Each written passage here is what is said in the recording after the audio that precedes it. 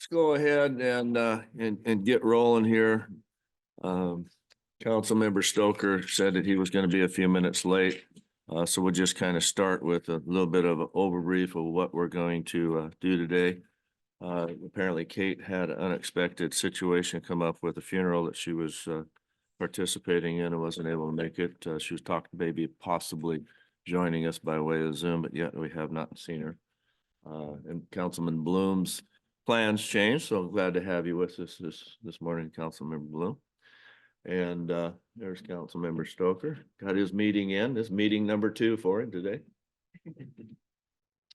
So let me talk a little bit about what we're going to do this morning.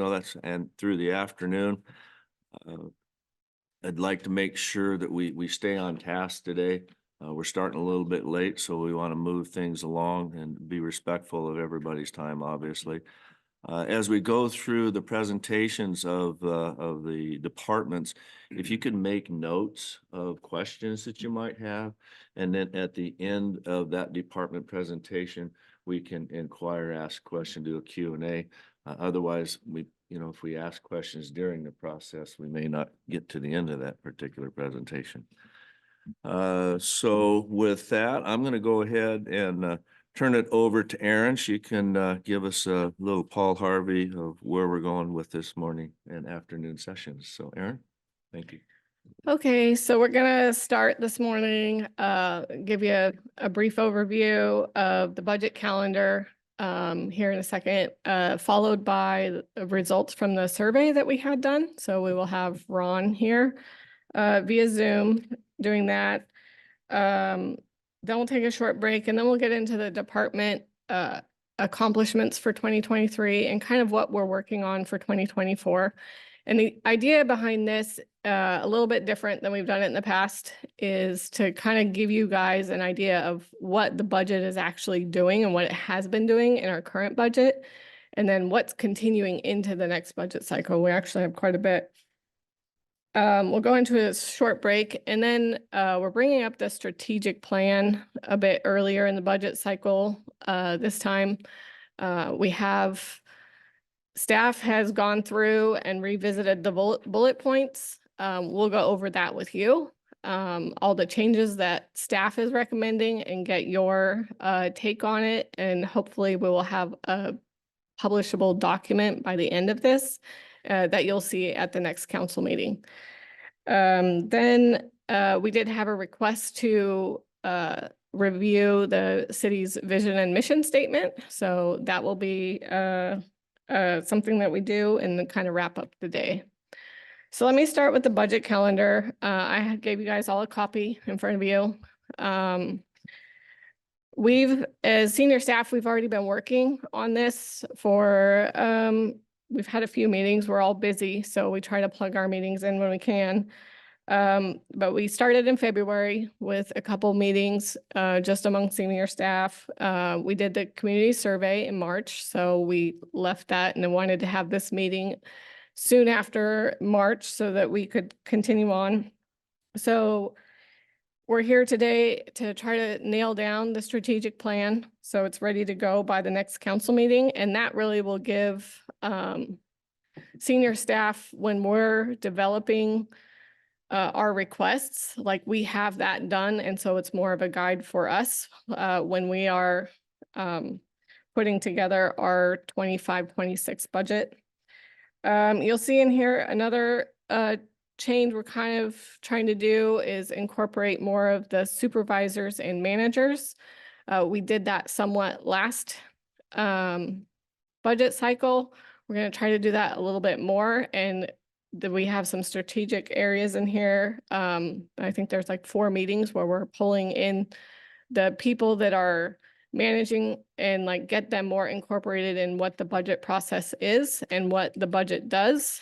And then they can see how it goes, what gets cut, how it got cut, if it gets cut, and what got approved, because that is one gripe I hear a lot is, oh, we didn't get what we wanted. We didn't get what we wanted. I'm like, well, listen, nobody does. So it's the nature of the game. There's a finite amount of funds. We can't fund everything. Another thing that's important in regards to bringing managers and in the police chief's situation, commanders, is they have a budget in which they have to work within as well. So for them to understand the process, it's an easier, for them to understand how and why they have to work within the parameters, involve them in the process. So that's something that we're gonna do. And then also, which we didn't do last budget cycle, was talk about the accomplishments that the departments have achieved throughout the 23 season so far, and what's left in 24, and then the challenges that we have with the workload. So, Aaron? So in June, about June, July, departments will be done putting their requests together.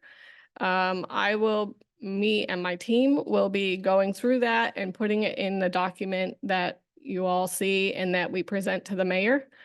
So that'll happen in August, and then August, September, we'll start revisiting council with these requests. This is what was requested. I'm going to put it in a very similar format as I did last time. I think the feedback I got from that was good, in that it was a shortened book, but it showed all the asks. And then when it came to the mayor's proposed, it shows what was deferred or what was included in the budget. So we'll keep that format the same. And so you guys can mark your calendars. We have dates on here. They could change, really trying to stick to this calendar, but in September, it looks like the off council weeks will be for budget workshops. And then it goes just down into, hopefully we'll get this adopted in November. And on, so we can continue our side of things and getting it published and in the system and ready for when 2025 hits.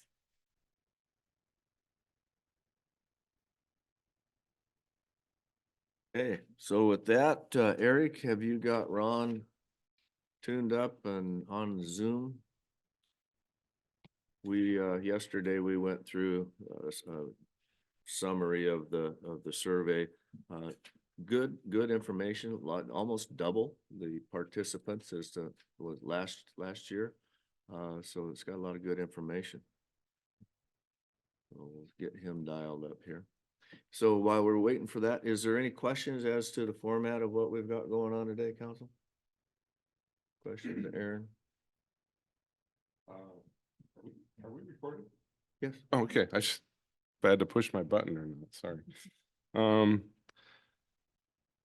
Yeah, I was wondering if I just wanted to mention to council that at some point, maybe not this meeting, but I had two sort of highlighted strategic items I wanted to discuss at some time. One was the zone map and, working on the RM6 zone density.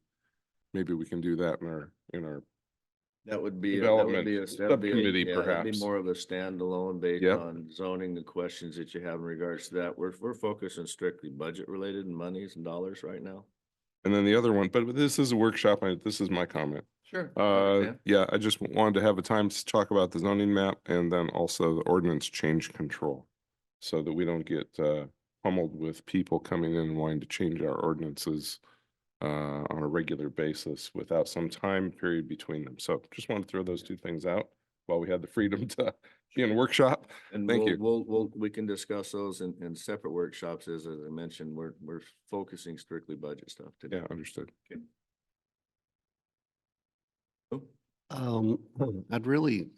The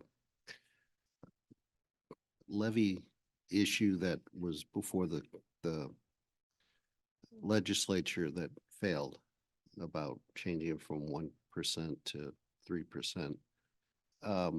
I'd like somewhere in this process to look at possibly asking for a levy lid lift for the city with the 3% restriction built into it.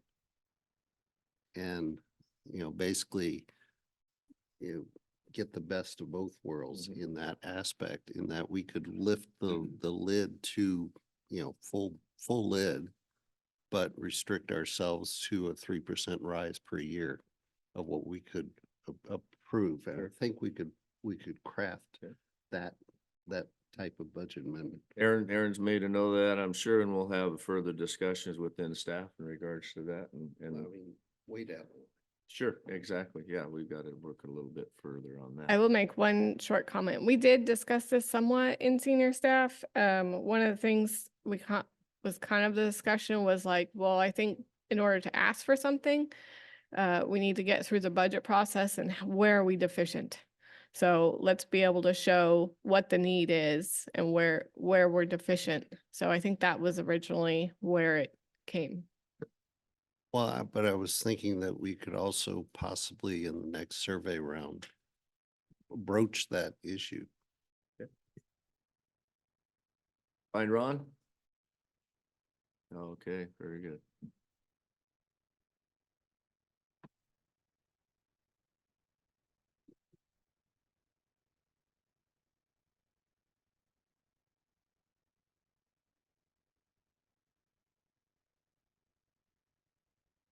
And if anybody is in need of water or pop, excuse me, or choke, through those double doors in the where we keep the chairs and tables and stuff, there's a little refrigerator in there. So at any time, go ahead and help yourself, or if you need to go use the facilities, feel free to excuse yourself and just cruise on. Kind of casual meeting today. So now we know where the snack closet is. And It was the best. I am It was. I am yeah. so glad that we now have Dasani as opposed to Costco water in our refrigerator.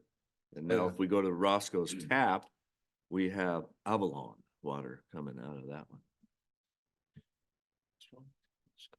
What's wrong with Costco? Too much sodium in it.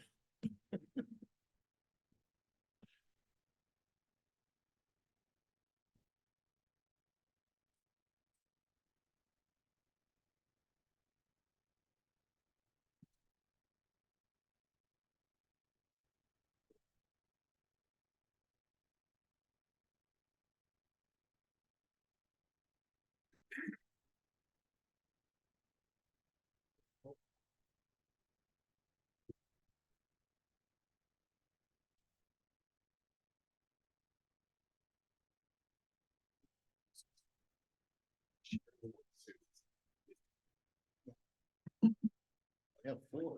I can let you have four. Well, since we have a break. Start pouring the foundation next week. June 20th will be the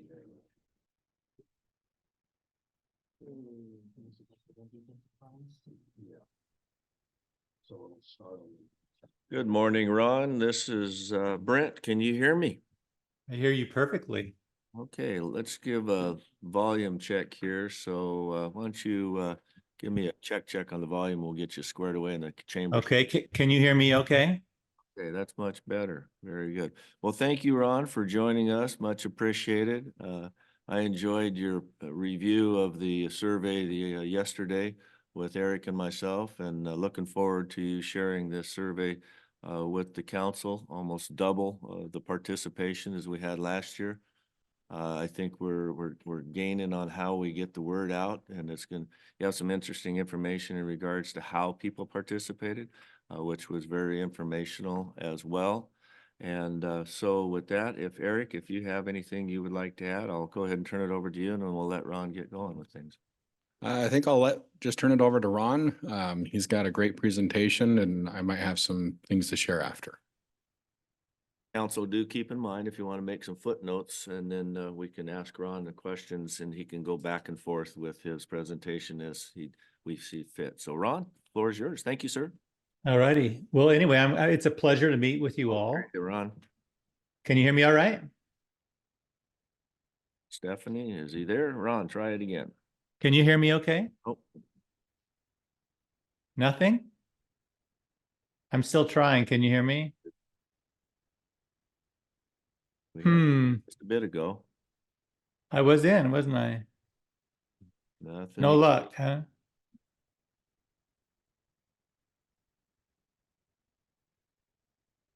Do you want to maybe log out and come? Yeah, maybe I'll try that again. So nothing, right?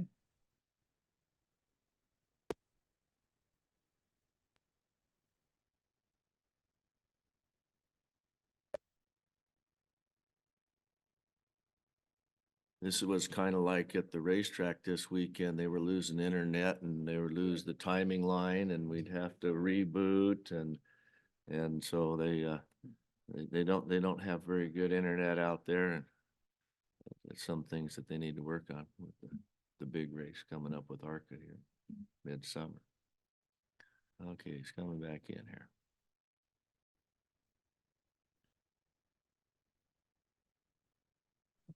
All right. Can you hear me now? Oop, nope, can't hear you now. Okay.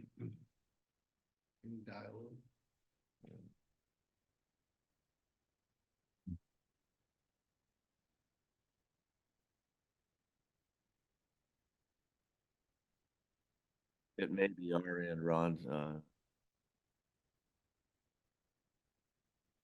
Stephanie or Still nothing yet?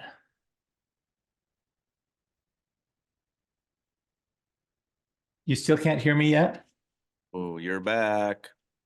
You can hear me. Yes, sir. Oh, perfect. Let's give this a try. Thank you. All righty. I'm going to share my screen now.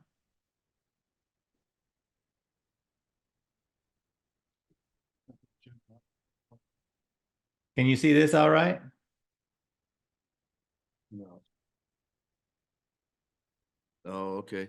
Yeah, Ron, we're gonna have to huddle up on the dais here. Every other screen at the dais shows shows your survey. We can't get you on the big screen with your survey screen share. We'll lose your vocal voice there. So All righty. okay. You let me know when you're ready for me to continue. May, do you have the screen? Use Share. those Kate's. Okay. All right. All right, Ron, go ahead. All righty. Well, look, hey, it's a pleasure to do this survey with you. It was great to work with Eric. And just a couple of things about the survey. This year, we got 1,183 completed surveys. Just to let you know that last year, and I have that data here, last year we had 662, which is plenty for a reliable survey, but this time you have so many more. And it's good to know, you know, I just think it gives you a better rounded set of information. Now, let me say also, though, that as we go through it, you'll find that for the most part, what we found last year and what we found this year are quite similar. And there's a lot of consistency in the data that we received. And so last year's survey was by no means a problem. You just have something that's even more reliable this year. And then last year, we distributed by email, social media, and on the website. This year, we open it up, we send out a postcard, and we send out and we put out posters and signs, and both of them were pretty effective.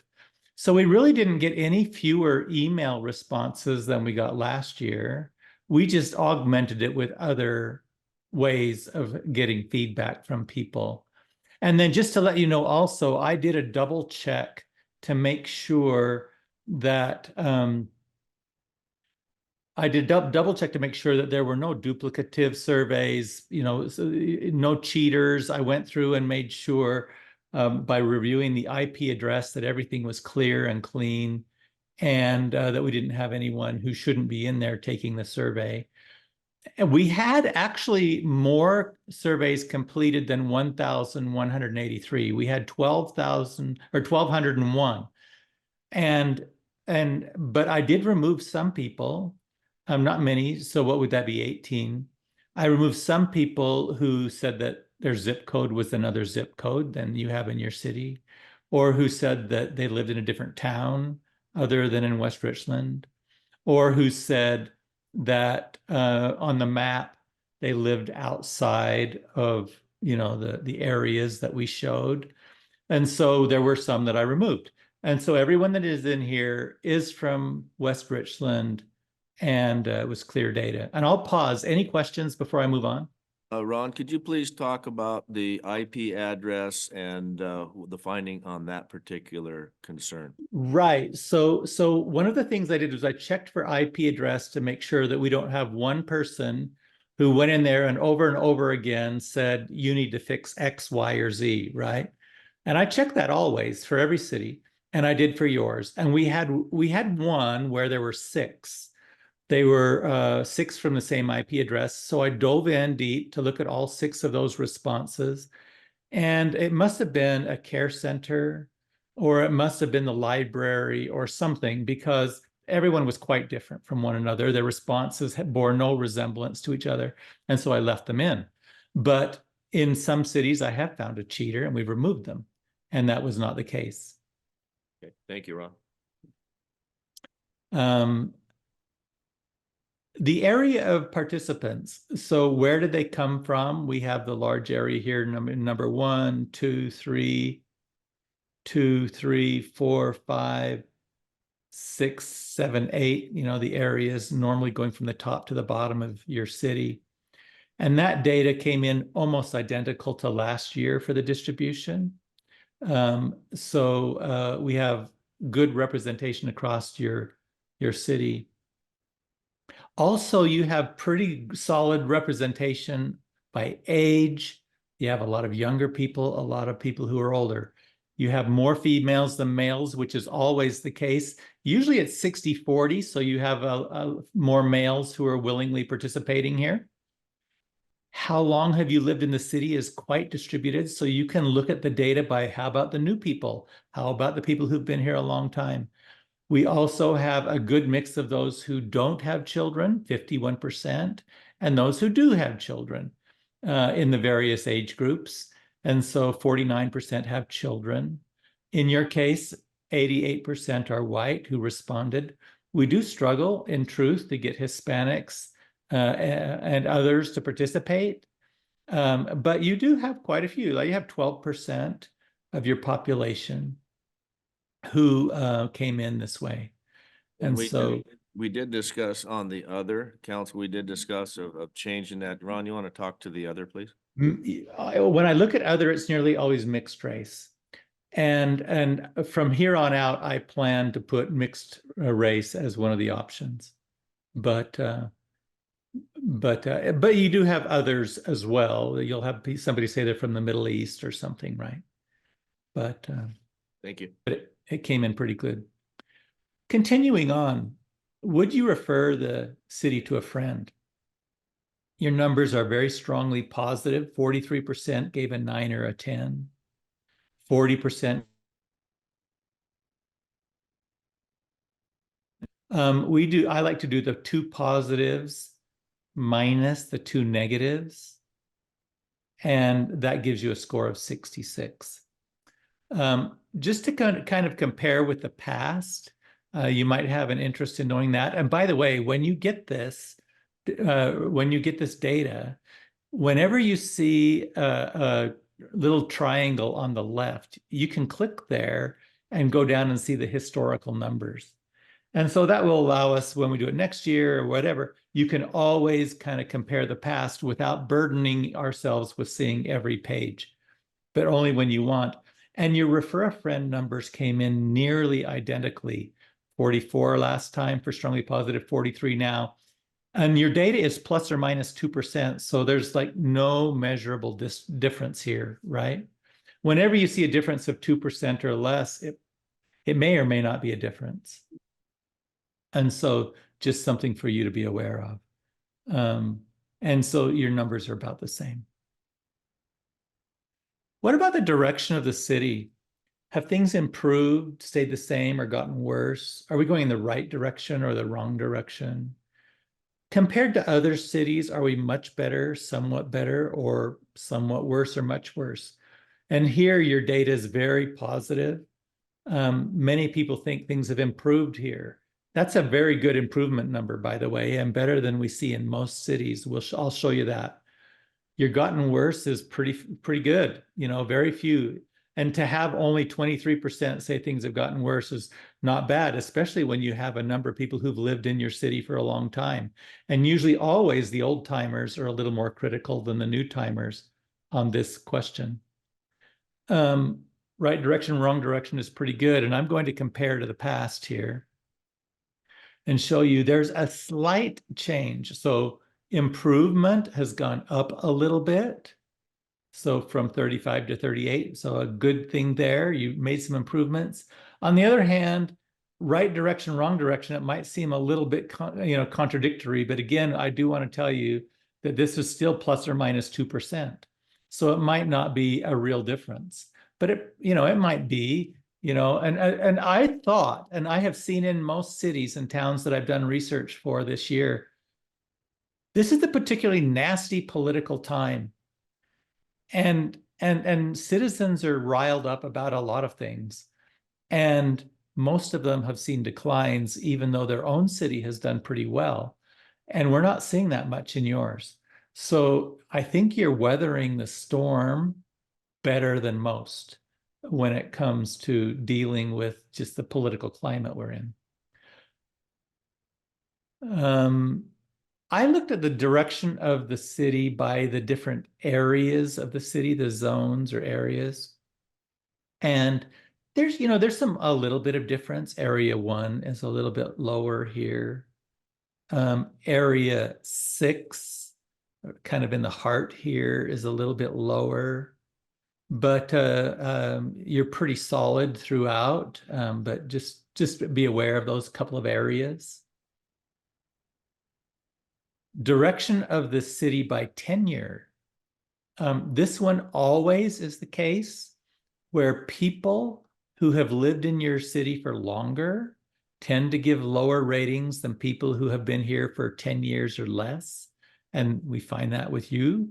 And so you do have a mix of older and younger, and the older people or not, maybe not older by age, but older by tenure. They tend to be more negative. One thing I did this time was I looked at it by direction of the city by, I have a mistake here, which I will fix. I created this at the last minute. This should say right or wrong direction by invite type and not time in the city. So my mistake, I'll fix that. But direction of the city, we see that those who responded by email give really positive ratings, and even the postcard came in pretty positive. Whereas those that come in from social media, signs and posters and the web tend to be a little bit more negative. Now, we can only hypothesize as to the why. I'll give it as my opinion here, and then maybe we can brainstorm. But the people on social media do get riled up, and you've seen that, right? And so social media may be a little petri dish of people who are more easily influenced. In my view, I believe that suggests that you should be involved on social media, and you probably are. But it's really, I think, important for your city to be active in social media and participating and giving other sides of the story, or both sides, or a fair representation of certain things. So I think that's important. I also think those who did it on the web sought out the survey. That'll be my hunch. They wanted to take it. And it's not because we simply invited them, but they were seeking it out. And they tend to be a little bit lower here as well. I don't know if you have any thoughts yourselves on that. I will say that this could cause the very slight decline that you saw from last year in your ratings, because we added in the postcards, we added in the posters and signs, and they tend to be a little bit more negative than the email, which we were really strongly dominant in last year. Does that make sense? Yes. Yeah. We asked a new question on the survey. This was new this year, and we said, what are 2 or 3 things you find to be positive about the city? And your residents love how safe it is, that it's quiet and peaceful. They love the small town feel. They love the community feel of it, the neighborliness of it, that it's friendly. And they give you pretty good ratings for being accessible to restaurants and shopping. I will point out that they also rate you negative on access to restaurants and shopping. So this is kind of, it depends on the person, and it can go both ways. But some people are quite satisfied with the restaurants and shopping, and other people not so much. But you have pretty good ratings there. In general, the traffic is okay and the schools are great. So a lot of good things. We do have some people who didn't comment. We didn't require them to. And if they didn't comment, I put them in the chart here anyway, so it would add up to 100%. And we have no comment, but the city is going in the right direction. And I have no comment and the city is going in the wrong direction. So all of these numbers really do represent all of your residents pretty well. If you would like to look into the comments about the positive things, it's on the following page, and you can look at the comments. You can even filter it by the topics on the prior page. So you can grab the people who loved the police or talked positively about the schools or anything. So that's always available to you. A second new question we asked is, if you have concerns, what areas of improvement do you suggest? So these are suggestions for improvement. And there are some people who didn't comment. 82% did. And of the comments here, there are people who mentioned your taxes and your street and road issues. I understand you have pretty good streets and roads, so this might be a way to understand a little bit more about what they're talking about on the next page. And then some of them talked about, I wish we had better amenities, better parks, better facilities, or I wish we had better restaurants and food, and so forth. So you get both sides of positives and negatives on this one. In general, though, your numbers are pretty positive, although, there are areas for suggestions for improvement. And as before, you can go to the following page and look at the details on this. Now, let me make a comment about the coding here, or the grouping. We're using artificial intelligence to group them. There's 1,183 comments, right? That's a lot to go through and sort. And so we're using artificial intelligence, and it's pretty good.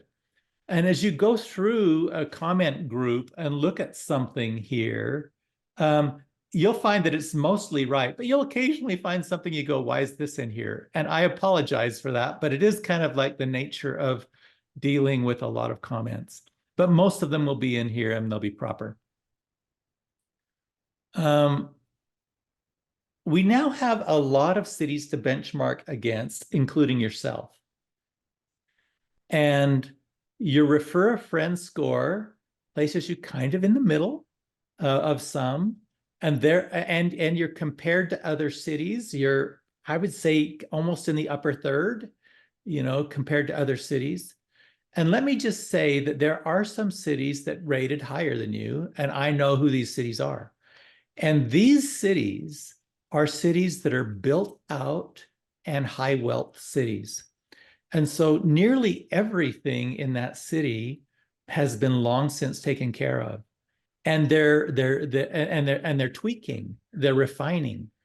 And they're not dealing with roads that are being built and roads that are being constructed and new subdivisions that are coming in. Everything is pretty much in place. And so you're doing really quite well for a developing, growing city. And right direction is pretty good, and the city's improved. I would just say you're just pretty solid. I love the fact that the city has improved, and that's a very meaningful thing to show. And I'll pause. Any thoughts before I move on to the next phase of questions? Go ahead, Ron. All righty, thanks. Okay, the next part of the survey is to just find out what's important to people when we look at city facilities and events, when we look at benefits of living in the city, when we look at growth and development, when we look at safety and security, and when we look at operational issues. We find out first what's most important, and we ask people what two are most important to them, and people pick their top two. And then we have them rate. If it was important to them, we have them rate us. And so your numbers come in pretty good. And city parks and open spaces are very important. And frankly, you're doing quite well. I mean, there are some people who feel that it's not up to snuff for what they want, but you're doing pretty well. Maybe some room to improve for some. The things that are most important. And Earth Day, for example, down here is the least important, and some people are grumpy about that. But I would say they're less grumpy than the past. I want to show you that. I took a look at the city facilities historical numbers, and what's most important has not changed hardly at all from one year to the next. So you can look at the 2024 numbers and go, all right, this is like very clear. And then also what is rated poor came in pretty close. The only difference maybe being the senior center, which I understand you put a fair amount of work into. That the perceptions didn't necessarily warm up about the improvement in that area. So maybe there's even more to look at. And then some things like the community garden, you may not have done anything. And the people who complained last year, there's so few of them, they weren't as negative. But there you go. So you're doing quite well in your city facilities and your events. The city benefits is kind of the same. We asked what was most important to them. And once again, the order did not change in what's important to your residents. It looks like you're doing quite well with the things that are important. The small town feel, you're doing really quite well. Maybe a few people think there's room to improve because you've grown, but they feel it's a great place to raise children, have schools, and it's family friendly. Maybe the only grouse is a little bit about the shopping, which you've done some things to improve. And as I recall, looking at the historical benefits, the order's pretty much the same. The only thing we had is schools went up in importance, and schools are really under attack a lot. And so this is important to them. And then quality shopping has improved a little bit. And I believe you've done some things to address that. So good on you, but you're doing pretty well. Growth and development. Once again, this is an area where the most important things like ensuring the infrastructure can support the growth, ensuring the public streets and roads can support the growth, and managing the density of the city, the growth and density of the city. You're doing pretty good on the three most important ones. And only when it goes a little further down on the growth and development area are people a little more frustrated. So good on you for keeping a focus on the most important things in growth and development. And we realize there are certain things that are out of your control, but managing that growth is really important to people. And it's something you should not lose your focus on. I'll show you the historical here. The historical on the growth and development is really pretty much the same as before, where you're doing pretty good and there's little change. And maybe there is a little bit of complaint about managing the growth and density of the city, but it's only a slight change.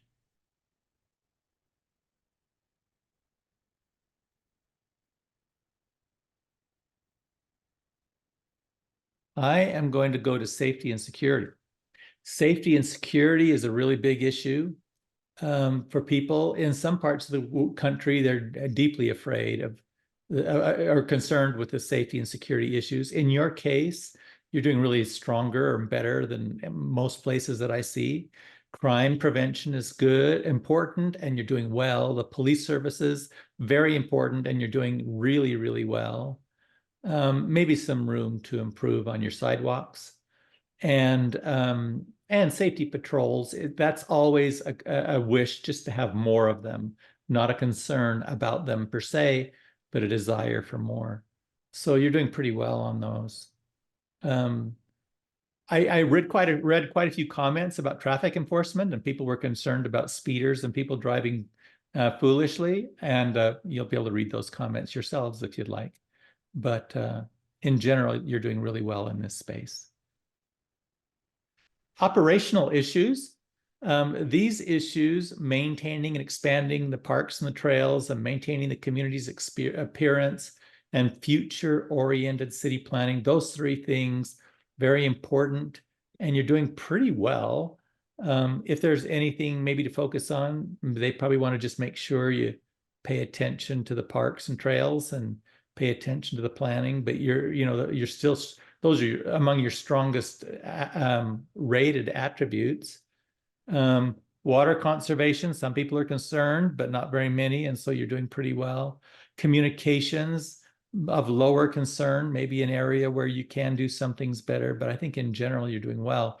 You notice here the code inquiries and violations. Not very many people deal with that, but it's always a sore spot in every community, and yours is no different. And so, you know, that's an area where people always feel there's room to improve. I'm going to go to the final page here. Importance of performance overall. After people had gone through the 5 areas above and picked out the 2 most important things from each area, we asked them then to go through the 10 items that they picked as most important and pick their top 3. So that'll be the top 3 out of like 50 attributes that is being prioritized. And that's what you see on this page. The numbers, believe it or not, hardly have changed this year from last year. Actually, I want to show you that. It's just stunning. Like what's most important in the top and in the bottom, like the order isn't 100% identically the same. And this is in 2024 order, but it's pretty close to the same. And so the things that are important on this page that we go back to were important last year in nearly the same order. And the things that they hope you'll do, you're doing pretty well on the infrastructure. Maybe just keep an eye on it. Managing the growth and density of the city.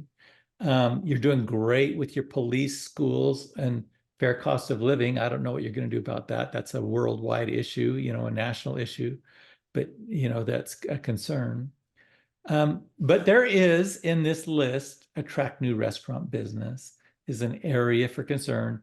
And I know you've done a lot and probably there's not much more you can do, but that's a negative, and attract new retail business is kind of the same. So I would say just kind of this is more of a stay the course. You're on a wise direction, tweak a few little things, but you know, in general, you're really doing quite well. And you can probably see a few areas where you can refine and improve as we look through the specifics. Before I leave this section and go on to the employee section or department section, any questions? Council, any questions of Ron so far? We're doing well on time, so Council, Mayor Pro Tem Brink has a question. Ron, so looking at your summary of the survey, we had about 662 responses last year, 1,183 validated responses this year. Am I correct in assuming that the double the volume did not really change the results? In other words, last No, year's survey is could be considered accurate? last year's was fine. Last year's was fine. This year, I just think you have a little more assurance, right? Okay, thank you. Yeah. Also, the one thing that happens here, and the benefit of a larger sample, is that now you can say, well, hey, we saw that area 1 was rated a little lower. Let's look at area 1 specifically. You know, what's important in area 1? And we have 65 people who are in here while this is coming up. So we have 65 people in here, and in the past we would have had like 30, right? So you have more in that area who are rating it, and you can go through and find out what the issues are in area 1. And area 1, as we go back and look at the area of participants, area 1, you know, it doesn't have very many. Area 2 even has fewer. And so like, but we can look at area 1, we can look at area 2, we can look at area 5 and have a pretty good sense of what's going on, which in the past, it would have been a little more questionable, right? And so that's the benefit of having a larger sample size. Even though it was accurate before, you can dig deeper now. Councilmember Smart has a question for you, Ron. Yeah, I was just curious, can we determine on the question about parks and open space? I'm wondering if maybe we shouldn't separate those in the future. It's hard for me to discern whether people are looking for parks or are they looking for open space. There's kind of 2 different things there. I think you bring up a good point. Okay, well, I'll just leave it at that. And then also, I noticed there seems to be a theme with managed growth. And again, that one, I discern that as being restrict growth because I see the other high item on the list is small town feel. But is that a correct interpretation? Because, managed growth could also be a question about, hey, we really want to get more people in here, and more businesses. I'm just not sure which way this public is asking us to go. No, I would say, look, let's do something here. Let's go by people who think you're going the right direction and the wrong direction, right? So the people who say the town is going in the right direction have managed the growth and density of the city as one of their top 5, right? They're not as negative about it, but the importance is still the same. So they want you to manage it, but they do want you to ensure the infrastructure can support the growth. They want you to manage it, right? It's sort of like maintain ensure that the roads can support the growth. They're just not as negative. Then when you go to the people who think you're going the wrong direction, these would be the people who you would assume would say, stop the growth. And they are definitely that way, right? They're doing a really poor job of managing this. So that's kind of really helpful. So it is helpful to look at the people who think you're going the wrong direction to find out what kind of has them feeling concerned. But so I'd say you are correct for a portion of your population. And then remember the right direction, wrong direction. The wrong direction people were 23% of your population. So you have 77% of your population who do want you to manage the growth and density of the city, and they feel you're doing a reasonably fair job of it. And then you have 23% of your population. Did I get that wrong? You have 29% who think you're going wrong direction and 71% right. Okay. So those are the people that you're hearing the most of that want to stop it. And so there are people who want to stop it. I would just say they're not in the majority. Eric has a comment, Ron.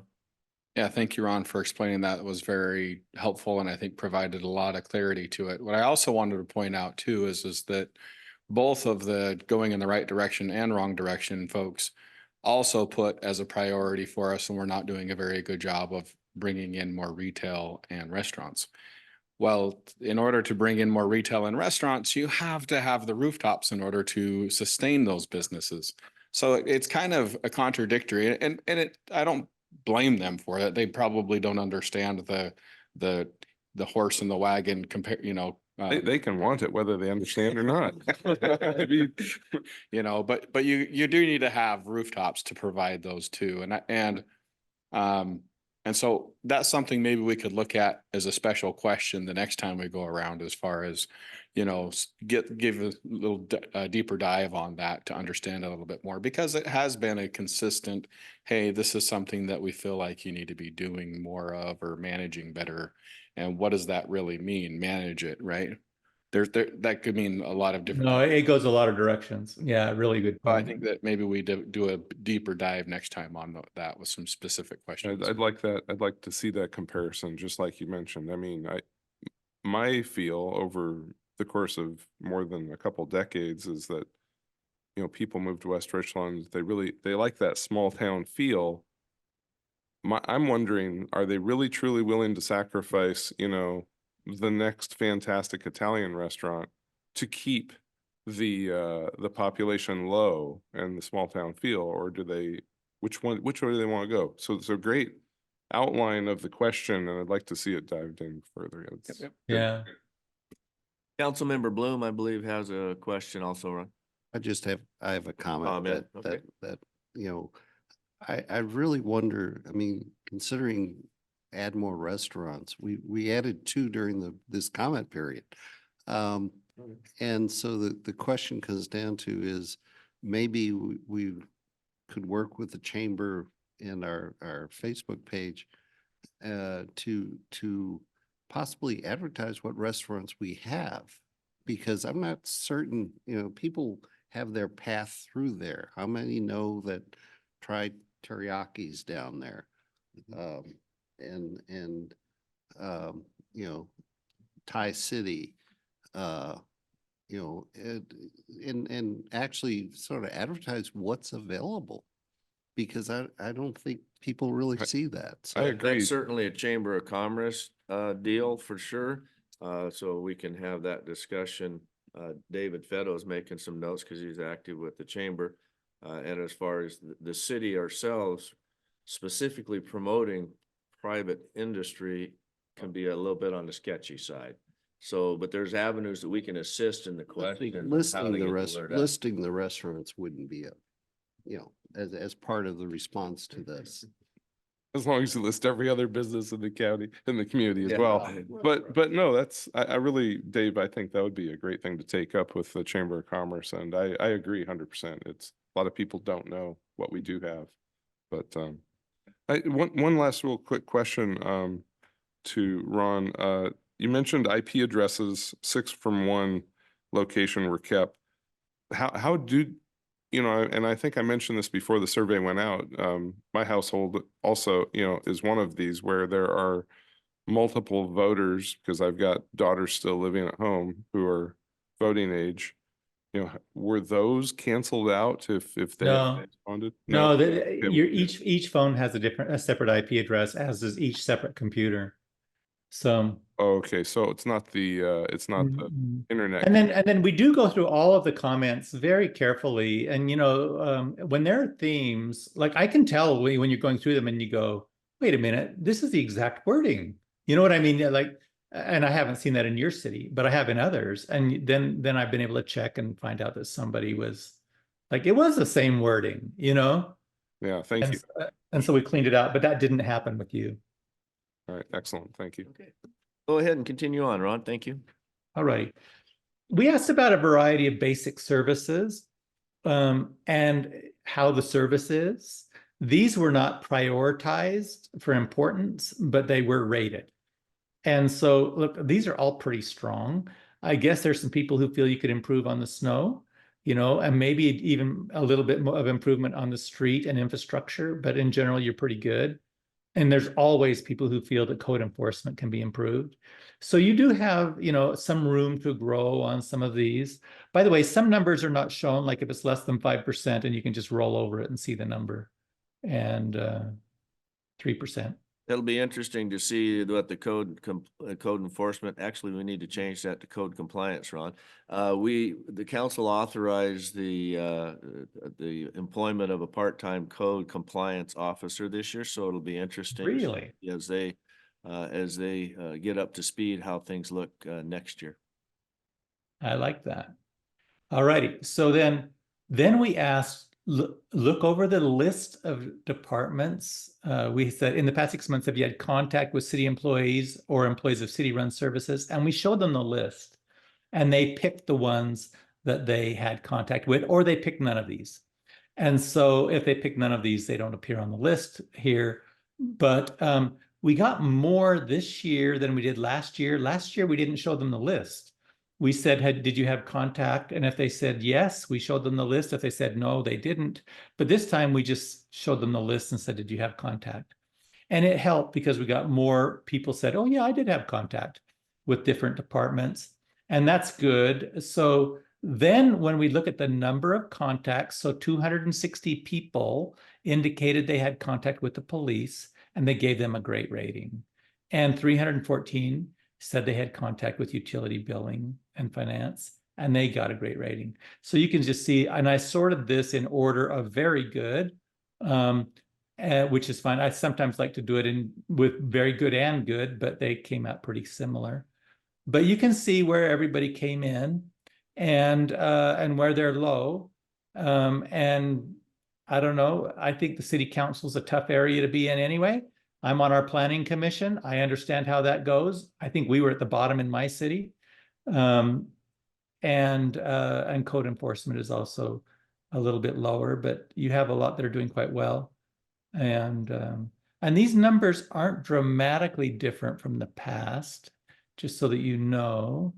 So actually, we made a few changes. There are things that we asked differently this year than last year.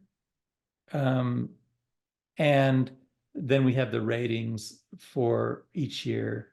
And the city council did kind of come up in more negativity. The mayor, you're about the same. Well, I'm just glad that I actually moved ahead of the city council this year. You know, it's competitive. I understand how competitive that can be. I noticed that. Tough job, Come on, give me a break. especially when you're on the firing line. So tough job. Okay, next we looked at, hey, look at these events. The city has a variety of special events. And then of the events below, which ones are very important to your family. And so people would tell us what's important to their family. And this is nearly identical to the findings. I didn't put it out here, but it's nearly identical to what you did last year. Some things I think worth noting, the Red Mountain Event Center, like it's pretty important. The National Night Out is pretty important. Your cleanup day is great. You know, they love that, but I guess the two that are strongest are your Veterans Day Parade and your Wednesday in the West Community Market and your food truck night. Yeah. New investment priority. Here is the new investment. I believe this year we added the road pavement maintenance and the potholes and striping. I don't think this was in there last year. And it came off very important. So I know, I've been through your city. You have pretty good roads, but this might be the local roads or the off roads a little bit, and we can look into that a little bit later on. And then the restaurants, which was you brought up and discussed that, either we need to attract quality business or maybe talk about them. I think there's some merit to that. So I thought that was interesting. There's in every city a demand for multi-use trails. It's always important. People just want to get out and walk and hike and cycle and do things. And so the ability that and I will say, it's interesting. I was dealing with a city much larger than yours. And remember how the preserving the small town feel was an important attribute. And it was for them. And they're no longer a small town. And so we asked, what would it take? Which of the following ideas should we do to preserve that small town feel? And the trails was the highest order thing that they wanted to preserve that small town feel. So it's an interesting thing. That's one of the first things that disappears when a town grows. The rural roads are kind of gobbled up, and then the places to get out and walk and do things are gone. Any questions? No, go ahead, Ron. Communications. This is a new question this year. What types of communication would you like to receive? Thinking of city communications, what type would you like to receive? Do you know nearly everything that was listed was something that most people would like to receive, between 2/3 and 3/4, somewhere in that nature. So nearly all of these are important. And maybe a little less important is maybe a recap of public meetings, but that's still 44% thought that was important. And hardly anybody said none of these, which is also an interesting point. So different people pick different things. If you did send it out, how?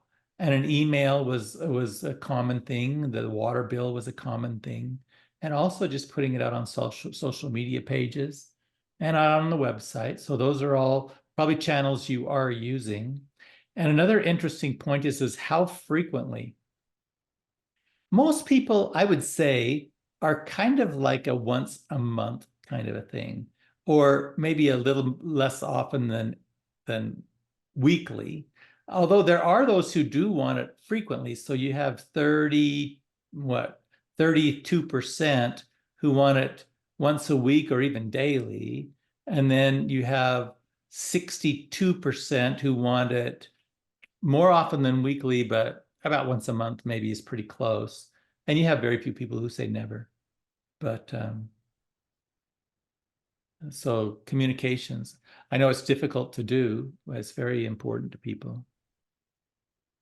We asked about curbside recycling. In this case, We first asked them if West Richland established every other week curbside recycling for paper, cardboard, tin cans, aluminum cans, plastics, blah, blah, blah, would you be willing to pay $12 a month for the service? And here we got 30% said yes. 52% said no, they wouldn't pay $12. If they said no, or even maybe, I wouldn't do that. We asked, would they be willing at $9? And so the $9 includes the ones who said $12, right? So this is everybody who is either 9 or 12. And it doesn't make that big of a difference to go down to $9. A little, you gain 6%. And then if they said, yes, we're willing to pay $12, we said, well, say, would you be willing to pay 15? And so, so these guys are unique, and they were the ones who were willing to do 12, and what is shown here is they were willing to do 12, but now they're not willing to do 15 or maybe. So it does seem like $12 is your sweet spot if you're going to do it. And another thing I want to mention is the maybes. Now, I've done a lot of research like this, and usually maybe means no for people. I mean, they really don't act. I've done a lot of analysis where we're trying to sell new product at Coca-Cola or sell banking services or whatever, and it probably really didn't yield as much. And the yes number was far closer to the reality of what we got. So that's kind of the number for right now. Yeah. And it does seem like if you did $9, you could do pretty well. It's definitely a no, you know. Yeah, you might be able to do it. I mean, maybe if you went down to 5, you could do something, but I don't know. Maybe. Yeah. Good, good. Oh, the last answer is, hey, do you have anything more you'd like to say to city leaders? And most people didn't comment. 56% didn't give a comment. But of those who did, 44% of them who did, the roads were mentioned routinely. And then the growth was also mentioned routinely. And so we've kind of discussed these two issues. And you can maybe glance through and see the others. But on any page, you can go down here and, you know, look at the more detail of what they had to say. And so maybe get a handle on it. Once again, I do want to caution you that we did this with artificial intelligence helping me out. So if you see a few that didn't group perfectly, it's because we didn't, you know, we just used more technology to help us get it done. But it does a really pretty good job 95% of the time, but you're going to see some other things. And that's it. We kind of have it there. We reviewed everything on the survey pretty much at this point. And, you know, I think you have a great study there. And I'm open to any questions you may have. All right, great presentation, Ron, much appreciated. And we're doing very well on time. So council, if you have any questions or comments of Ron, I see Councilmember Bloom has either a question or comment. Councilmember Bloom. My comment, you mentioned earlier that you used the AI to parse the survey responses. 2 questions. Which AI and which database did you use? Oh, it's not, yeah. As good as the database it comes from. Yeah, so it's not really using a database. The database is the data itself. So we upload the data into there, and then we have it group them into themes. So it's actually quite it's not an easy process even to get that to work. I tried it simply, like to upload it to ChatGPT or something and have it tell us.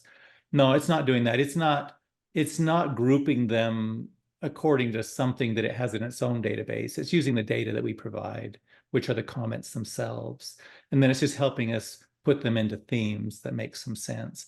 And it does a really surprisingly good job. And we do try to clean it up some.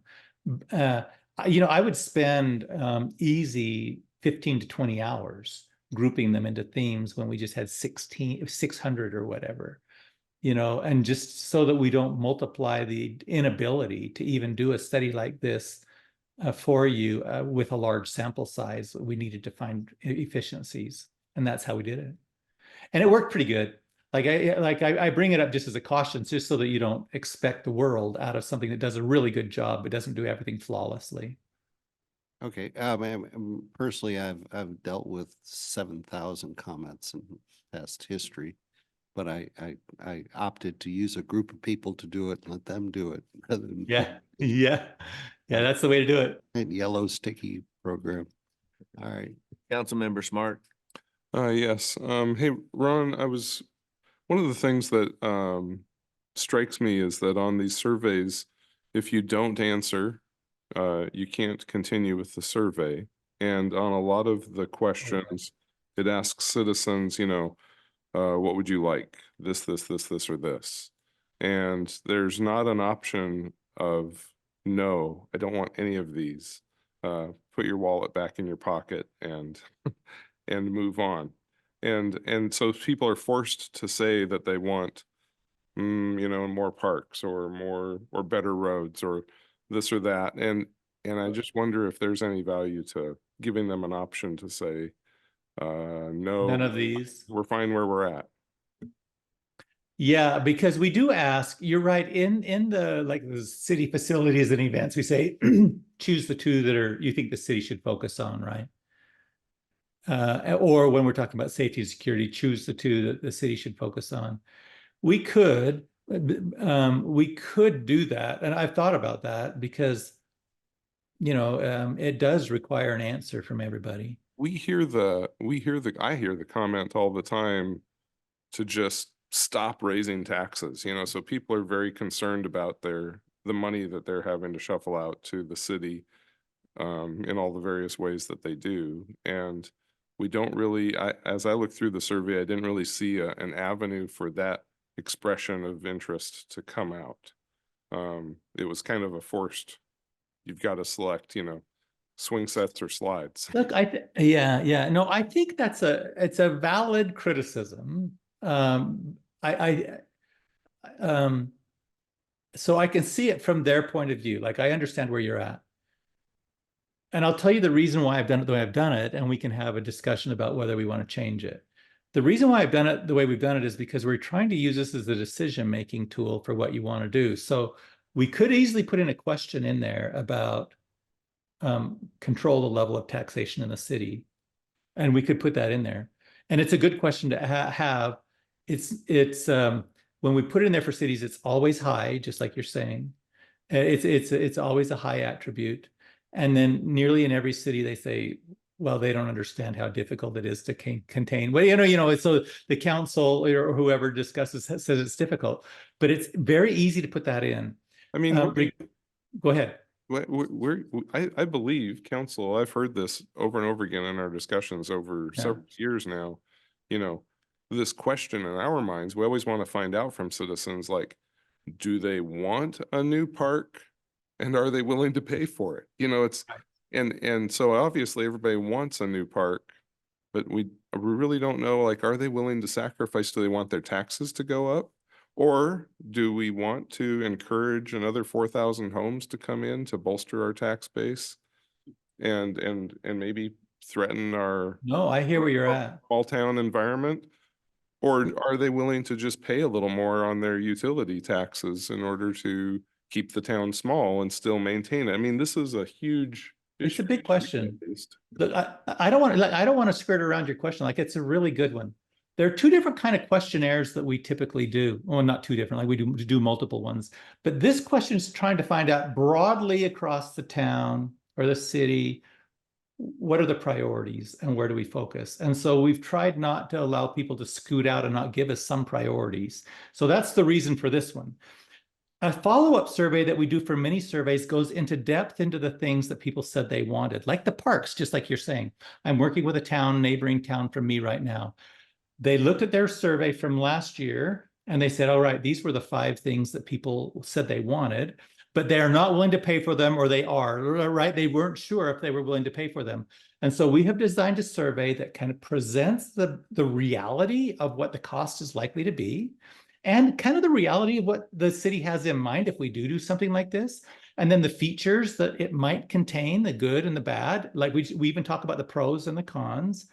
And then we do ask 4 questions at the end of presenting like the city idea, whether it be a park or recreation center or a town hall or a library or whatever it is that people said they were interested in. And it is, would your household benefit if we did this? So that's one question. Do you think the community as a whole would benefit if we did this? That's the second question. Do you think it's worth using scarce revenues that the city has to try and fund this? And do you think it'd be worth a tax increase to do this? So we asked those four things for each of the things that are in mind. And what comes out of it is clarity about, because in the overall survey that we have like this, we're just kind of in general talking about parks, or in general talking about roads, or in general talking about something, but there are no specifics given. But in the follow-up survey, we can be much more specific about what it is and really what the implications will be. And it works really well.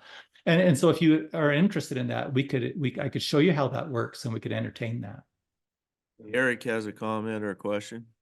And just to follow up with Ron on that, if council is interested in doing a follow-up survey to this, as we go through and realize through the budget process that there's not enough beans to spread out to make soup work, right?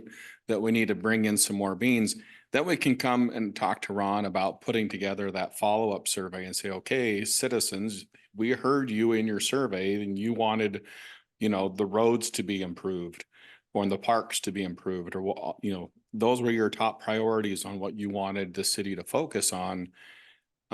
We can dive in and do that if that's something that the council is interested in doing. Ron is amazing with what he does. I believe he doesn't charge us an arm and a leg to do these surveys. I know that Kennewick's done a similar surveys and they've paid, $80,000, and then they get this, thick book of responses that has all the data that then you have to go read to understand, where Ron's is in this really handy dashboard that you can filter out and use all your statistic background to find out all of the truth that's in there. So if that is something that you're interested in, we can have those discussions and I can circle back with Ron and we can put together a follow-up survey. And I will make note that something in that nature with the timeline that we're working for this biennial budget preparation would not be able to fit the timeline. So, but it is certainly something that we could look into for, the next cycle or even a mid-biennial budget review. So, Yeah. good question. Thank you, Ron. I appreciate that. And Councilmember Smart. Just got quick follow-up? follow-up, yeah. So, I see that we have two general large choices to make. We can either continue to try to grow the city to a point where we get over the threshold that most businesses want to see before they're going to decide to move in. And that'll happen regardless eventually anyway. But the question is, how hard do we push that? And that would bring in more tax dollars, presumably. We get some of those retail tax dollars. Or, and that's a choice to do that. Or we choose to, as a community, pay higher taxes with each individual household one way or another to go and fill the potholes and to keep the water lines up to snuff, right? So I don't have an answer to that question right now. Yeah. And I'm not sure how to get it. And that's Ron, that's what I would like to see us definitively determine as best we can. And if a survey would help, I mean, so, do we want a water park or do we want more slides and baseball fields? I mean, that's interesting and a survey would help us do that. But the real question is, are our citizens, how are they willing to invest? What are they willing to pay in cost, whether they want to lose their small town feel versus paying more taxes? This is my question.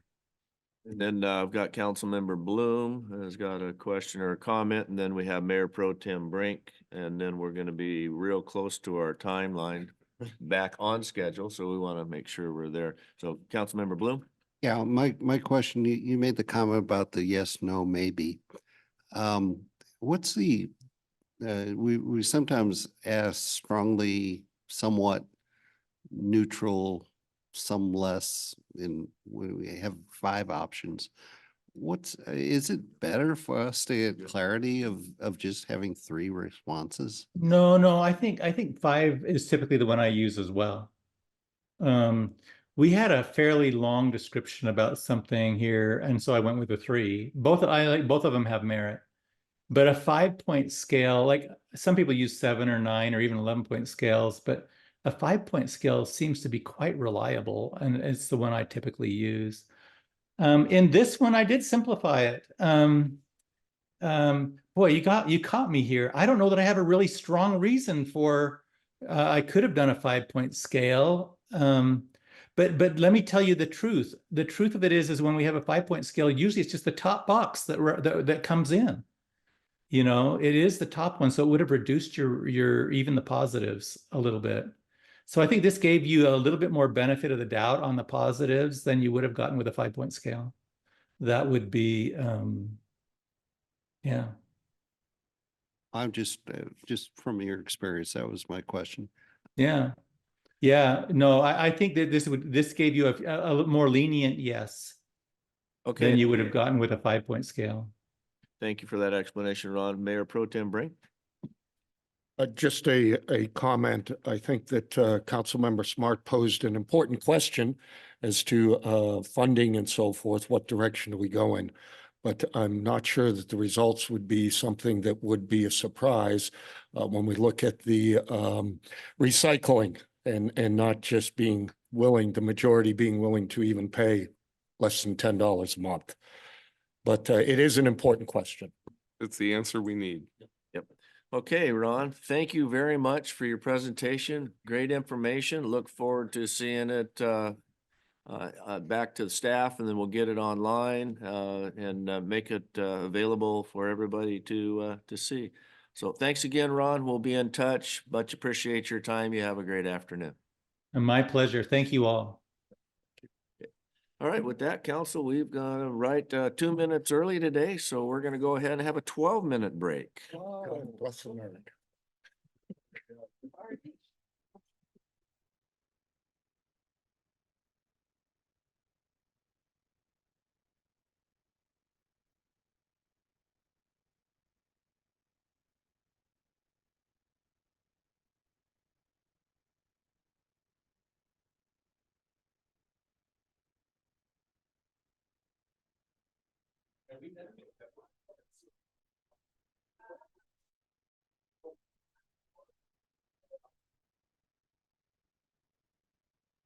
It's now 10:40.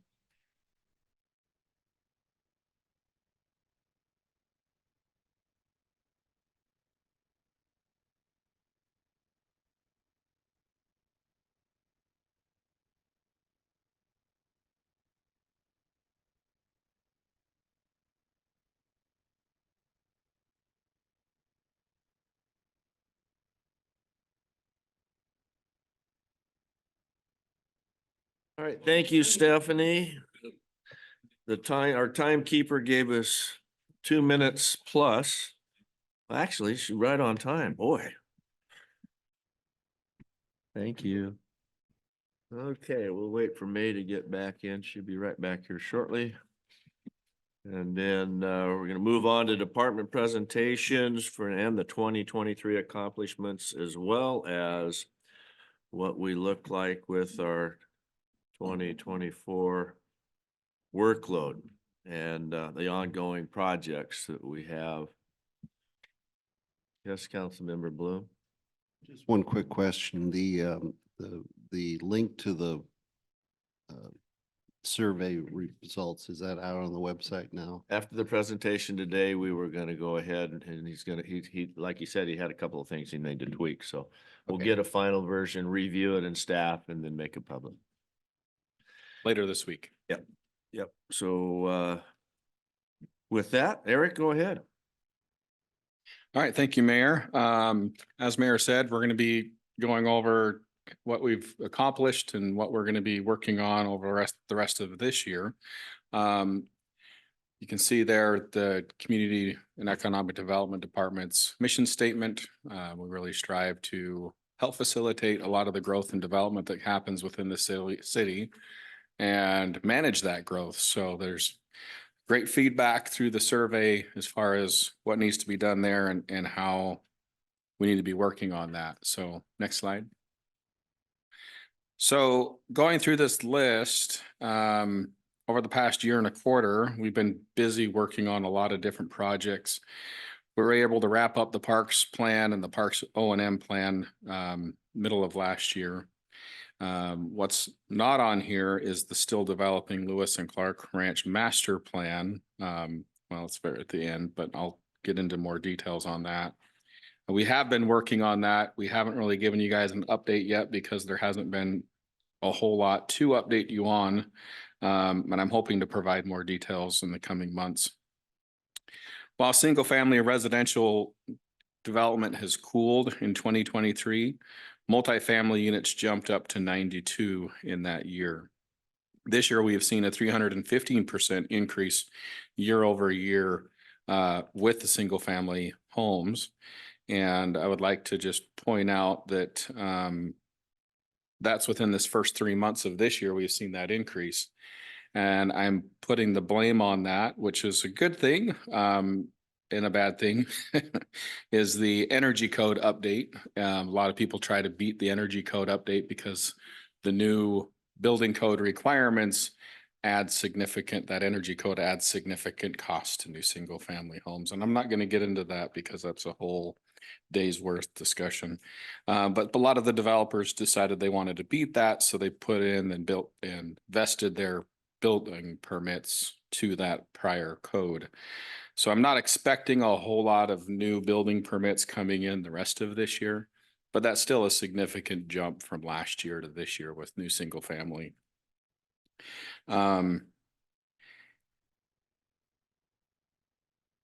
Easement vacations, they continue to be coming through. We're trying to contemplating ways to streamline that, but it will require a code change.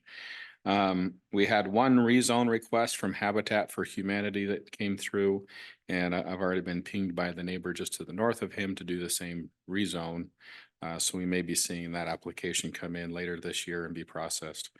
We've seen 11 short plats over the last year and a quarter, 3 preliminary or final plats that have come in. And this process is plats like the Watermark subdivision, that's 198 lots. They're working on their construction phasing right now. The Heights have completed half of their phases. They had 10 total, so they still have 5 remaining, which is 268 lots. And then within the next years, and they need to complete those within the next couple of years to meet statutory deadlines. They will be, and you'll be seeing a request to extend their deadline. They're allowed to do that for a few years to be able to meet all of their phasing. I think their idea was that they were going to blow through all of them because of the way the economy was waving at the time, but it's waned given the interest rates. We also have the Bluffs that has come in. That's a subdivision just north of Rupert Road, and that's 406 lots.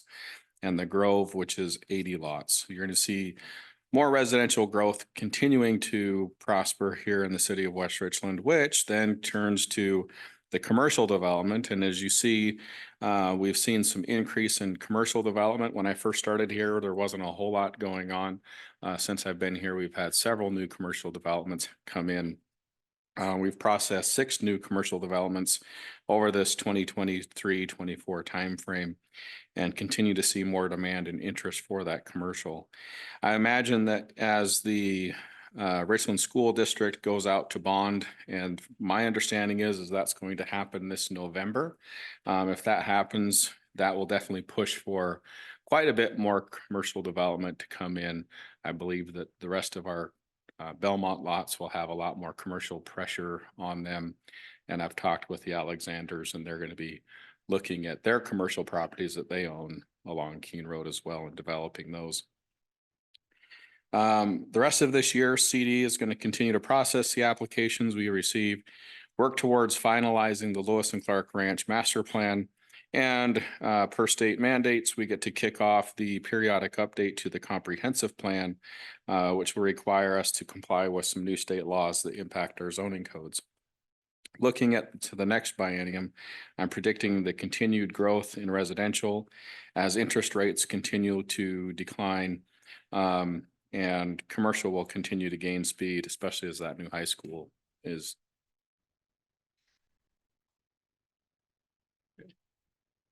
Questions of Eric?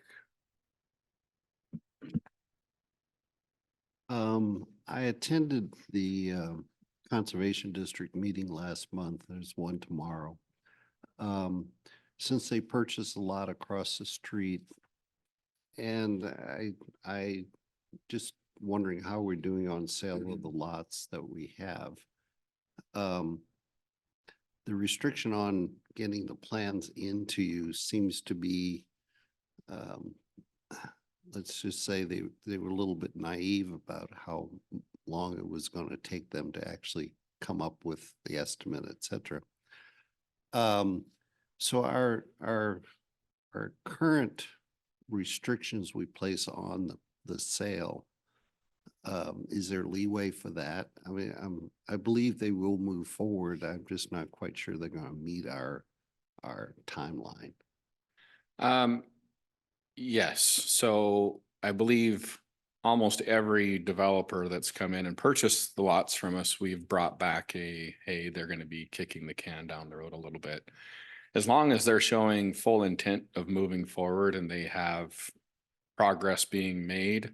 We'll work with them on- concern was more of, does it inhibit, I mean, I don't know how many more lots we have to sell, but is that restriction inhibiting people looking at the lots? I don't think it's inhibiting them looking at the lots. I think we're continuing to see tire kickers out there all the time. I think what it does is it's weeding out those that have no interest in actually developing them short term.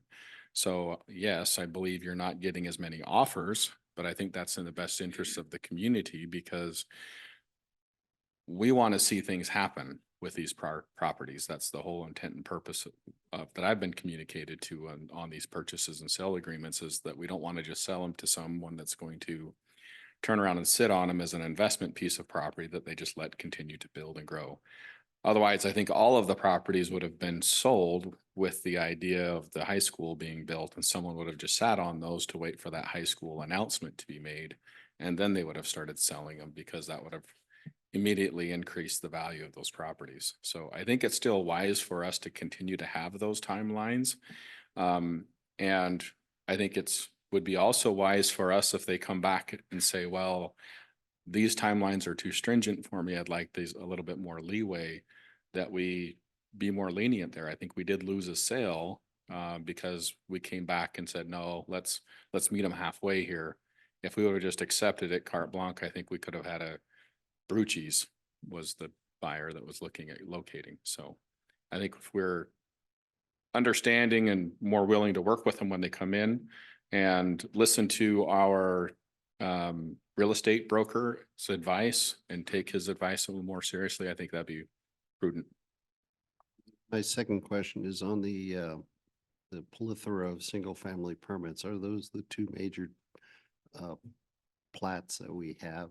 Is that where they're coming in? So right now, most of the developments happening, we're kind of at this moment, we are a one horse show. We've got Aho is the builder out there. We do have a couple of onesie twosie that's building on an empty lot that they own.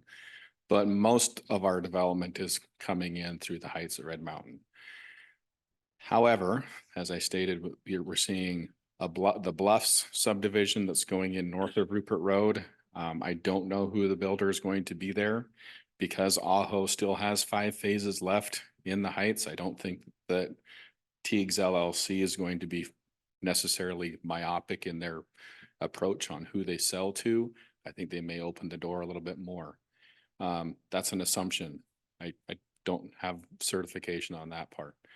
The Watermark subdivision that's coming up on Paradise, that's the Alexander's property. And my understanding is that they have about 5 to 6 builders that they sell to typically, similar to what they did on the other properties that they've developed and sold with the builders there. So my assumption is that they're going to have a half a dozen builders, which is good for us because then we're not running a one horse show and dependent on that one horse to perform. we're able to have multiple builders come in and they're competing with each other. And so they want to be ahead of the next house to sell the next house. So I think that'll be good for us. The Grove is a subdivision, an 80 lot division that's over off of Kennedy, next to the church there on Dallas and Kennedy.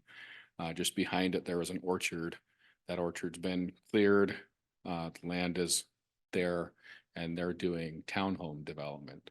So you'll see townhomes going in there right behind the apartments and that church. So great opportunities, good growth, I believe, for that area. I think with those 80 homes going in there, that may put more pressure on the commercial properties that are on the corners that the church owns. And the Beaver Bark, actually, the owner of Beaver Bark owns the corner lot there on the northwest corner. And they approached me a while back. I don't know if they still have the plans, but they were looking at opening a nursery there. With D.R. Horton, also out at the Heights, doing multifamily, they're a national builder, and if they secure more properties, then they're also a competitive builder in the area. Roscoe, did you have anything to add in regards to commercial properties? The ones at Belmont? Yeah, I mean, if council wanted to sell them tomorrow, we could. And they would sit just like they are, but that was the point. We've done that in the past. And what we hear is West Richland's a great place to invest, but just not ready to develop. And so, but we own the property, so you're not making interest payments. So we're following council's direction to hold them and bring businesses that bring retail sales tax and daytime jobs. And so you can see the quality that you're getting out front by holding the course. So, and it's showing up at Paradise and Bombing Range with the design standards. Everybody's like, wow, what's happening up there. So, you set the guidance and stay in the course. We're starting to see results now from it.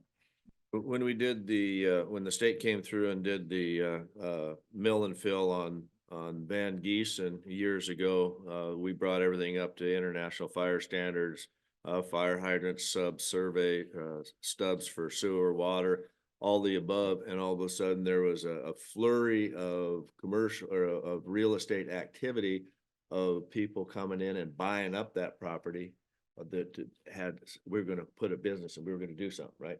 Well, they were speculative buyers and they're sitting on it. And that's what we didn't want to do when we first had the opportunity to market our own properties, is somebody come in and sit on it and be the winner chicken dinner. And so, yeah.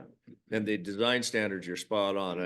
Hapo at the ribbon cutting made a comment that this is the bling of their entire facilities that they've built anywhere.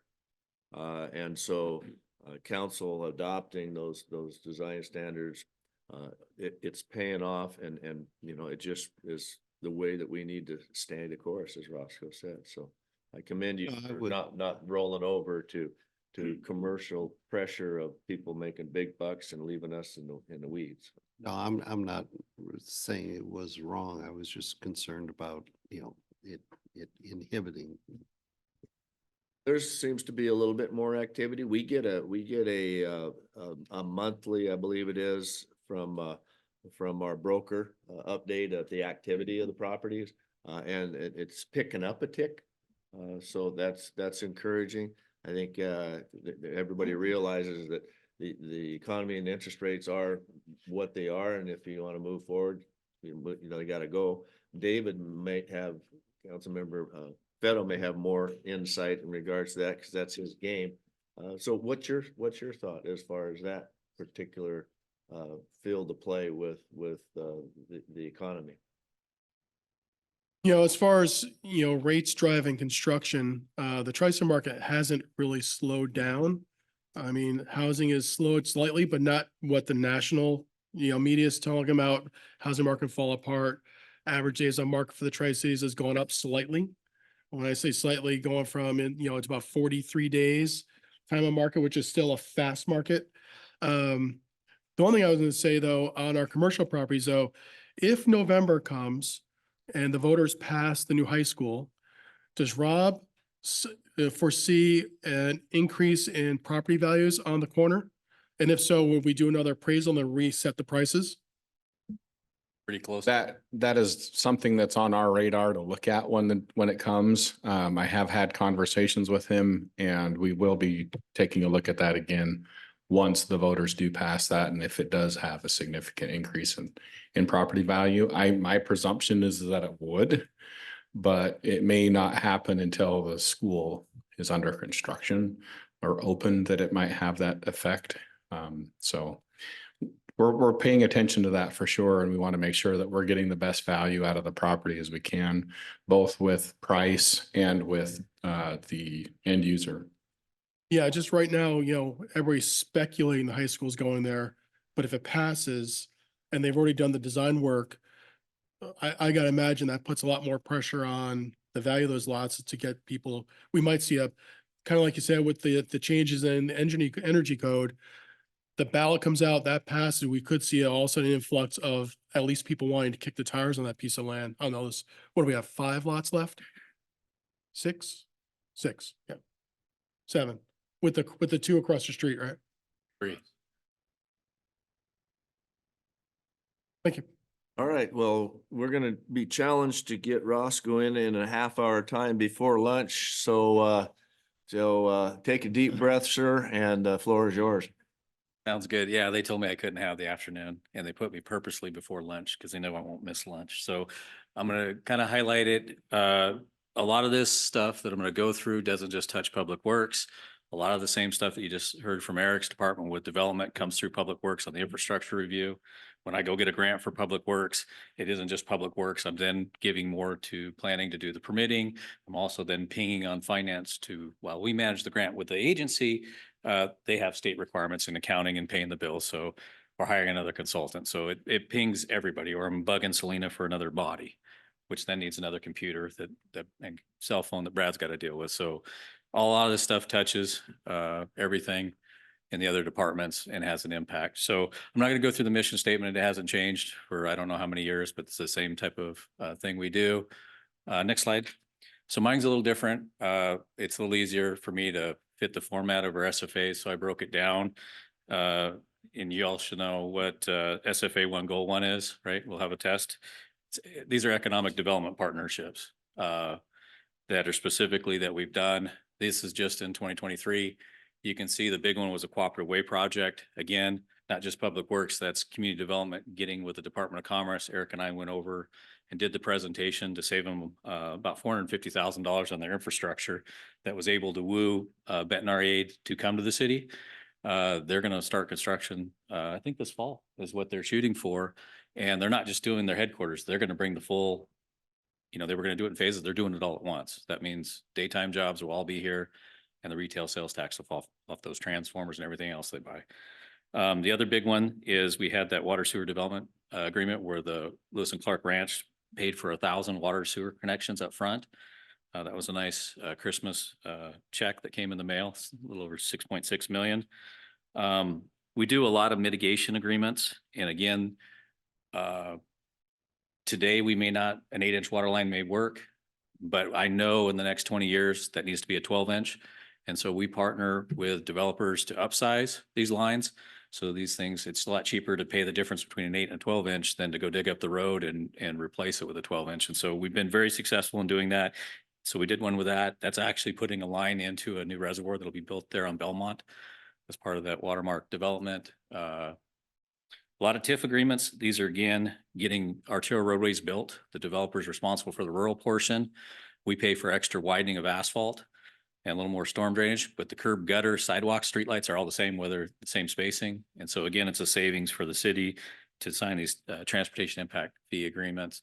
And then the same thing with the park mitigation fee. We've got a developer that's going to build Alexander Park there to serve the homes that are north of Paradise. And so that's in the next 2 years will be built. SFA 1 Goal 2. These are things that improve economic vitality and competitiveness, and this is specifically for the city-owned properties. We went and completed just under $900,000 of frontage improvements for our Belmont Business District. We did the short plats that were associated with that. So we cut those 5-acre lots into multiple smaller lots.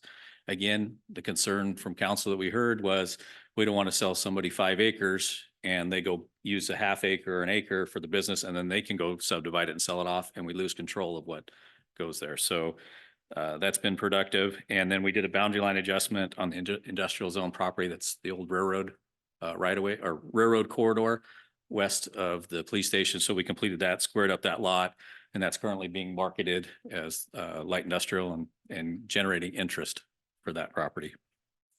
SFA 1 Goal 3, this deals with city image legislative efforts. And so I'm proud to say that the use of Benton REA's lobbyist was successful last year in securing $5.5 million for SR 224 Red Mountain. That was not an easy task last year. We had an impossible task this year where DOT came back and said, you need another 6 million. We're adding pavement. We want you to do pavement preservation from the end of city limits out to Antinori because of some internal policy that we forgot to tell you about 4 years ago. Not a good look. We did a lot of efforts with the lobbyist. I went out and met with legislators before. Wasn't well received. The state's transportation system is in dire. It's dire. I mean, you see the holes in bridges, you see the potholes on the state highway, and their mega projects are not. I think Portage Bay was over $1 billion. You've got $4 million or $4 billion in culvert projects that the state doesn't know how to fund. So this wasn't a good year to go ask for transportation money up at the state level. They had a lot of issues, ferries, that all falls into the same category. But we split it out and just tell them, this is at the state level, they can do budget provisos. And this is where you can put specific language to a state agency telling them how you will use the money. And so we're successful in getting a budget proviso that basically said, no, DOT, you're not adding more scope to this project. We don't care what your internal policy is. You should have asked for it in the beginning. And so we were successful in getting 2.2 million that fully funds that project and gives DOT some more staff time. But I don't want to go back to Olympia to ask for any money because I don't think there's any more transportation money. But right now it's fully funded and we're into the right of way. We're waiting for the right of way plans to get approved by WashDOT headquarters, and then we'll start that. So we were scheduled to start construction this year. It'll probably be the first of 2025. Again, it's frustrating because there's a lot of things that are outside the city's control. Hindsight, I probably should have went through and just took over the Van Giesen, made it a city street. Then we'd have kicked DOT out. But it'll be our street when we're population 25,000 to maintain. But for now, it's still theirs, and they got a lot of control. Next slide. Goal SFA 2, Goal 1. This is SFA 2 is really the infrastructure section of our SFAs, and Goal 1 specifically deals with adding capacity, whether it's water, sewer, storm drainage, roadway capacity. So this is all new stuff, adding capacity. So the Red Mountain project's talking about, we're at 60% design. We're waiting for right-of-way plans to be approved. We'll move forward. We completed the Bomber Range Keene Road intersection modification. And I can say that we're getting a lot of kudos on that. People were skeptical, taking out a roundabout, but as soon as they found out it was either going to be a signal or a double lane roundabout, they're much happier with the signal, and it is operating very well. That project, was a little bit over schedule, again, supply chain issues, but was $500,000 under what budget is. So kudos to the engineering team. The other thing that got completed was all the water and sewer infrastructure on Van Giesen in preparation for the SR 224 Red Mountain project. The drilling of well 3, the first phase, that got completed. It wasn't smooth.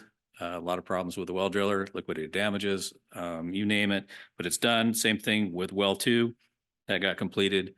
It's the same drilling contractor, but it's complete. And then we also did some offline waterline work with the well 3 project on 62nd in advance of doing an overlay out there. So all that stuff got in, so we're not cutting new pavement. We added a storage facility out at the police station. This was part of the plan. It's a little bigger than what we thought, but it's amazing that the number of vehicles that are impounded Chief Grego won't have to have them sitting out in the back parking lot for his officers to look at. We're not having to pay for storage somewhere. So that's done. And there's a few little minor things the maintenance guys are doing. And once that's done, I'll offer it out tour for those that want to come look at it. And then the other thing is we did a new project where we had that pressure sewer on Everett got completed last year. SFA 2, goal 2, again, infrastructure, but this is maintaining what you got, extending the useful life. So we did that pavement preservation project on 62nd. It was a TIB funded grant. We also did replace the water line through that. Again, doing all the underground stuff, so we're not cutting new pavement in the future. We also did some ADA improvements out through there. The Chelan Arlington water line replacement project was awarded and early this year and scheduled to be completed by September. To get good prices with contractors, we're giving them we're giving them set number of working days, but we're giving them a little more flexibility on when they want to start and do the work. And as long as they're done by November 1st, it really doesn't matter. In this case, they're scheduled before September. So you'll see that one going on. That's been one that goes back to when Councilmember Gail Brown was a council member. So we're getting that one done. And we also awarded the South 38th roadway construction reconstruction. Again, new project that's for the water line that blew up and washed out the roadway on 38th. We did the temporary detour, and now it's actually going to go rebuild that road. Good news is we figured it was $550,000 between the damages and the cleanup, and we're going to be about $350,000 total. So a lot less than we estimated. Great job with the engineers and the contractor to make that happen in a short amount of time. SFA 3 goal 1. This deals with best management practices. This is kind of seems to be the catch-all in the SFAs. You know, the big thing that's going on right now is utility rate updates. And again, just because it's public works, this is heavily on finance. Previously, we had a consultant that we worked with. That consultant retired. So Aaron's team stepped up and they're doing it. So we completed the stormwater last year. Had some rate increases that were needed. We're finishing up on irrigation. The utility committee meets the 16th, next Tuesday. That'll be a good one. Mainly because there's no rate increase proposed. That utility looks good. So always like good news. So that'll be a quick one. And then that'll just come to council as an update because there's no rates to change, which is nice. The big one, the big effort that took about 6 months. And again, this brings in a lot of different departments. It was updating the Cascade Natural Gas franchise agreement. That was a update that even pulled in the city attorney to get it updated. You know, it's a franchise that's been renewed twice. It was originally written in 2003. It didn't get very much of an update in 2013. So this was a pretty big update to make it current. And that's a tough one given the state's stance on natural gas. So we'll see where that industry goes. And then the big thing was a resolution adopting the Benton County Solid Waste Hazardous Management Plan. So that's a 6-year plan. That was a big effort. Councilmember Bloom, thank you for your on the SWAC. Yeah. So it's right on time. It's right on time. It takes a while. There's so much coordination with these plans when you're dealing with multiple agencies, private companies that Ed's Disposal or Basin, and you throw COVID in the middle of it. So it's there. It got adopted. So we're good for a little bit. SFA 3 goal 4. This is collaboration, not previously showed collaboration we do for economic development. This is the collaboration that we do with other agencies on various projects.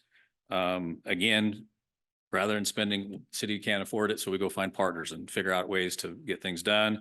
The top one was a stormwater capacity grant. Again, that goes into the operations of the stormwater utility. So that $130,000 helps lower our rates, or I keeps them from having to go up as much as they would.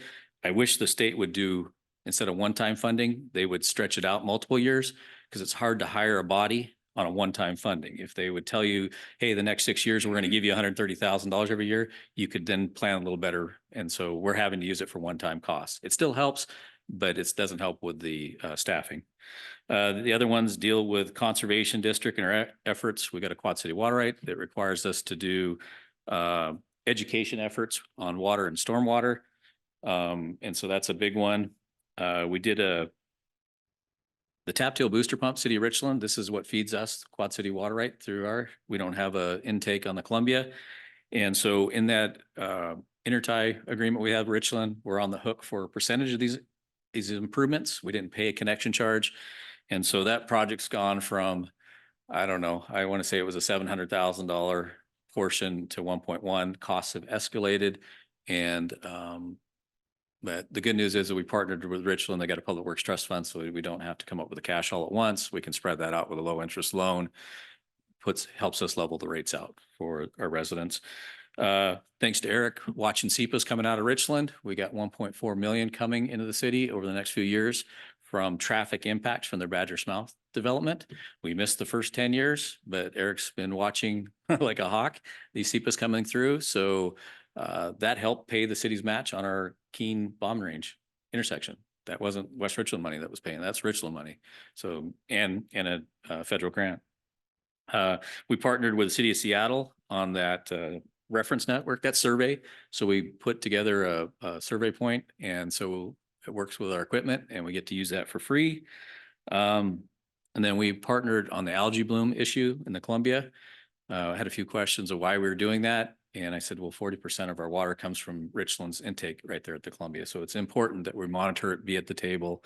And so it's a small cost, but it allows us to be at the table and know what's going on with algae blooms.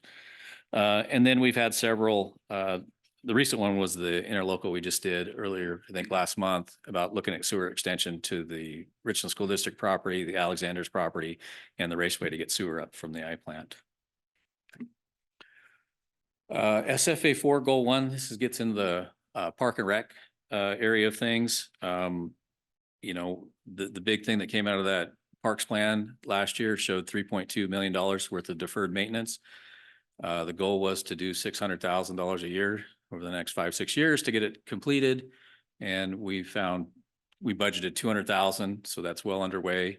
I'll have a more detailed list of what things were accomplished with that 200,000, but I think with inflation, we're still over 3 million in back, you know, so we're losing ground of only funding 200,000, and I'll get into that on the later slide. The other thing is that we partnered with Visit Tri-Cities on the Ironman event to do that. Again, collaboration with Eric and his relationship with Visit Tri-Cities. Responding early got us a part of the event that Kennewick, Pasco they're not part of the bike or the run. It's Richland, West Richland, and a portion of the county. So it'll give us not only national, I think a worldwide exposure to West Richland. So that was kind of cool. SFA 4 goal 2, again, this is volunteerism, things that we've collaborated with. Greater Richland Little League's figured it out. They come with a project and just need a little bit of help from us. There's a way to get these things done with the netting. They're now doing the backstop walls that we just did that agreement with them. The big thing is we had a local church group reach out to us and wanting to help with our park deferred maintenance. And so you're going to see this month probably a couple hundred church members come out and do a whole bunch of deferred maintenance at Flat Top Park and sports complex. I mean, it's all over the city. They're going to be planting trees that have died, things that would not have gotten done without their labor. We're paying for the supplies. They're bringing the hundreds of labor. So we're trying to get creative on how to get caught up with our deferred maintenance. And that's one of them. And then again, another partnership with the Greater Richland Little League on a fundraiser that generates $10,000 for them that they're just going to reinvest in the city's infrastructure out the sports complex. Ordinances, it's a little more, that's saying ordinance or resolution a little more general, but this is cleaning up the code. One of the big things we did at the beginning of 2023 was working with the chief. We had the mother that was killed on Keene Road, wanted to set up some type of memorial. We didn't have a program, so I worked with the chief on actually putting an ordinance together in a program. And so we've got a memorial sign. So we don't have makeshift things all over that aren't safe. This is a way to do it safely, productive, and still honor the family's memory. So that was kind of cool. And then we changed some speed limits on the corridor. I think there were 7 different speed limits on Keene Road over the years that have been piecemealed. So it's now consistent. And people are either happy it's consistent or not. But I think it was a compromise. The speed study said we should be 45. Most people wanted 35. So 40, I think, was a happy medium that we could justify. SFA 6 deals with compliance with local, state, and federal. Again, you can see this is kind of the operation side of the things, how much Water we're dealing with 1.2 billion gallons of potable water we supply, meeting drinking water standards, and then 100% compliance on the wastewater. So we don't have much control of it gets flushed down the toilet, but we're dealing with about 900,000 gallons every day, making sure that it's treated properly before it goes back out in the Yakima River. Again, compliance with some other items that are up there. So now I'm going to focus on what's in progress and what's really not in progress. So, and I just broke it up, transportation, water, and sewer, so you can kind of get an idea. And the ones with the asterisks at the bottom are all projects we should be working on, but we're not, because I don't have staff. We've had how long's the ad out for an engineer? I think it's a year. I can't get one application. So we went all in this last 2 weeks ago. Discussions with HR, the mayor. So the salary's there, but we're not getting it. So we put all in signing bonuses, front loading 2 weeks of vacation, moving expenses, finder's fee for an employee that can bring in an engineer. Because these projects aren't getting done, and the longer they sit, the more they're going to cost. But you can kind of see the engineering staff is backed up, and it's because of the SR 224 Red Mountain. You know, there's still 2 more techs that were approved for that project, but we keep adding more projects. You know, we budget, but things come up, or opportunities come up with grants. I can tell you, I've got very dedicated engineers that are not good government employees, meaning they've got plenty to do. So a good government employee would just not apply for more grant money because that's going to give them more work. But that's not how they operate. They're very dedicated, and they go after this money, mainly because there's unprecedented federal and state money getting pushed out. So if you wait a couple of years when things get normalized with the workload, the money's not going to be there. And so they know a lot of these are important to the community, so they're pushing and doing that. You just saw that with, we just got awarded 2 complete street grants from TIB. One is to do the flashing school zone lights, not just at Enterprise where we had a student hit in the crosswalk in December, but it's going to go through all the schools. And you think, okay, flashing light, not too bad. Well, no, the ADA ramps don't meet current standards. So now you got to tear out now you got 12 locations where you got to rip out the curb gutter and sidewalk and change it to meet ADA. Now you're in people's yards. It's still in the right of way, but you're still going to mess with their grass, their sprinkler system. So what turned into a $60,000 project is a $300,000. But the cool thing is we've got funding to do that, and very responsive to an issue that happened just last December. The other one was the Candy Mountain project. It's fully funded. Staff went after a grant to go get complete street money, and we're successful. So that means now 131,000 of our park impact money will go back, stay in that fund. We'll use the grant money to fund that project. It means now we got $131,000 to go use on other park amenities. So they're getting creative with this stuff, but you can see there's a lot of big projects that aren't getting done, and there's still a lot that's going on the transportation side. And again, these are turning into multiple year things, and there always seems to be something that breaks or something that comes up that we're going after. Next one is water. How am I doing with time? Oh, good. We're doing good. And no one's throwing anything at me, so I was thinking I must be doing okay. Water, again, if we just did the Red Mountain project, that should take up my whole staff. If you look at the $2.5 million for the next 2 years. But we don't. We've got more stuff going on. This is probably the most water projects we've had on any one time. We've got the well 2, well 3 replacement, the well 10 ASR project, the aquifer storage recovery still going on. We'll have more discussion on where that's going. And then you got here some more asterisks, things that I'd love to be moving forward with. I don't have staff.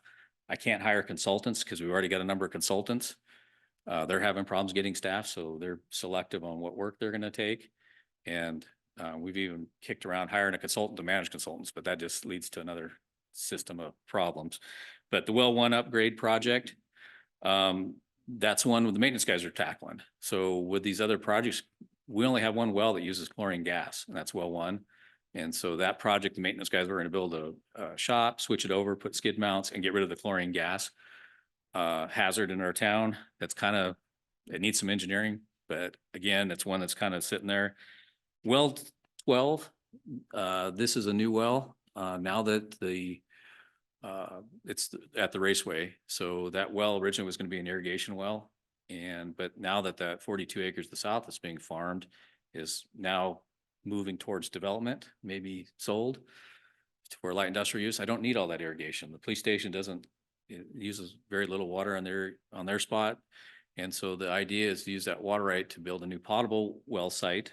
You're going to see a purchase and sale agreement with Benton REA at the next council meeting to buy back a little over 1.3 acres from Benton REA that we sold them.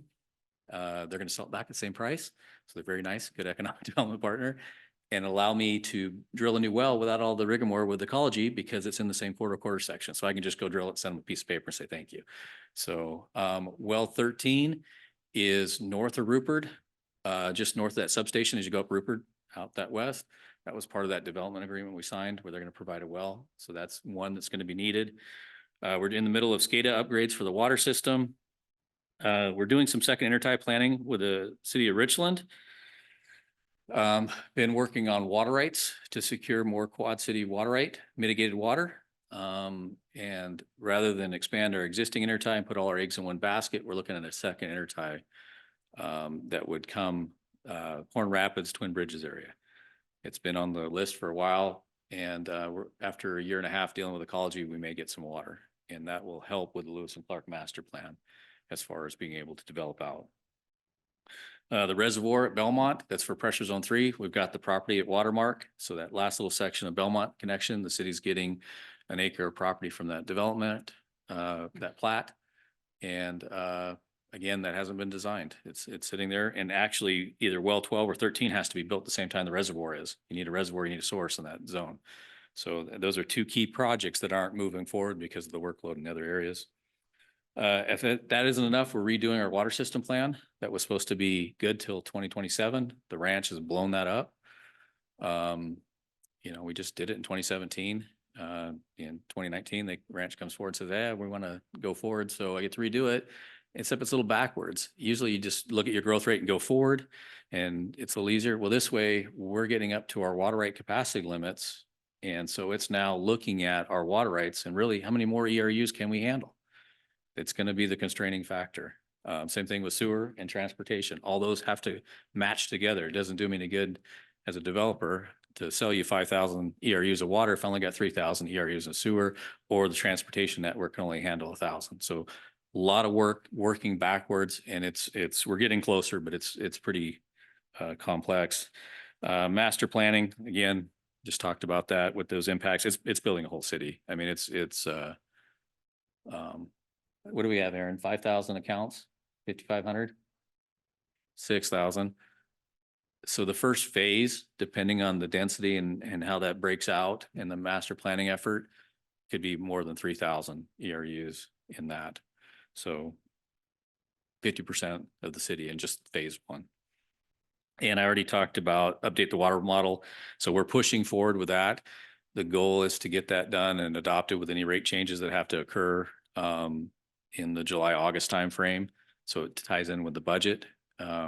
Last budget, we've been, trying to do this the last 2 years. It's an enormous effort, and getting the water system plan together, done, so you have enough information to do that with a changing environment with the ranch is taking a lot of time. And the fact that we don't have the financial consultant on board and Aaron's team taking it on, it's been a heavy lift. So that's water. I'm gonna get to sewer. We're right on time. Look at that. So sewer, again, a lot going on. The asterisk is stuff that's not. General sewer plan. So the city's had basically a general sewer plan that was done in the 90s that we've somewhat not followed. It said put a pump station here and pump from this lagoon back to the thing. Instead, we put an interceptor around that opened up sewer through the whole network. But this has taken a deeper dive on what the ranch's impacts are, how much capacity can go into the plant, what does our build out of our existing service area look like, and how much of the ranch can we take? Does it need to be lifted? One thing that we're very cautious with is making sure that our existing service area can be served before we add any more areas. And so that's taken a little bit of time to figure that out. Again, matching up capacities with the water system, how much capacity is in the interceptor, how much in the lift station that lifts up in our treatment plant. all that plays a factor into it. And over the last 20 years, we've had zoning changes in different things where impacts to water and sewer weren't and there wasn't an analysis on it. There is now with every plat that goes through, I can tell you that. So a little different in the community development department. So sewer rate model, just as big as the water. These are the two biggest ones. So that's ongoing right now concurrently with the water. It's a heavy lift, but we're pushing through. Master plan, again, what are the impacts from that as far as the interceptor, it'll need a regional lift station, and what does it do to the treatment plant? And so the big thing is with that is if I come to you and say, the Lewis and Clark Ranch is going to need to expand our existing treatment plant, and they're responsible for 47.5%. There's some DNR land behind Taptail Elementary that'll need 7%. And for build out of the existing city, you need 47.5% will be the city's responsibility to fund. What's the first question I'm going to get from council before you sign an agreement to move forward? What's the cost? What's 47? Is it 20 million? It's 40 million. And that's what I don't know. And again, that's the asterisk of doing a facility plan on the treatment facility. That's a year-long process that we wanted to start last year, but I don't have staff or engineering to do. So it's sitting. So that's going to be a key one on what we're going to do with the ranch. I know what percentage of but percentage of what is the big question. We're in the process of the engineering's working with the maintenance guys to upgrade our sewer lift station. So there's, I say north-south, there's one right there at the gateway by the bridge on the south side. The other one's around the corner at 38th.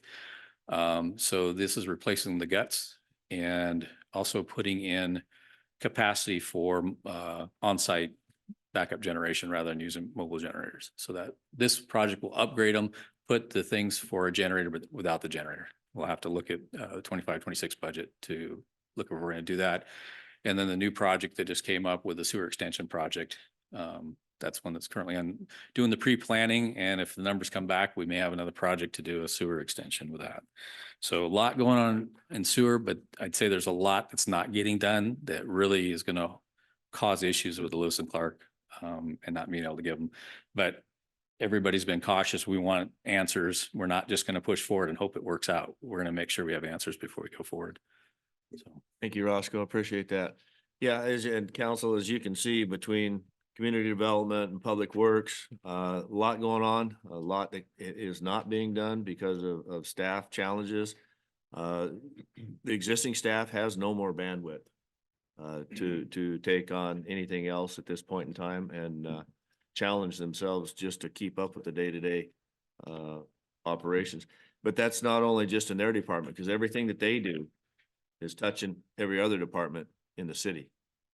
Selena, Stephanie, Brad, Chief, Aaron. I mean, all these projects touch each other's departments. And this is what's going to be some of the difficult discussions that we're going to be having through this budget process is funding sources, sustainable funding sources, and people. And even if council's giving us the money for people, we can't find them. And that too is a challenge. So I just want everybody to be very cognizant of the challenges that these departments have, the workloads that they have, and the impacts that every department has on each other. So that's something that to keep in mind as we go through these conversations. But I just can't say enough about the commitment of all these staff members working together. Community development, Eric's got a consultant that's ready to rock and roll with the master plan of the Lewis and Clark Ranch. However, we need to know what we have available all the way across the board before it can go any further. And it's problematic for Eric because, he's got peeps that want to get going and, we want it to happen. And then we also have Lewis and Clark Ranch, the Teagues LLC, they're banging on our door. Where are you guys at? You're holding me up. And we mourn the loss of Frank, but I spoke with his son this weekend and his son is going to continue to move forward with the vision of his father. And so that's a good thing to hear. Some more conversation will be had with the new team there at Teagues Enterprise. So a lot to do, but we have capable people to do it. But we got to be very cautious of burnout. So I just want everybody to know here, these 7 individuals that make these difficult decisions, take into consideration that you're getting 150% of these staff members. So with that, I think we're going to go ahead and break for lunch. Thank you.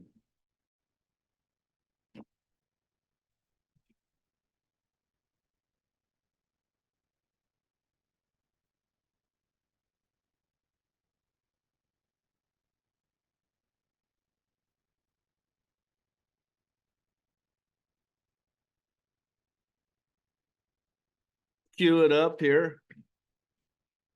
Ladies and gentlemen. All right. Good lunch. Thank you, Stephanie, Selena, Aaron for the salad. And Red Mountain Event Center leftover coleslaw. It had been on ice, so there's no worry there. We're good to go.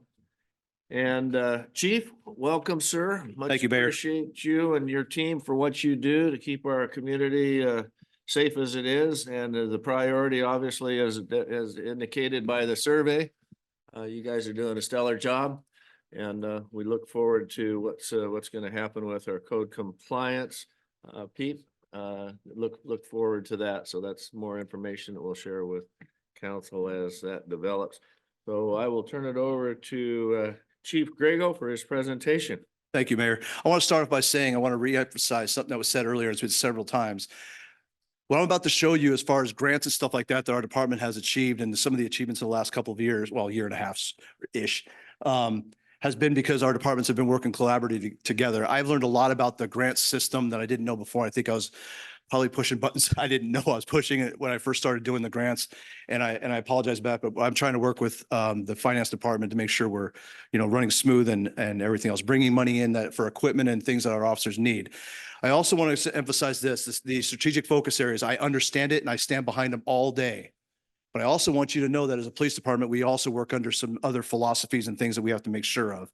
I don't know if you remember, hopefully you do. We talked about in the past, the 21st Century Policing Report that was actually produced in 2015 by a task force that President Obama had put together. He talked about they put together 6 pillars in which a police department or agency works under, that they should have a good running department if they're focusing on these pillars. The pillars are in more depth in their writing. You can look up this report yourself and read it, but I want to just give you these pillars and understand that as I go through this presentation today, think about these pillars in the back of your head and go, okay, I understand where Tom's coming from. I understand where his focus is and why on top of the strategic focus areas. Number 1, building trust and legitimacy. Number 2, policy and oversight. Pause right there. Obviously, we do have policies that were dictated by laws that have been changed in the last few years, but the oversight is also some of the things that we have, like the Chief's Community Advisory Board, things like that look at the stuff that I'm doing and say, Chief, this looks good, or have you considered this as citizens? This is what we think. The technology and social media. I don't think I need to say anything about that. You're about to see a bunch of that in this presentation. Community policing and crime reduction. Training and education, officer wellness and safety. Ironically, that was number 6. However, well, first off, being promoted, I'll let you know, and the mayor knew this right off the bat because I had a long talk with him about things that I wanted to achieve as a chief and help my team out with. And that was this, officer wellness and safety. That was always the top priority, hence the reason why we have Polar. Because I wanted to do something a little different for them and see how that would work. And that's worked out really well. With that being said, I'll get started. As I go through these bullets, I'm not going to get into some of these really deep. If you have a question, please stop me and I'll go into this more deep, but we'll go through it together. Gym equipment. This was under a wellness grant. It was an $18,000 grant and we have new gym equipment in our gym.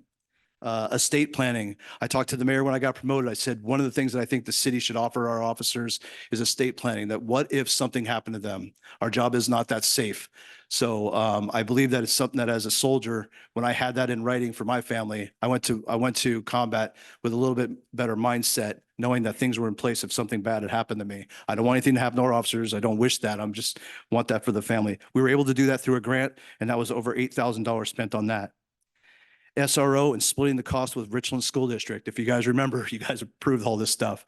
We did a contract with the Richland School District. We split it for the first time that I know of in the history of West Richland.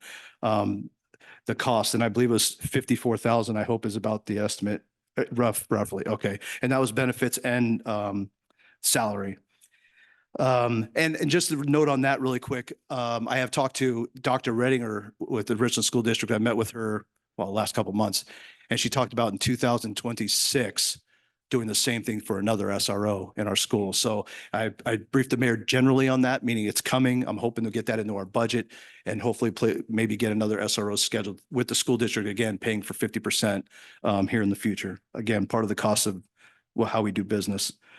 Strong regional relationship with the FBI. I don't think that's self-explanatory. I could just talk about the one story that happened, especially when I was at the academy, was that missing child, and the FBI gave me a call at the academy, and next to it, I know that afternoon she was safe and in custody of law enforcement, which was huge. That you say, well, Tom, that's just a partnership. No, that saves us tons of money. I have resources I'm not paying for. I just tap into them that fast for our community, and that's what we need. New use of force policy. This one keeps us out of trouble. As the laws changed over the last few years and I got promoted, that was a big deal to change that. And the AG's office was watching over that, but we are in compliance. I just wanted to make sure you guys knew that too. Pursuit policy, as that changed financially, I asked the mayor, I want to put pit bumpers on our cars. They got to get trained up in case they need to go in there and pit somebody. So I really don't want them chasing them forever. I want them to stop this pursuit and stop the bad guy or girl at what they're doing. So that cost the city some money, but it was part of our SFAs. The FBI Academy graduate. That again, I learned a lot. I brought back a lot of education about myself, and I learned a lot about myself, as well as brought back more partnerships and more connections in the community, and heck, all over the world. I really do. There was 26 or 21. I think it was 21 countries represented at my class, and so I'm connected with all those individuals. The chief's executive assistant. I got to tell you something. As you guys are seeing these grants that I'm talking about, I had a dream, and I presented that to you guys and for this position that I had, but it has come so much further than I thought it was going to go. And I could thank Melissa for that work. She's educated herself on how to write grants, and she's really into getting us the equipment and the technology and the monies that just try to help with our revenue sources for things that are needed and for the future too. And funded through public safety sales tax. Yeah, yes, sir. So that was an excess that, as everybody knows, everybody had, I believe almost every agency in the Tri-Cities really had an excess when there was a sunset clause on the sales tax. Well, that has since gone away. And so those excesses, depending on the agency of how much those were, but you're right, Mayor, we tapped right into the excess and we're able to get her on board, which has helped us tremendously. Wellness program, family support. We started an internal one. It really hasn't taken off a bunch, but we have been connected with families and stuff within our agency, as well as doing activities with them and stuff here under the wellness grants that we've been getting through the state. So that has not necessarily come out of our own budget. Flock cameras, you guys already know that too. Again, through the grant, but now you guys have approved that we continue on with that program.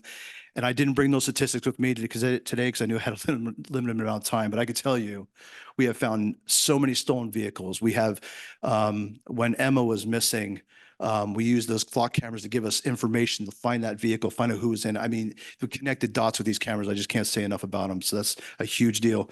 And those flock cameras, I don't think I have that down here in my paperwork. I'm sorry, I don't have that amount, but it was quite a bit of money at the time, but I know we're keeping up on it now through our budget.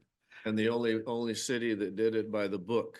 Yes, sir. Okay, so yeah, that's a story. I could do the 10 minutes on that one, but the bottom line is, thank goodness again, the collaboration of our departments and stuff. They know the rules in L&I, right? Okay. And we did it by the book. And then next thing I know, the rest of the agencies are like, hey, by the way, you have to do the same thing. And I'm like, we're good. So they didn't get shut down, thank goodness, but we were good to go.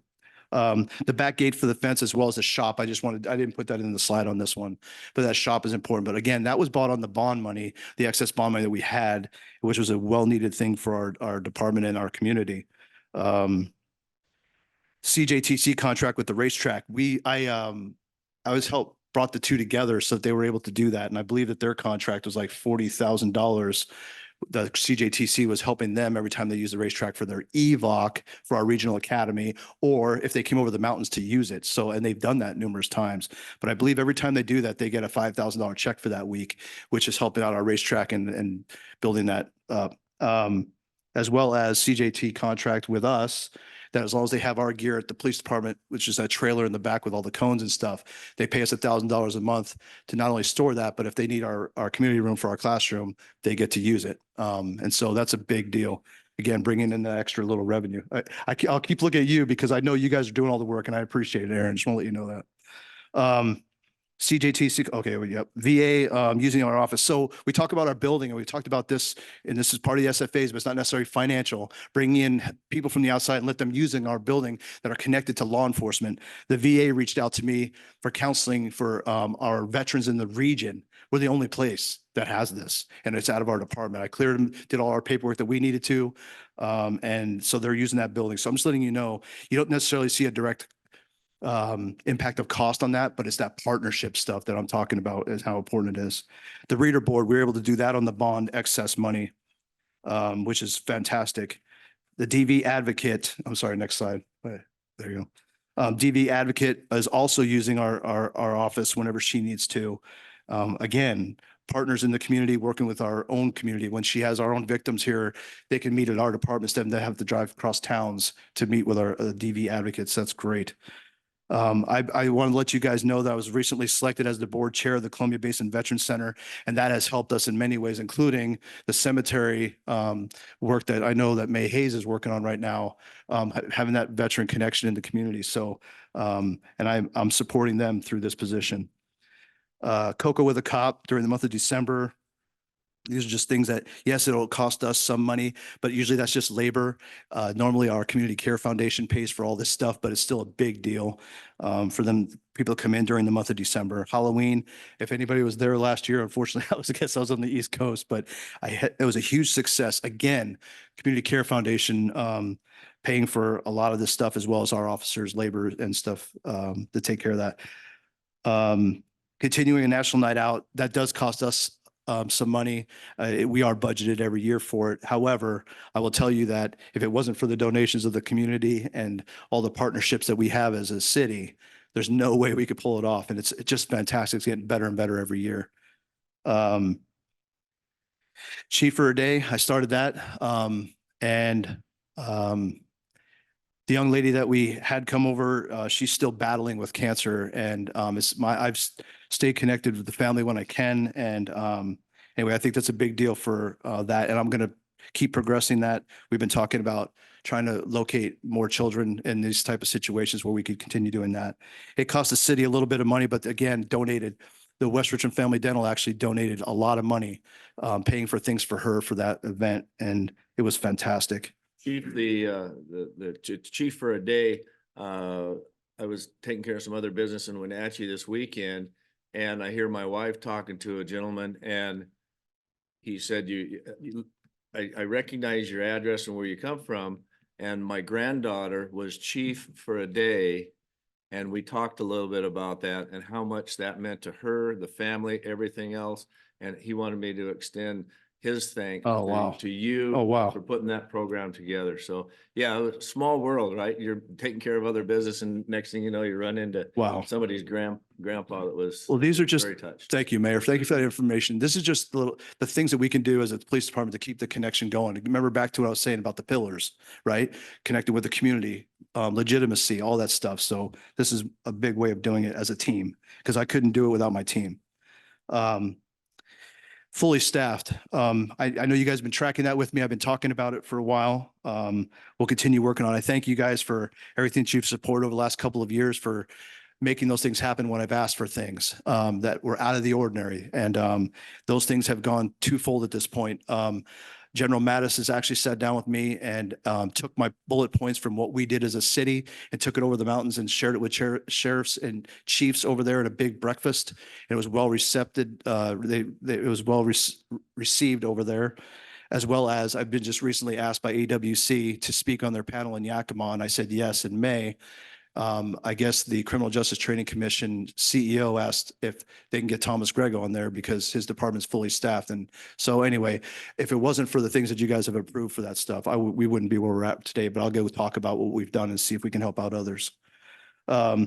Cool cop for officers, that's a air conditioning thing that tucks in your shirt. I know it sounds really silly, but when you have a vest like that on, it's 110 degrees out, you get in your choker like that with your air conditioning hooked up, it helps them out. Wellness, right? And we did that last year too.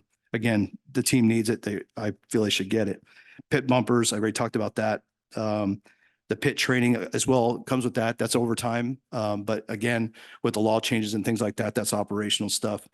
Support the regional academy. We have had, I'll tell you, Sergeant Armitage is just like, he's that guy. He's just over there every time he gets the opportunity. But for our agency size, we've done really well supporting that, the academy. And I'm glad and honored to do it, especially since I didn't believe in my career we'd ever see that academy. But that is also reimbursement.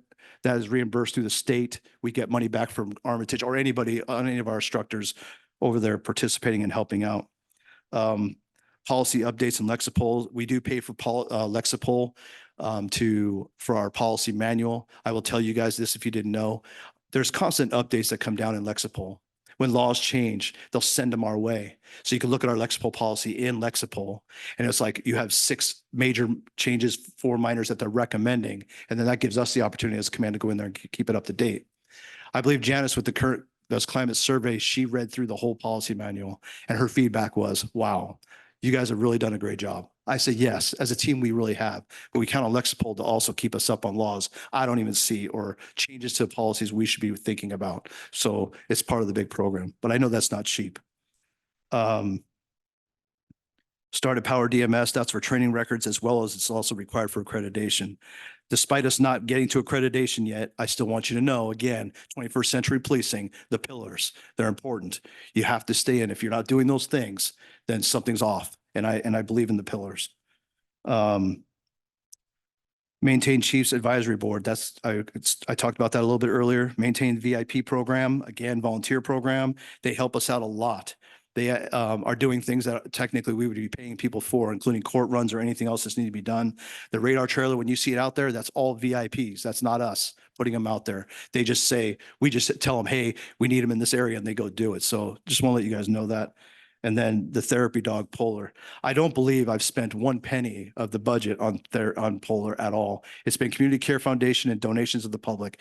And I'm saying that like looking at you because there was a recent medical thing he went through. We may have covered it, but I think it's being reimbursed by the Community Care Foundation. But anyway, it's amazing the support that we have for him. All right, next slide. I'll try to go through this quick. 2024, continue the flock camera technology. You guys have already approved that. Thank you for that. Outfit 3 Caprice. So our 3 Caprice that we have, the old ones, I'm going to outfit those for pit cars. My pit instructor said, I know there's SUVs and we have cars. It doesn't matter. The gravity is the same. They can be taught in the cars too. I said, sounds good. So there'll be a little bit of cost to that, but now I'll have cars that I could take out there and they could do the pit maneuver with our own cars. We did have some in the past, but those got super old and they're gone. So, anyway, that's something we're going to work on and get done this year too, as soon as we turn over some cars. Support the Ironman event. That's without saying. Apply for grants and ballistic vest wear. So I found out there's a program that for ballistic vests that they'll pay 50%. And apparently all the other agencies of the Tri-Cities have been doing it for years, and we're just now starting. So I'm working with Aaron on this. We're going to apply for this. And the bottom line is I think I projected 15 possible vests we may need in the next 2 years, because every 5 years they expire. So you have to keep that rotation going. And unfortunately, that's a lot of money, but that's in our budget. Like it's budgeted to pay for the whole thing, but this way we'll get a 50% reimbursement. That'll help us out in the budget area. So I wanted to tell you that's a goal that we're trying to achieve. Apply Firehouse Subs grant. We're going to continue to do the radar trailer. We're also looking at other avenues for radar trailer. Our radar trailer is rusting out bad. It started when I was a captain. I was being told, hey, this is going to fall apart. And I looked at it, it's getting really bad. We had redid some of the electronics inside of it, but now it's going to cost too much you might as well look at getting a newer one with better technology now. And so I'm looking at doing that with a grant, just to let you guys know. Attempting to find a grant for laptops. I'm not doing so well at this right now, but I'm going to continue trying, because I believe the bill is going to be over $200,000 for replacing our laptops, and they have come to the end of their life cycle. And I've discussed with Brad about this, and they're slowing down, even though they were really high speed 5 years ago. not so much anymore. So, suppressor grant, I'm sorry, proposing for a new detective position. So at this time, I want you to know that at the beginning of this year, I noticed when I got back from the academy that our detective was buried. I mean, buried. The number I got was 35 cases deep.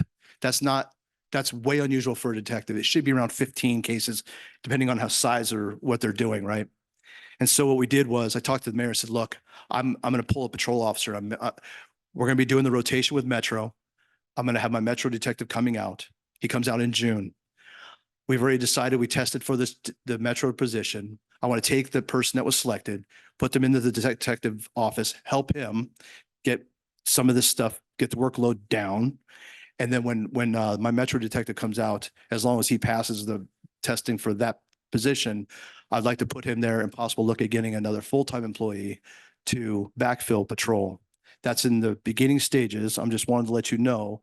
And I'm going to hopefully be working with Aaron. And if there's excess PST money, then I'm hoping to get this done possibly in June-ish. Our detective division went from I want it to I need it now. And so we need the help. I'll give you an example. I talked to the mayor. It was yesterday, mayor, that we talked on the phone. And I said, ICAC, which is your internet child, it's internet crime against children task force. It's in the region. Matter of fact, Richland's really running it. One of their sergeants are really running it over there, but they receive cases from West Richland. What I'm finding out is they're getting more, and they're not going to just do our cases for us like they could before. They need us to take our own cases on now. And so that's just a small portion of things I'm talking about coming to the detective's office, that we never had this worry in the past, but we need to start picking up our own.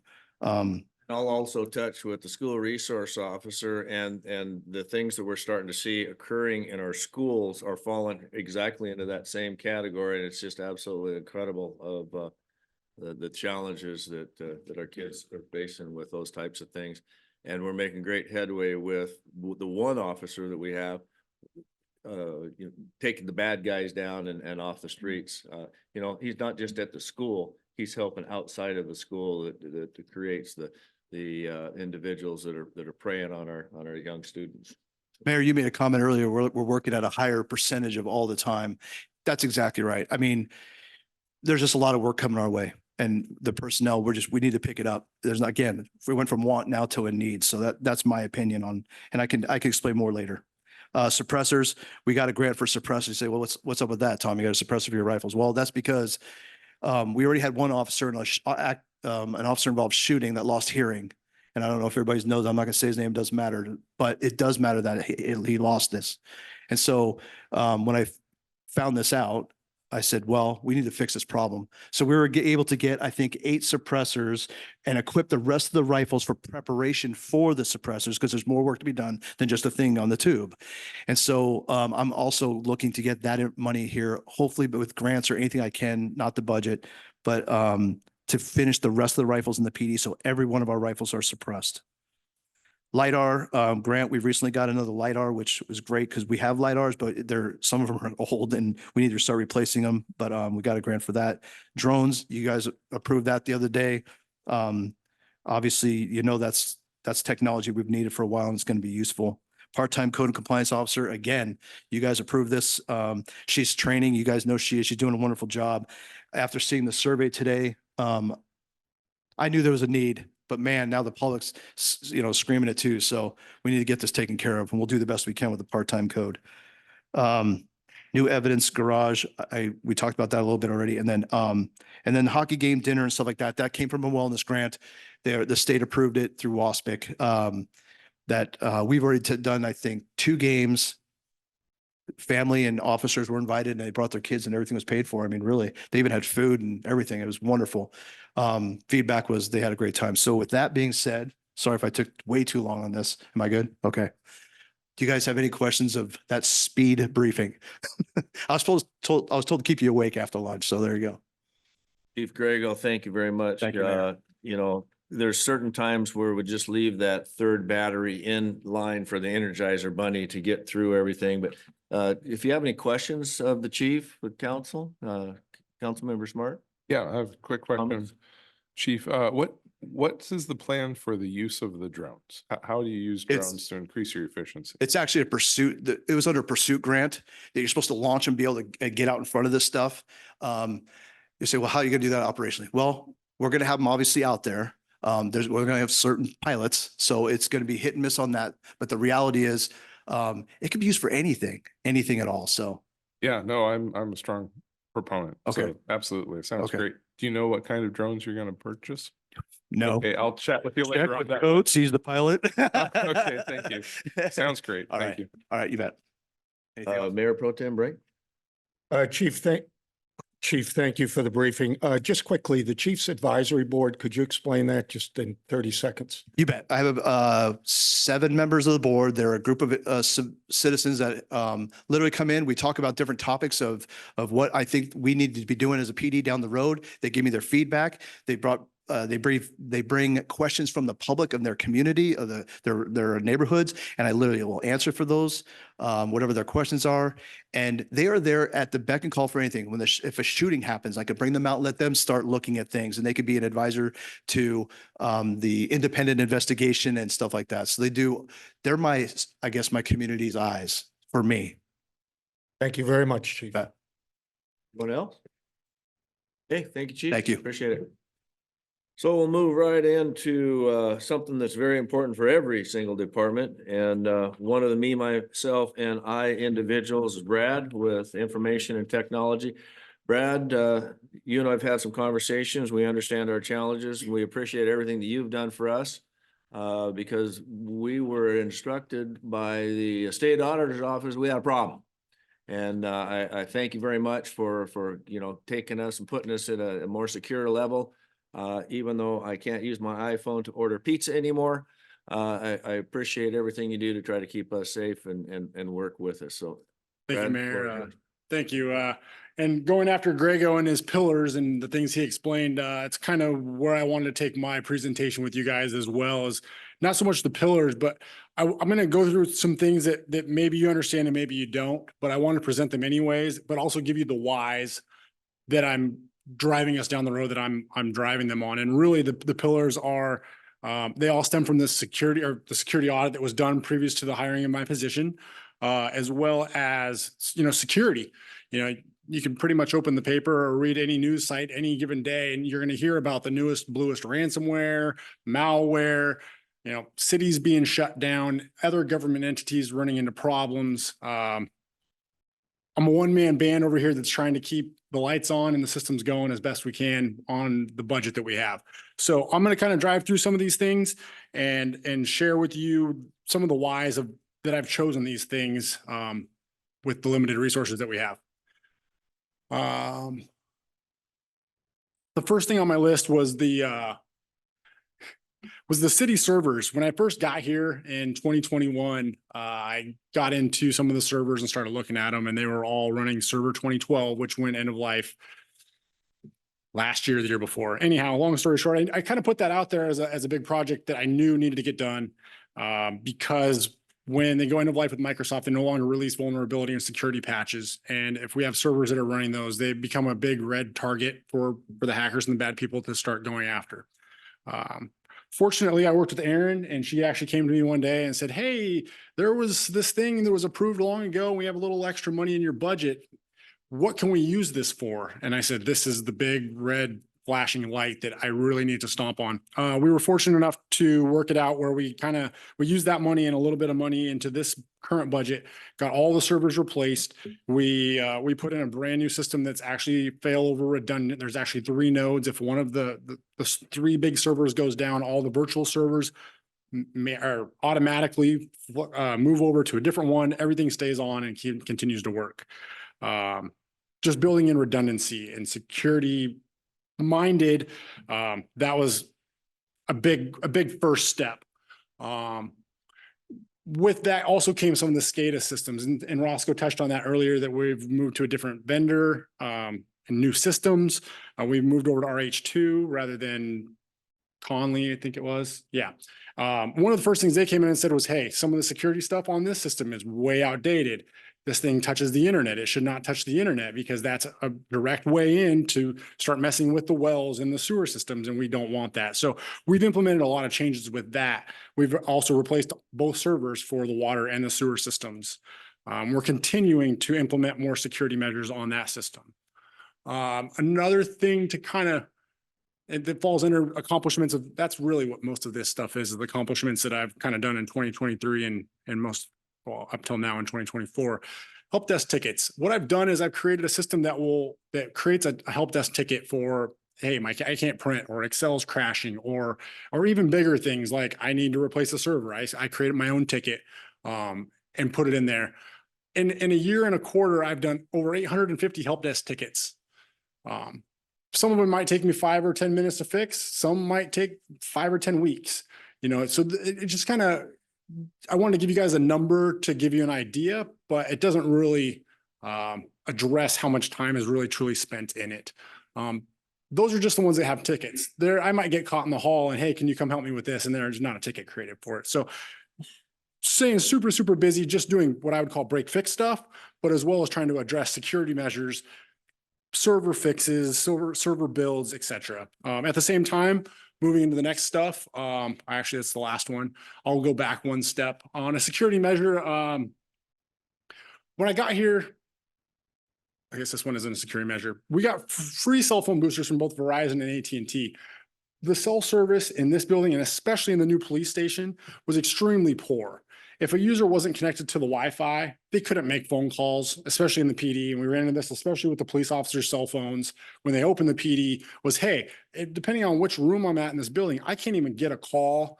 I reached out and I was able to receive cell phone boosters for both AT&T and Verizon, which were put in.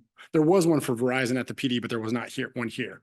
I got them put in. Everybody's cell phone signals are boosted here and at the PD. Those issues have gone away, and we were able to do that for free.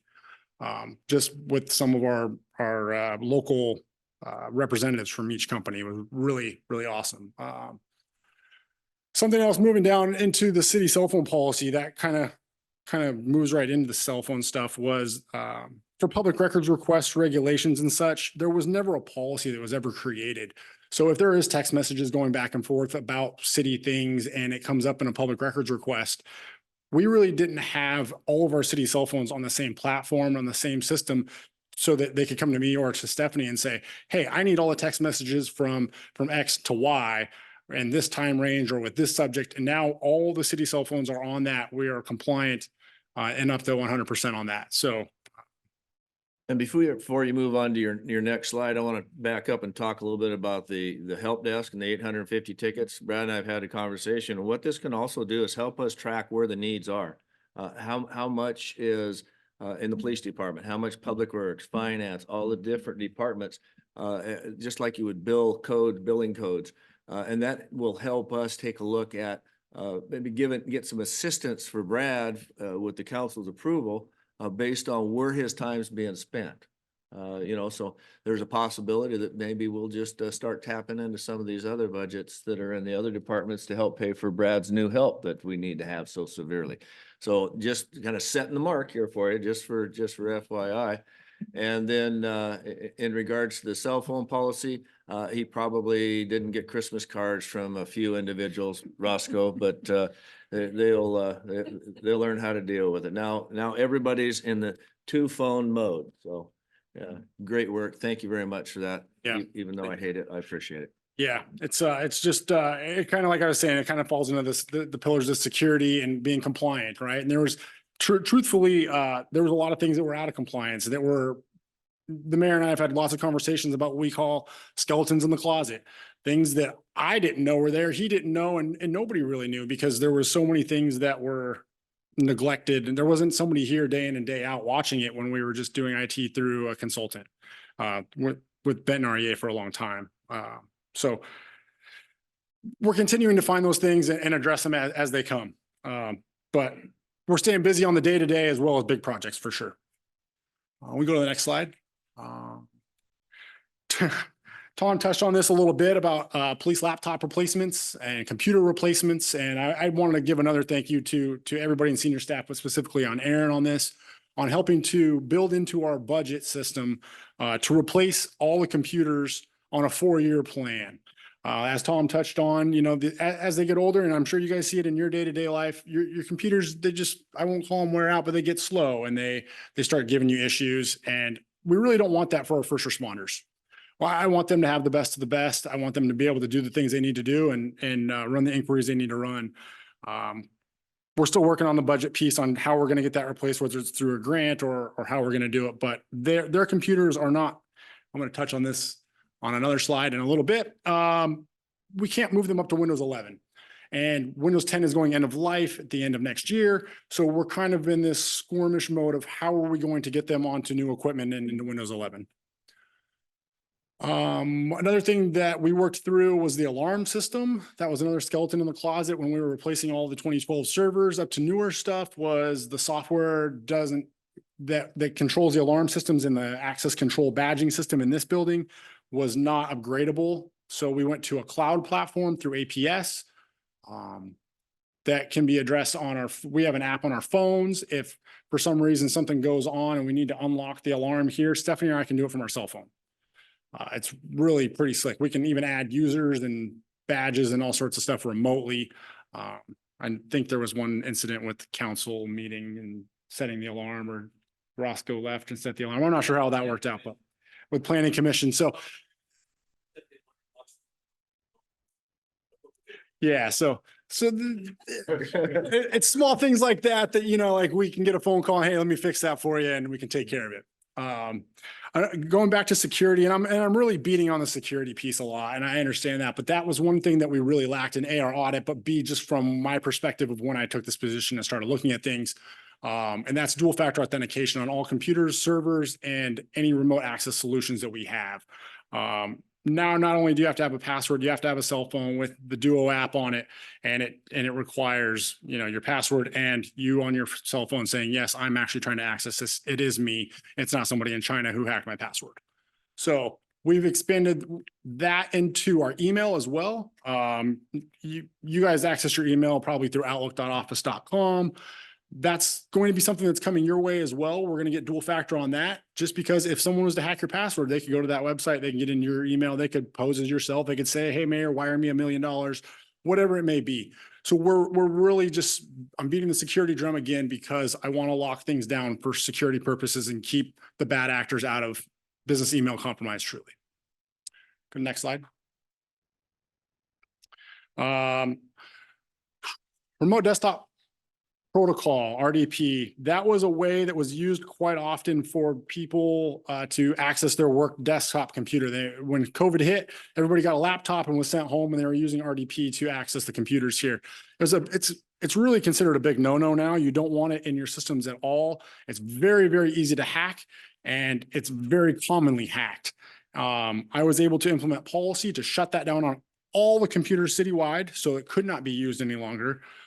We've secured our VPN with dual factor. So even if you got onto our VPN, you could not remote desktop into any of our computers. And we're now using a system for about $650 a year called ConnectWise Screen Connect that is accessible from any laptop anywhere in the world. And it's dual factor, and it's a secure protocol that is not easily hackable at this point. Something else I found on all the computers was the same password is used repeatedly, and the local admin password on all the computers was the exact same. Also another big no-no. So Microsoft has a solution that they implemented called Lapse. I've put that on, and now it randomly changes everybody's remote or local access admin password every 30 days. Just trying to keep the bad people out. Once upon a time, about 6 months ago, AT&T contacted me and they said, hey, Brad, all of your police officers are using these SIM cards that are outdated, and they're on this, it's called I2 Gold. It's been breached, and we need to get your officers moved off of that. So that was a huge project to undertake to get all of the laptops, 1 or 2 or 5 at a time, and swap them over to FirstNet access, which in case of an emergency would grant them better, more reliable internet service to their laptops, and we're off the breached service. So just another accomplishment. You go to the next slide. 2024, I'm continuing the break fix help desk tickets. Stephanie and I are going to collaborate some more on building a SharePoint site that will have documents and easier access for employees to gain access to shared files, shared folders. One of the big ones that we're starting with is the police department. A lot of the officers on their laptops, they don't have access to city policy, things like that. So we can put it out on a SharePoint site. We can grant them access and they can get to it from any computer anywhere in the world if they just go to the right website and put in their credentials and pass the dual factor authentication. Trying to expand written policy that really lacked in the IT world with the city. I'm going to continue working on that stuff, specifically cybersecurity stuff, as well as policies to remain in compliance with the CJIS stuff. As the chief touched on with all the Lexipol changes and law changes come security changes from federal level that we have to stay compliant with. I talked about it a little bit earlier. We're also working to get all the computers by 2025 updated to Windows 11, which is another big project in itself. This year on the computer replacement schedule, I've moved all the new computers that have been rolled out this year are Windows 11. That'll happen again next year. On the last slide, it said about 18 to 20 a year, and we have about 90 to 100 computers. The other ones will be, the ones that go out this year are Windows 11, next year will be Windows 11. And then after that, I have a project scheduled to migrate the other machines that are capable up to Windows 11. So we shouldn't have a big influx of having to buy new equipment to get everybody on that platform. But these are the kind of things that I'm kind of looking at down the road that I have to keep an eye on because technology is always changing, as you guys are very well aware. Go to the next slide. Our Security Operations Center, Critical Insights, they monitor all of our network traffic. That's something you guys helped approve shortly after I started here. Keeps us from having to purchase or to hire a full-time security position to keep an eye on this stuff. They're very helpful. We have monthly meetings. I have one later this afternoon with them. They show us anything that they do investigations on where they might see some traffic that looks nefarious. They'll do a full-blown investigation within 3 minutes of seeing it. If something is bad, they will call me on any phone. They have all my phones. They will call me and say, hey, so-and-so's computer is doing this. It's reaching out. It's downloading ransomware. It's doing whatever. And they'll know generally before I could know. So it's super beneficial. We're going to continue that.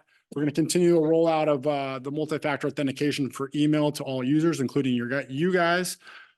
So look for that in the coming months. Further implement security measures to keep the infrastructure. I put this in here because I wanted to touch base with you guys a little bit and let you know that, again, going back to beating the drum of security, I literally got an email last week from Aaron and from the state auditor's office that after the city didn't do extremely well on the security audit previous to my position being hired, we were put back on the list to have another follow-up one. They reached out last week and said, hey, when can we start scheduling with you, Brad, to start this next audit? So we'll kind of be able to maybe do something like what Ron showed us, where we said, hey, this is where we were at before from a security standpoint and where's your, what you need to fix versus where we're at now. And that will help point me in the correct direction to continue down that road. As well as a security risk assessment. That's something we can do with Critical Insight for a small fee. I believe I have a little bit of money left in my budget this year. Really, the hard part is finding the time to dive into those projects because I continuously get pulled off of projects to go do the break fix, help desk ticket stuff. And this last one, I saved this for last, is the security awareness training. You guys probably see it in your email. Some of you didn't take it last year. I won't name names.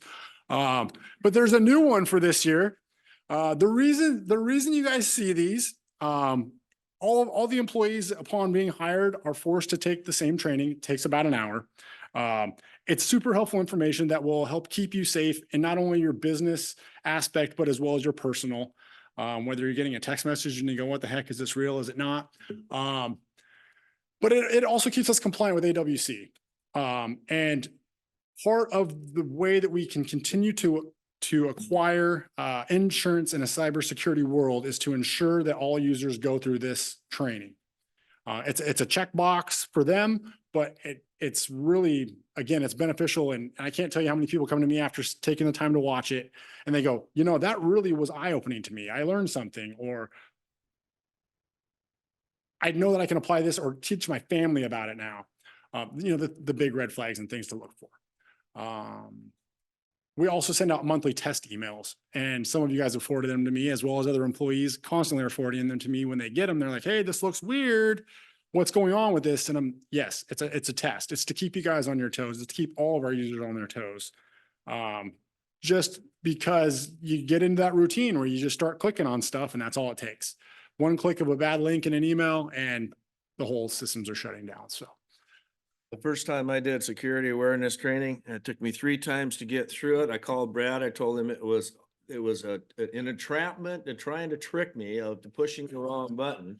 But now I've got it to the point where I can actually get 100% or just maybe miss one. So Yeah, we're all learning. Absolutely. So it is good stuff. So that's pretty much my, that's it for me for the time being. If you guys have any questions, I'm happy to help out and answer. Brad, thank you very much for your presentation. You've got a lot on your plate and, you have brought us to the next step of being secure, and we certainly do appreciate it from the staff standpoint as well as the city and citizen standpoint of things. So council, Thank any you, Mayor. questions of Brad or comments?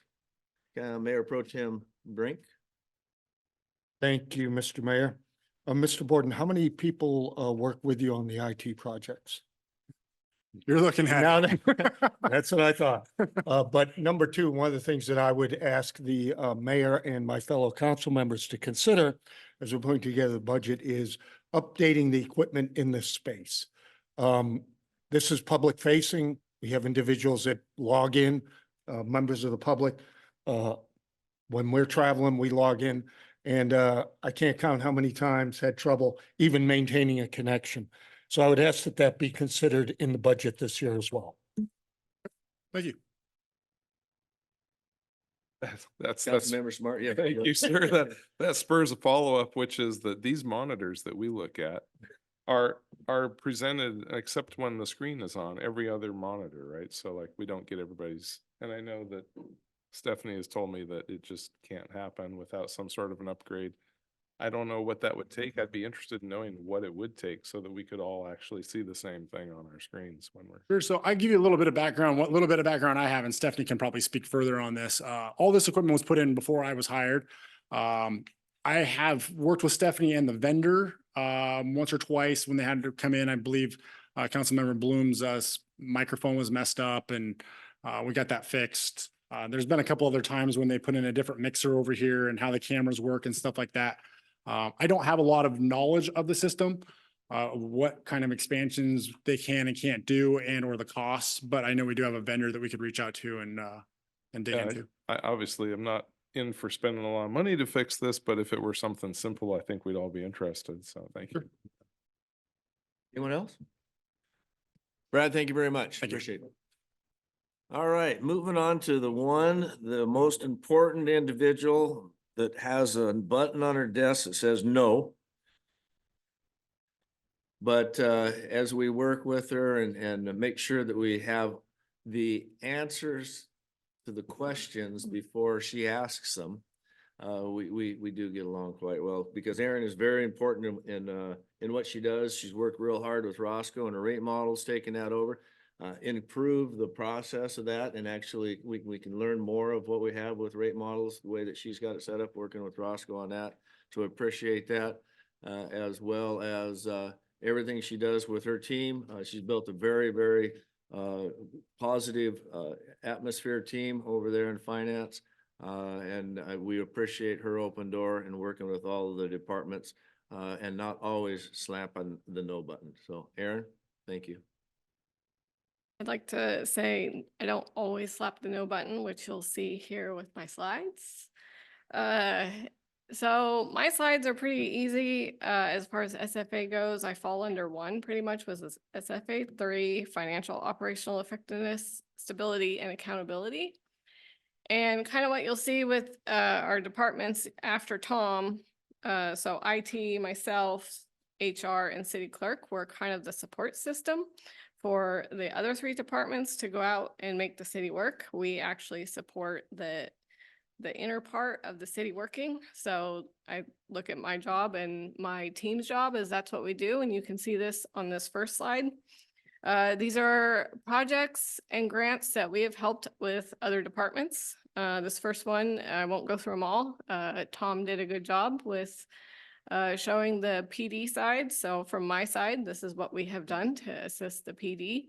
And I know he touched on it a little bit as far as the grants. Grants in my world are different. They're not just going and getting free money. There's always rules to follow, extra reporting to do.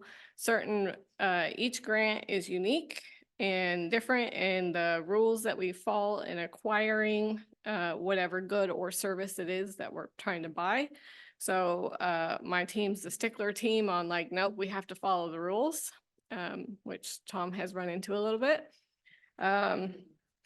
So next slide, here's a bunch of public works ones. The first one's a good example of what my team does with the Cooperative Way project. We had 3 or 4, actually 4 different funding sources. So what we do is basically we have a project and we make sure that we don't double dip basically. So one funding source, and we're accounting for each one of those to keep us making sure we're following the rules. We work very, very closely with Public Works on all of this, but this does take a lot of time on tracking all of these things, setting up codes so that we can track them. Next slide is more of Public Works and a little bit of community development. I know we have a Department of Commerce grant that we'll be working on starting this year and into the next biennium, as well as we have like with Teagues, we have a agreement with them that we actually will send them a bill for half of some of the costs. So a lot of these things, when you talk about Tom's partnerships with SRO and whatnot, it's our department on the back end following through, making sure that we're receiving the money, we're sending them the bills, we're tracking all of that. Also, we did complete the stormwater utility rate model. So 1 down, like 4 to go. We renegotiated the contract with MCL, with the mayor and the city attorney. Some of our daily stuff, it looks like a simple line. We process biweekly payroll and monthly for you guys. Payroll has grown. We continue to grow in the payroll area, and as we add people, it's more work. We also have outside agencies like the Paid Family Medical Leave or the CARES Act that also put a burden on our payroll team as far as more information to track, more items. One thing that we did do in 23 with this biennium is our payroll system is convoluted and weird. It was that way when I started, long before Selena started. And I don't know, it was 2015, we were asked to try to fix it. Selena and I worked really closely back then. Couldn't come up with a way to fix it. Well, in 23, I finally said, you know what, anybody who started in 2023 on, they are on a different payroll system for us. So the way it was in the past is basically we would have 4 weeks of time period that we would look at, which is exception time and regular time. And it's a convoluted mess. But you would receive a paycheck your first week you worked, which isn't normal in any business. So beginning in 23, you basically had you would go work anywhere else. You have a waiting period, 2-week, sometimes 3-week waiting period before you actually receive your first check. So that will be rolling out on anybody new. It makes our payroll life easier, but in one way, but also now we are operating another payroll system. So that to make the fix, we had to pull off the Band-Aid and do it. We process budget amendments. That keeps these guys working, all these projects going. Another one we did was we had a big implementation in 23 for leases for an accounting standard. Basically, it was reporting. It's a government accounting standard that changed. So leases now become a liability. And when we create our annual financial report, we have to report them in a certain way. So we had a lot of research to do to go back and track our leases and what falls under the category. That was completed for our 22 annual financial report, which we did complete in 23.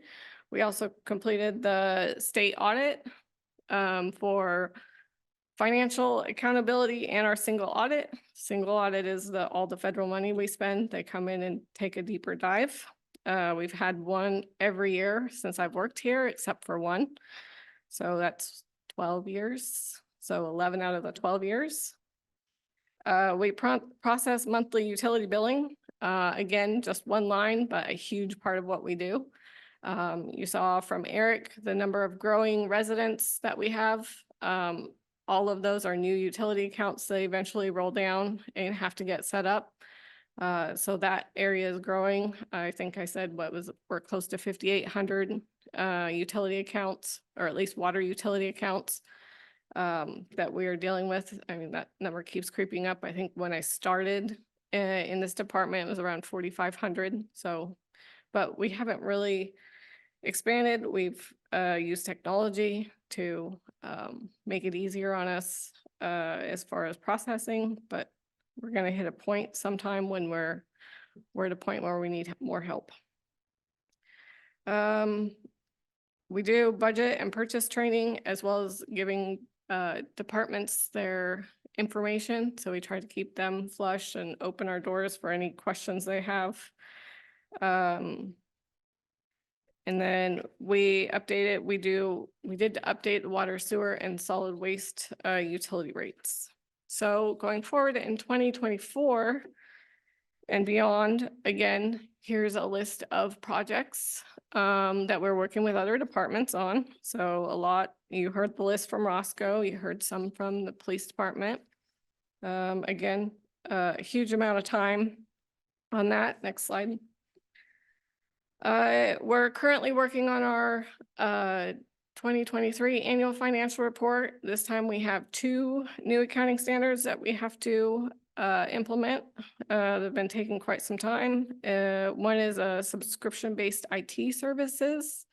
And I know we spent a lot of time with Brad and Stephanie on researching, looking at what the rule is and do we qualify. And again, that becomes a liability to the city, and I have to report it a lot like we do a loan, just so it, just in the reporting factor, it's a liability. If we have a 5-year contract, I have to capture it. So we're making changes to the way senior staff, the way we do contracts when we arrange them, so that they'll all be one central location, but a lot's been going into that.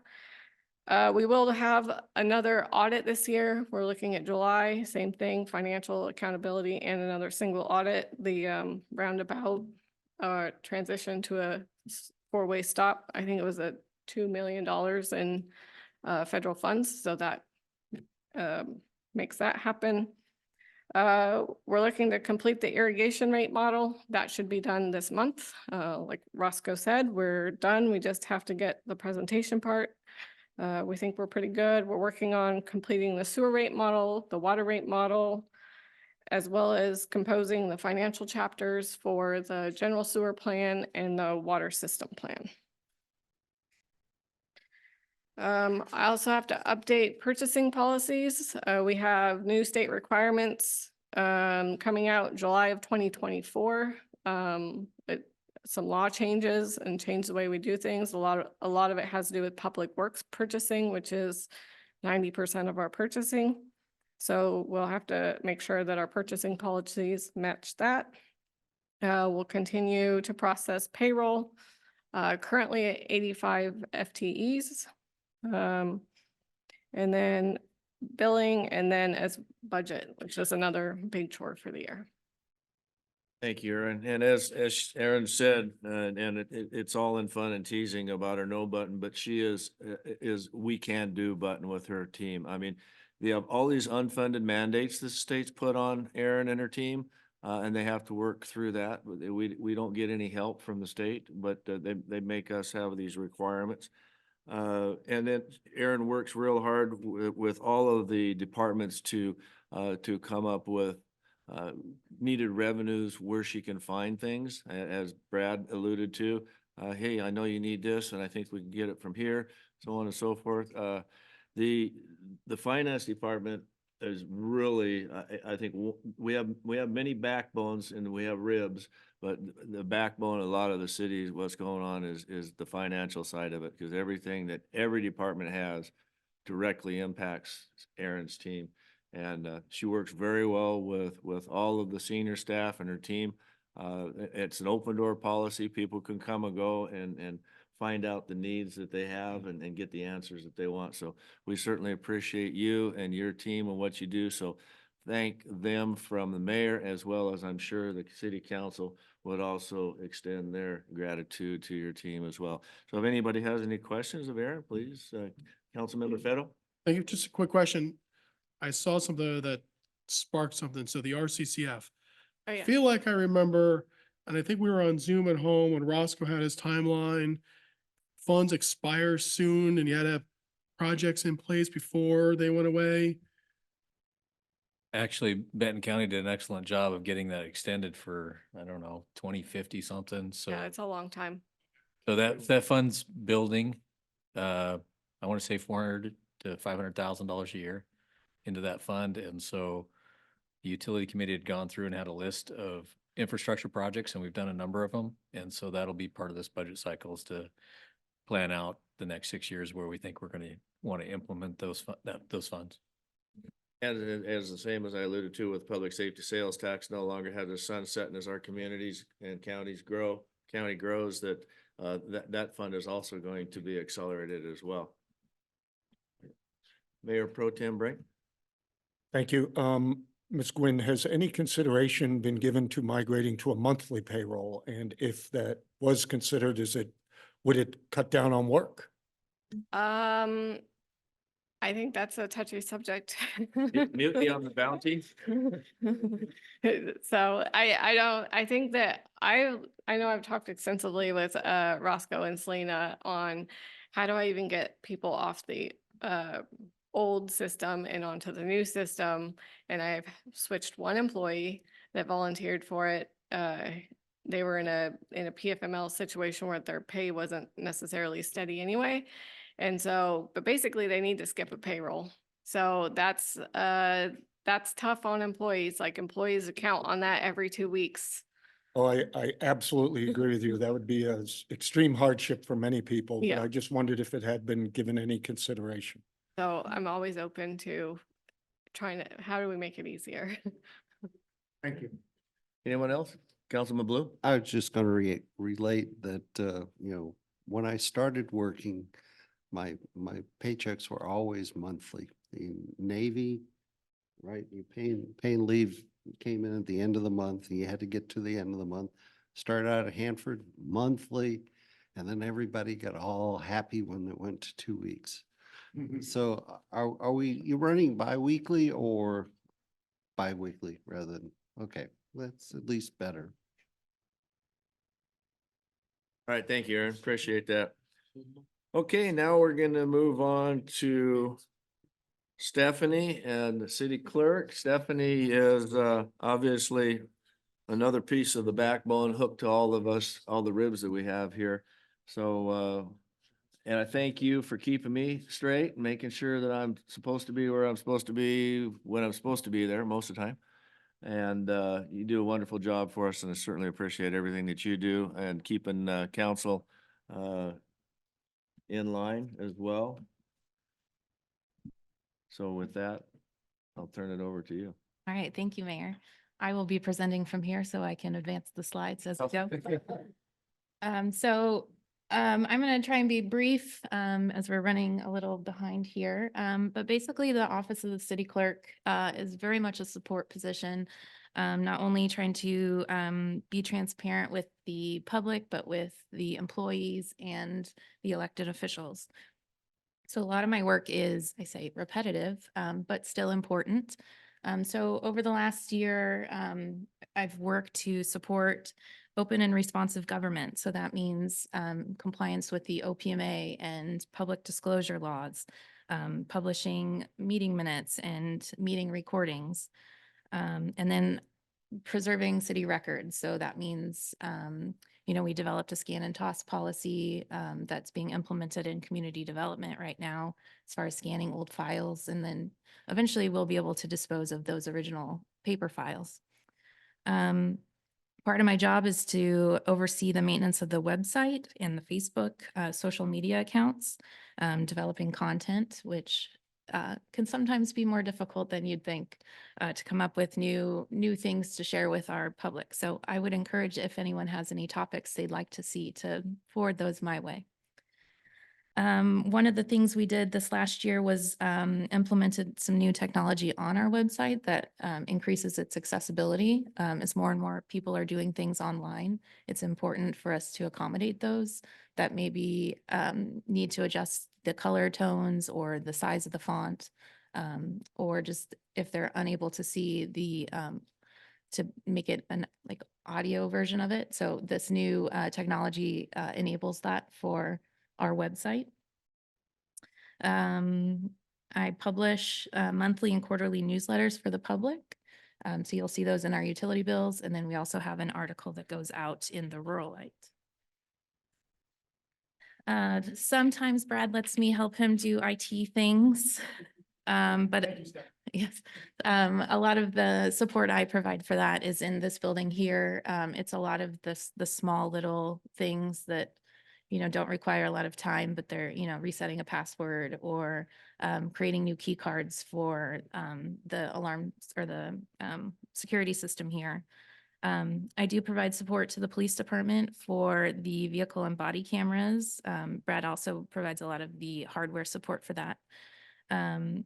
Selena and I had the opportunity this last year to develop and coordinate a leadership training for senior staff. We've developed a new system over in the archive building. I don't know if council's had the opportunity to view our lovely archive room, but we made some headway this spring. There's a new label system, and we were able to dispose of several records that met their retention. And I'm continually going to trainings to help ensure that we are following the best practices. And then as changing case law for OPMA and records, ensuring that we're changing with those laws. All right. For SFA 4, goal number 1, which is working with the community. I worked with some other staff members to organize and manage the Wednesday and West Community Market.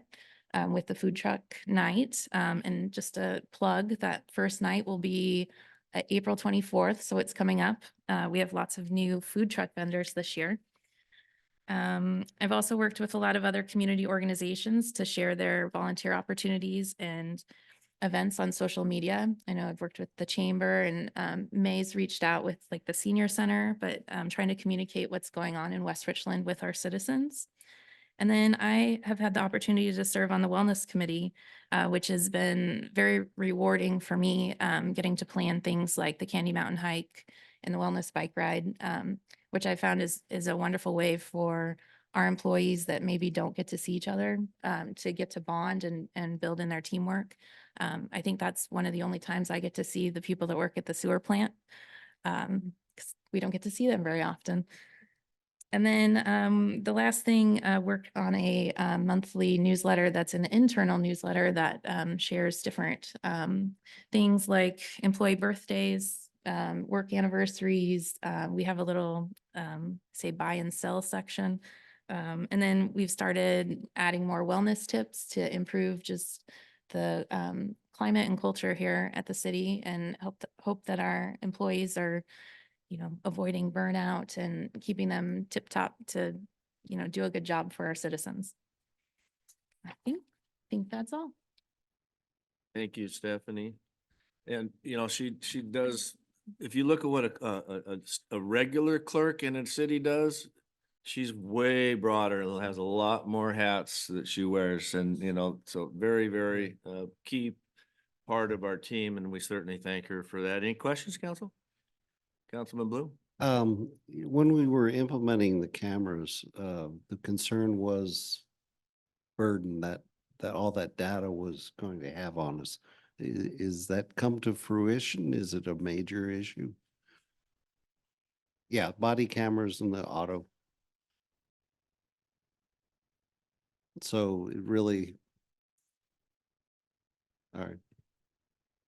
When there's an evidence issue or a request or something in that nature, Stephanie will go through and review, redact, and prepare those documents for the said requested individuals or departments.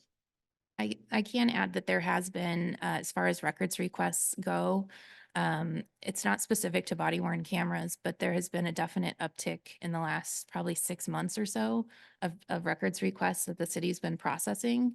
And unfortunately, that's one of those things that's not steady. It seems like when the floodgates are open, we will process several records requests all within, a few weeks, and then maybe we don't have one for a couple weeks. So the burden falls with those body worn camera requests is that they're usually pretty time consuming to sit and to watch and redact. And so they do take some precedence over maybe some other activities that would normally come out of the clerk's office because the time is now dedicated to meet those timelines. Stuff that she has to look at, a lot of times Polar needs to come up and sit by her side because it can be disturbing and not very fun. So we appreciate you hanging in there and getting it done for us, Stephanie. Thanks, Stephanie. So we're going to move on to 85 FTE's best friend, human resources, and Selena. All right. Well, I am the last one today, and since I am the department that helps everybody else, you've probably heard of everything on the slide so far, so we can move through this pretty quickly.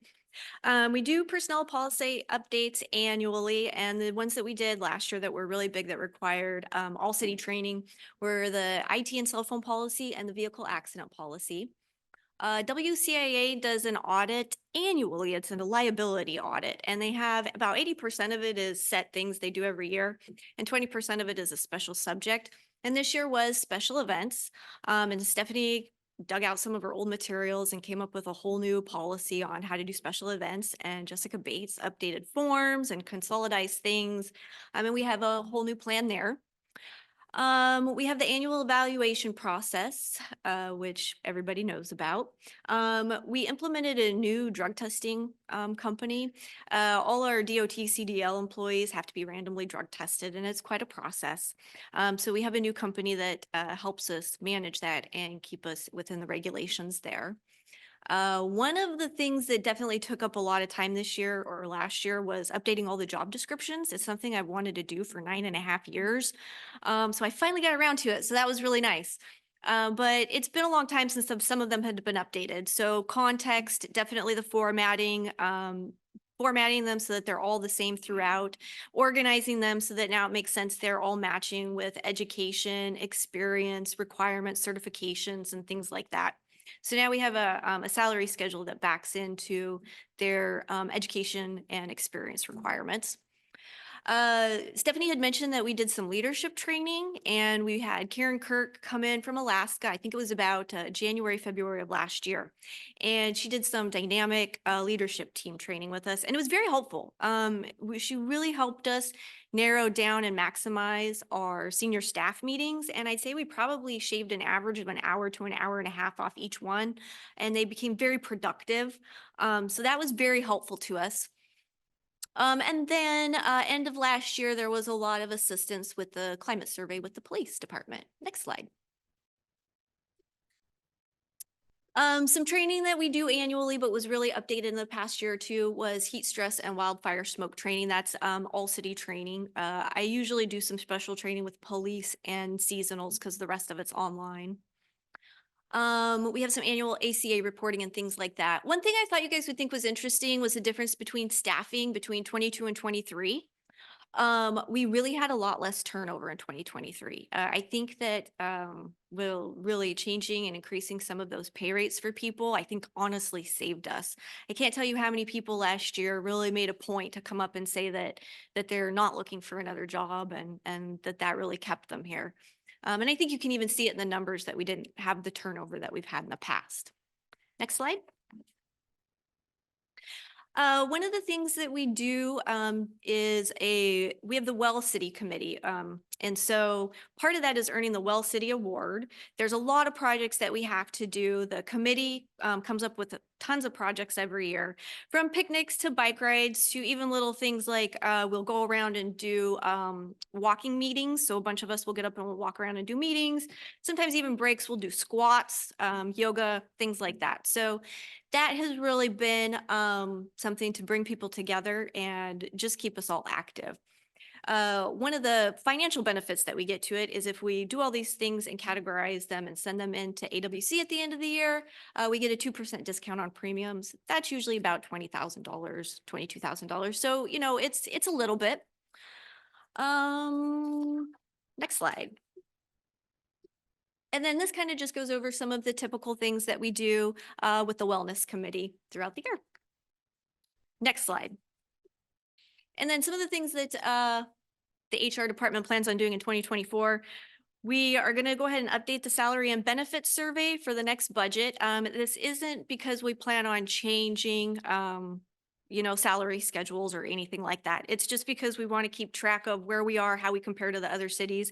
And there was so much work that was put into it for the last one, between reading job descriptions and doing matches, that this year it'll be pretty easy to just stay on top of it. So we're going to try and just stay on top of that and see where we're at. We also have negotiations with the police union coming up. We'll be reaching out to them in a couple weeks and start meeting with them. And then the big project this year is a safety plan update and creating an emergency action plan. So that's what we have planned for the rest of the year, me, myself, and I. And thank you, Selena. And when everybody's doing their wellness and their push-ups and squats, and I walk into the room, I turn around and go the other way very quickly. No volunteering on this side. We don't want to have to use the AED, you know, get the old man going again. Council, questions of Selena and what she has going on? Councilmember Smart? So you mentioned there's drug testing for people with CDLs. That brought up a question that I'd meant to ask actually more than a year ago. And that is, what is the drug use policy in the city for staff, especially senior staff? Is there a? All staff wear drug-free work environment. That's in our personnel policies. It is, okay. Yes. Certain positions get drug tested upon hire depending upon the position. And if you are a CDL holder, then you have all the requirements and you're random tested and everything. I presume the police officers as well or not? The police officers have when they're hired, but other than that, it would be reasonable suspicion or something like that. All right, very good. Thank you. CPA involved with that, so that Yes. there's different lines Yes. across there. Councilman Bloom? I just wanted to thank you for sharing the personnel policy of the city. We recently updated the Ben Franklin Transit policy, and it was very helpful in guiding them. Oh, good. It's different, but Yeah. it's updated. All right. Thank you very much. Thank And, you. we're going to take a quick break and then we're going to jump right back into it with some conversation with Mayor Pro Tem Brink in regards to strategic plan and proposals for a pre-read document that he gave you. So take a look at it and I'll turn it over to him after we get back. I was going to talk about strategic plan. Food for thought. Food for thought. All righty. Okay, we're gonna go ahead and get rolling here. We get back on schedule. And so this is the review of the proposed strategic plan with Aaron, not Fred. He almost jumped him in front of the whole show there. We had in one of our pre-budget meetings with staff, everybody was assigned a task to go through and take a look at our strategic plan and some focus areas and make adjustments accordingly as to what maybe has already been accomplished or work that's still in progress. So with that, I'll go ahead and turn it over to Erin and she can walk us through this document here. Okay, so this, I handed all with our track changes, so you guys can see what it used to be and what staff is proposing it to be. So obviously the first page, we're just changing the 23-24 to the 25-26 budget. There's a couple updates, just some small word changes to the mayor's message, page 2. I think he was in agreement with that. Let's focus on page 4, strategic area, focus area 1. Goal 1, and I want to give you kind of an overall, one of the overall approaches was trying to take specific projects out of this and not be as specific, but a lot of what we do is try to encompass more of a broad, so we could fit projects in and rather than being project specific. So that's a lot of what this is. Goal 1 is just a simple word change, removing the word projects, and putting economic development opportunities within the city. So not a lot of change, just some wordsmithing. Naz, go ahead. Okay. Oh, look at that. You know, and as council is aware, strategic focus areas are part of the document when your staff report comes to you. And if there isn't anything that we have in our SFAs, it doesn't need to come to council, but we're just trying to make sure that we're massaging this to get the best bang for the buck and simplify the process a little bit more. So as I go through these, I guess if you guys have comments, that way we can get it corrected, because I'd like to have like a pretty much complete document as we can, so that next Tuesday you guys can adopt this and we can move forward with creating a budget. So goal 2, improve economic vitality and competitiveness. So again, just some wordsmithing, rather than update the economic development plan, we're going to implement the plan. And then the second bullet point, or I think we completely removed the third bullet point and added a 4th, just says adopt plans and policies which promote the city of West Richland as a desirable place to live, work, and play. Hey, ask a quick question. Is there any rhyme or reason to the color coding?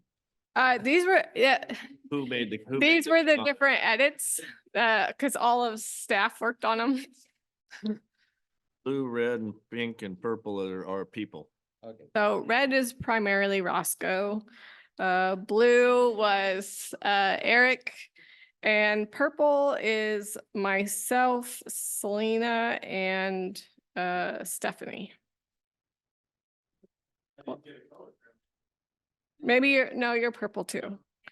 I had to take what we did and put it all in one document. So purple was really me. So I just took what they gave me and put it in here.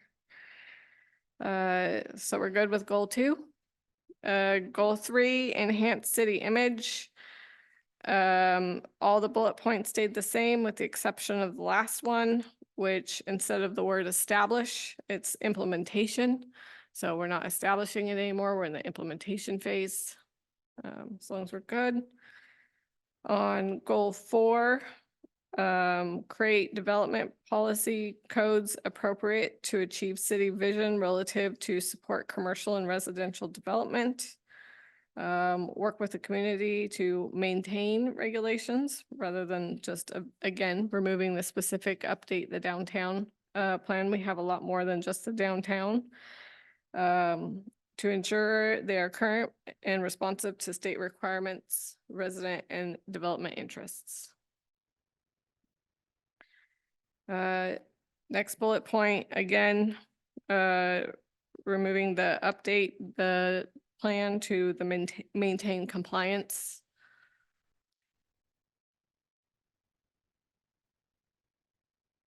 And completely removing the third bullet point.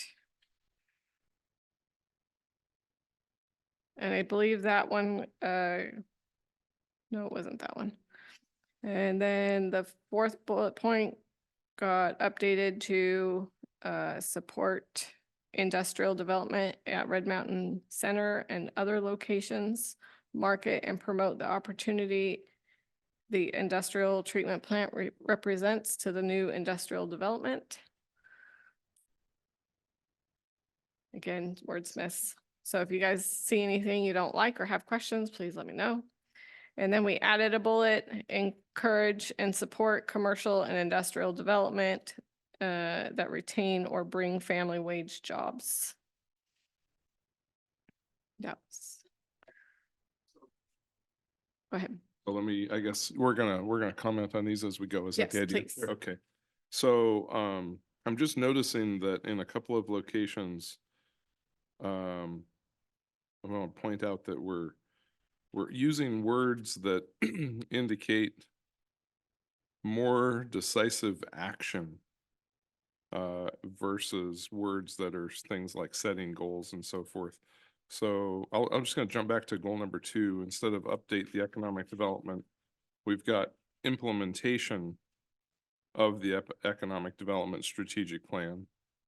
So I just want to note that that's a little more assertive. And I want to make sure that council's okay with that. I'm not sure it's necessary to make that kind of a change, but it's okay. And then down there in number 4, we've changed things like update when necessary to maintain compliance. And again, that's a very assertive set of words to use for a goal statement. It actually seems to direct action versus like setting a goal. So these are so the goal is the top part. So it's in bold. So that's the goal. And then these bullet points are the action steps. So that's Yeah. what we're going to do to drive the goal. Right. I just want to make sure that we understand as council that these strategic focus areas are used to justify / dictate, the actions of our city. And I want to make sure that everybody's good with using language that is sort of more absolute. This is also how we develop our budget through this. Exactly. Yeah. I'm not arguing. And it's I not- want to just yeah. point out that these changes seem to have a theme that is going from what's been sort of a projection to more of an action that's more definitive and I don't know, it's dictatorial or it's really saying we will maintain versus update codes when necessary. There's a big difference between those two. So it's not just a word change, although that's what it is. It's also a change in meaning. In that particular one, John, we are dictated by State Growth Management Act, so we're maintaining the compliance in which they're directing us to do. Yeah, I understand, like, Okay. yeah. And that would infer that we don't expect any change to the Growth Management Act. Till they change it. Mayor Pro Tem Brink? Thank you. So we have the goal in bold, but how I view this is you've got the broad goal, like the one you were just talking about, Councilmember Smart, create development policy codes. And then the objective is maintain compliance with the State Growth Management Act. That's how I interpret it, or am That's I correct. interpreting it incorrectly as well? I think that's how we interpret it. Yeah. That's correct. Okay, that's good. Thank you. I'm just congealing understanding amongst everybody, including myself. So I'm So pretty sure, as council, you guys set the SFA and you set the goals. And so none of those I don't think changed in here. They've kind of continued on for several years now. The bullet points, come from generally the senior staff level. And like, here's how we're going to, try to implement your goals that you guys are the ones that set. So this is like the senior staff coming in and saying, this These are the is. tools that we need to do the job that Yeah. you have provided us a goal to follow. Correct. But my concern would be that all 7 of us see things the same way, that we're on common ground here. exactly, and that I guess that things like instead of update the economic development strategic plan, it says implementation of. And so I read between the lines on that and say that if we agree to that goal and that action, that either it actually helps say the department to maybe look for or insist on additional resources to actually do the quote unquote implementation. Hey, council, you said that you agreed with this goal of implementation. And we do, and I just want to make sure that we understand that that's a big difference between that and updating, right? Because implementation takes staff and resources for almost any topic. And when I see that word, I think, well, maybe we should say pursue or something a little bit slightly softer, because I'm not sure I want to. That's just a little red flag that goes up in my mind. It's not a bad thing. I'm not saying I disagree, but I want to make sure that we understand that this language change, that nature of that language change sort of implies that in my mind. And you know, I'm not making any comment at all on whether we should or shouldn't implement an economic development strategy plan. I just want to make sure that we know that that word change, to me, seems like it has purpose. All right, well, anyway. I would say, Councilmember Smart, this was the big reason staff, senior staff pushed to have the SFAs up front. In the past years, we're developing a budget, and at the end, you're doing your SFAs, but then you're not funding. So just because it's an SFA doesn't mean you're going to refund it. We're going to try to fund everything in here, but just like in past years, it may not get funded. But Okay. I guess the question I would ask is, do you think the economic development strategy plan that we're talking about needs to be updated? Because what the direction we're hearing is it's fine, just implement it. So if it's good as it is, let's implement it. If you want it updated, then we can change it back to updated, but the direction we're hearing is it's just implement what we got. We don't need to redo the plan. We just need to follow what we've already talked about for the last 10 years. That's, I don't have enough detail in my mind Oh, right okay. now to make that decision, but I'm just saying that sounds fine to me. I mean, it's just, that is a. there's a Don't difference think we're in tying your hands with this, that, hey, Yeah. you agreed to SFA this goal, we need money, because that Right. hasn't never happened. I appreciate that understanding. yeah, so. Thank you. And then for clarity too, just on the goal 4, the state has issued a requirement for our city and Benton County and all the cities in Benton and Franklin County and other counties to update their comprehensive plans through this periodic update that they have. And that we're required also to now adopt some of the codes that the states put out as well. So this just goes hand in hand with those types of things that are already in play that we know that we're supposed to do. That does have, I mean, that one in particular does have some state funding associated with it. Not all of them do, unfortunately, but that one does. So those are just talking to those things that we're going to be working on and addressing over the next biennium. So we took update and develop out because it just sort of is part and parcel with the maintain. Yeah, if we don't adopt the periodic update, we're no longer in compliance with the GMA, and Roscoe no longer gets grant funding. So we do need to maintain that because of the implications that they have. Right. And so what was the reason for taking out update development codes? I mean, is that it's just not, you think it's superfluous? Yes, Okay. absolutely. Councilman Raffetto? So if I remember right, John, to kind of your point, I thought the same thing. The last time we did this, Eric had just come on board and that economic strict hadn't been updated for a while. So I think what we had said back then was, hey, update this thing to match what we want as a council for the city.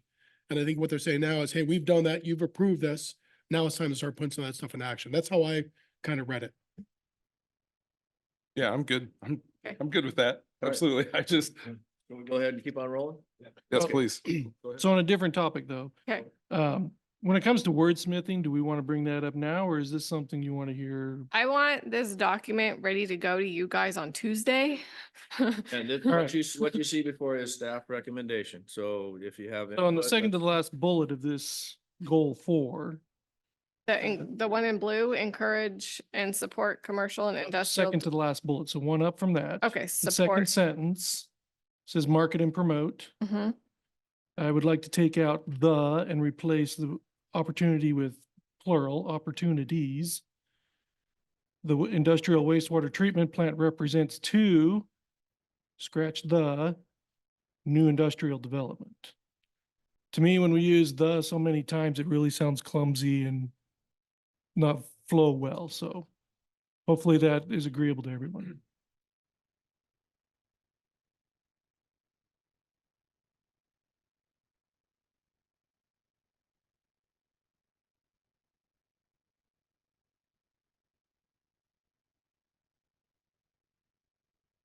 Okay, so moving on to, are we good with SFA 1?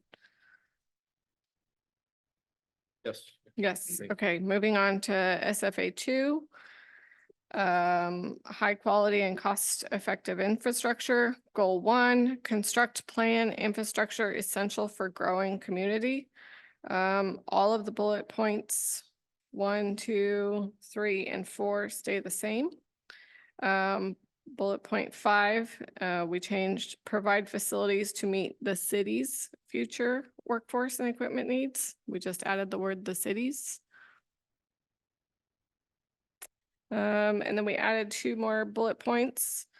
Provide efficient, reliable, and affordable solid waste collection, handling, recycling, and disposal services to maintain quality of life while protecting and preserving human health, environmental quality, and natural resources. Good.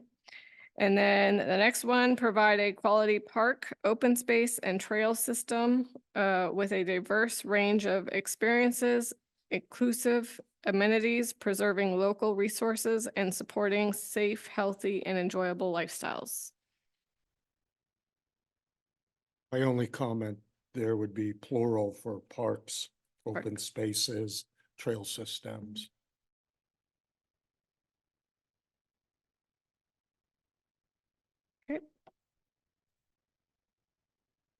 Do you have one? Piggybacking up on Roscoe's comment, we have a bullet here. We would expect that there's going to be a dollar value associated with that bullet. Is that correct when the budget comes through? I think what he's, So what? I So understand. anything that we're gonna spend staff time on or a dollar amount needs to fit under one of these things. And if it doesn't, then is it something we should be doing? Or is it something we need to add to the SFA? So Well, I'm just trying to figure out like. It does not encourage and support. it does not necessarily mean that we are going to, Right. but Okay. we need, if we're going to, it needs to be in here. which one was your question on? Oh, Solid no, waste? well, I'm just gonna say is that, I'm going back to the trips down to the Las Vegas for for promoting things such as encourage and support commercial and industrial development. Does that mean that a trip to go do that promotion will be in the budget type of things, or that would be the It justification? would fit under that. But that's a decision that we are allowed to approve later, right? It's, All we're gonna do is point to where it's in the Yeah. SFA so that Yeah. you can say, yeah, it at least meets the criteria. Right. if there's something we don't want you to do, we won't put it in the SFA. All right, so moving on to goal 2, maintain existing infrastructure to extend its useful life. And again, we have implementation of park operations and maintenance plan. I think it's just, it's good. I know we did a big process on developing that. And then second bullet point, again, implementation of the pavement preservation program.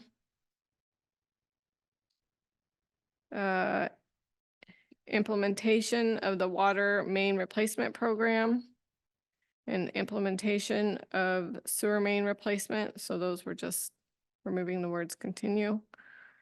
And the final bullet, implementation of facility maintenance program. And then the bottom paragraph is a bunch of gobbledygook that made its way in there.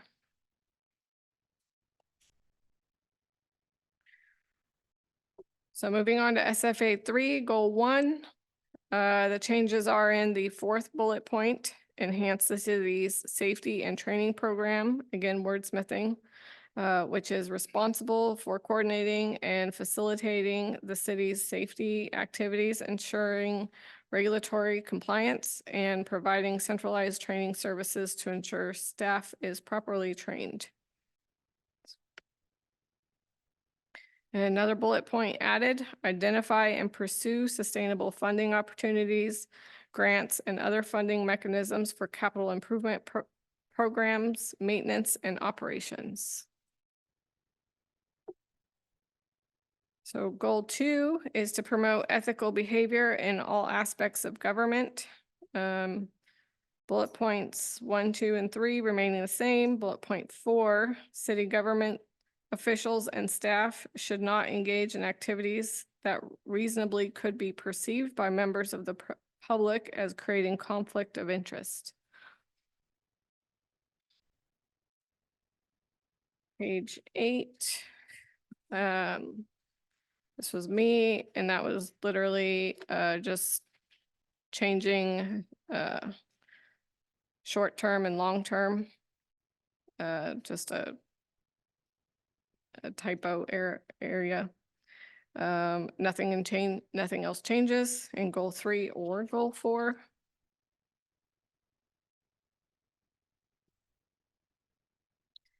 Strategic area 4, goal 1, recognize community wants, needs, and financial support to help determine, prioritize, and develop plans for implementation.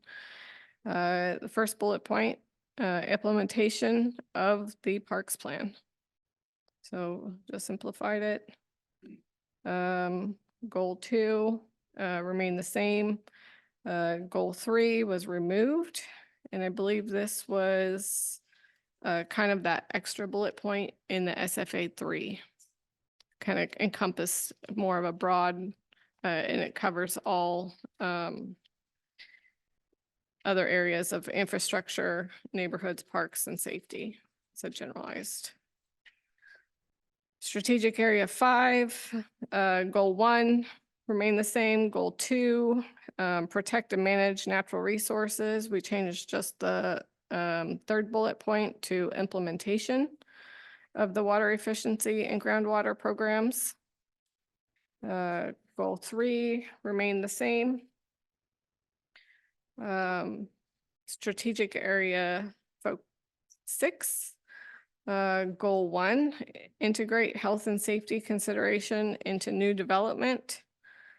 We just added the last bullet point, strive to bolster our police force, ensuring its robustness and promoting public safety, thwarting criminal activities, and nurturing trust and collaboration with our communities, all while staying ahead of escalating crime trends. Chief, I guess with the new mental health facility, there's nothing specific as to how we're tying into that.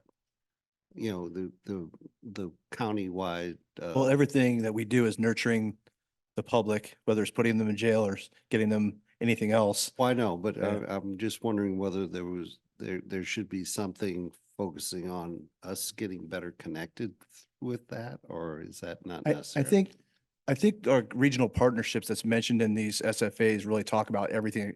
It gives me a general across the board with that, in my opinion, unless you think differently. Because partnerships is part of this. Well, I'm reflecting back on the fact that we've implemented a 1/10 of a cent sales tax to do that. I mean, I was just reflecting that we'd have something in there that says we're going to utilize that facilities or that service. That's a county implementation of that percentage, and it's their capital project in regards to that. We are the benefactors of them providing a mental health facility. As regional partners, we'll all have advantage of that.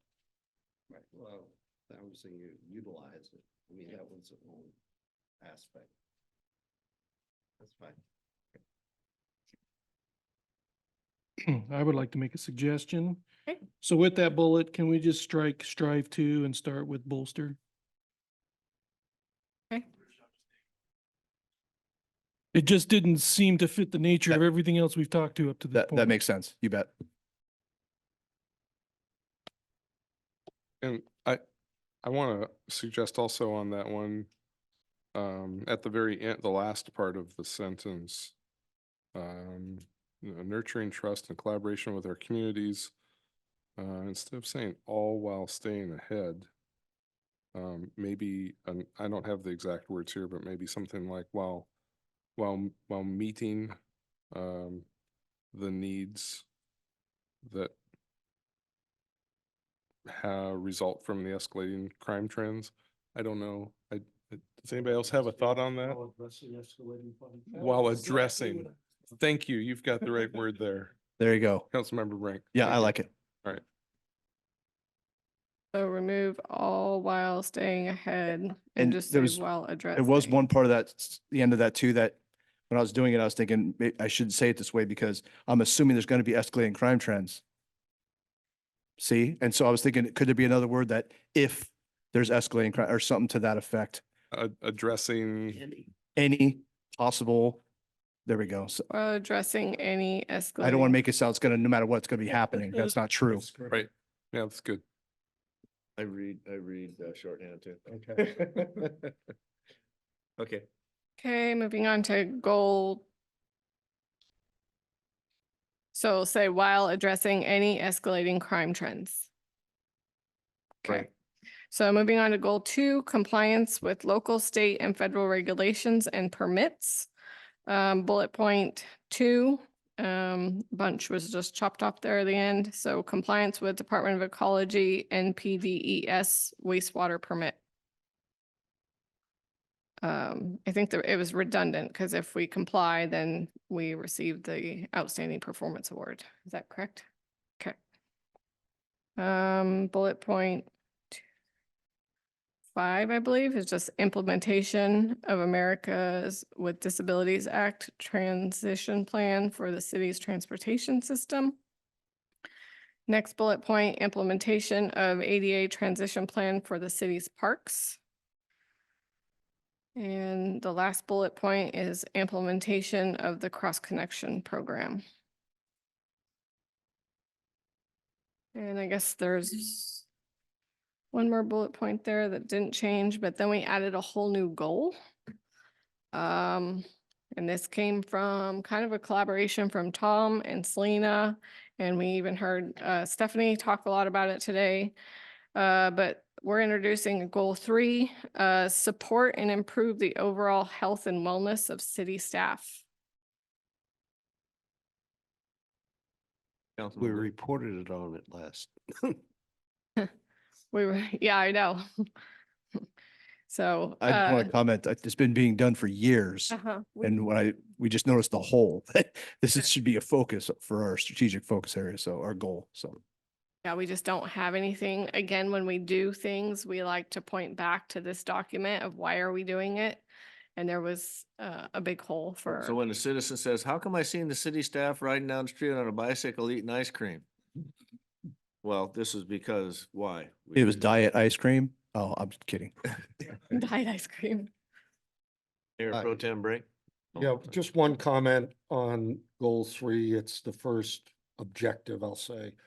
Offer comprehensive health insurance that includes medical, dental, and vision benefits at a reasonable cost to employees and the city. It has to be a balance between the two. What's reasonable for the employees may not be reasonable for what the city has to pay. Councilman Blue? Well, one goal that's missing, and we talked about it today, was the what I would say cybersecurity threat. We don't have a goal in here relative to that issue. And, updating, because it is, I mean, it's one threat, all the water goes off, the sewer plant shuts down. And it might be appropriate to add a goal to the infrastructure focus area. Brad, you want Or to the comment on that? safety of the city. Yeah, a meeting about this, and I kind of brought that up, kind of where does a lot of my stuff fall under, where does fall under goal 1 of SFA 3? It isn't specifically outlined, but conducting city operations and best management practices, and whether that's implementing security across, whatever platform it will be. It's not goal to help in the cybersecurity form, but it could be, but in my opinion, most all of my stuff.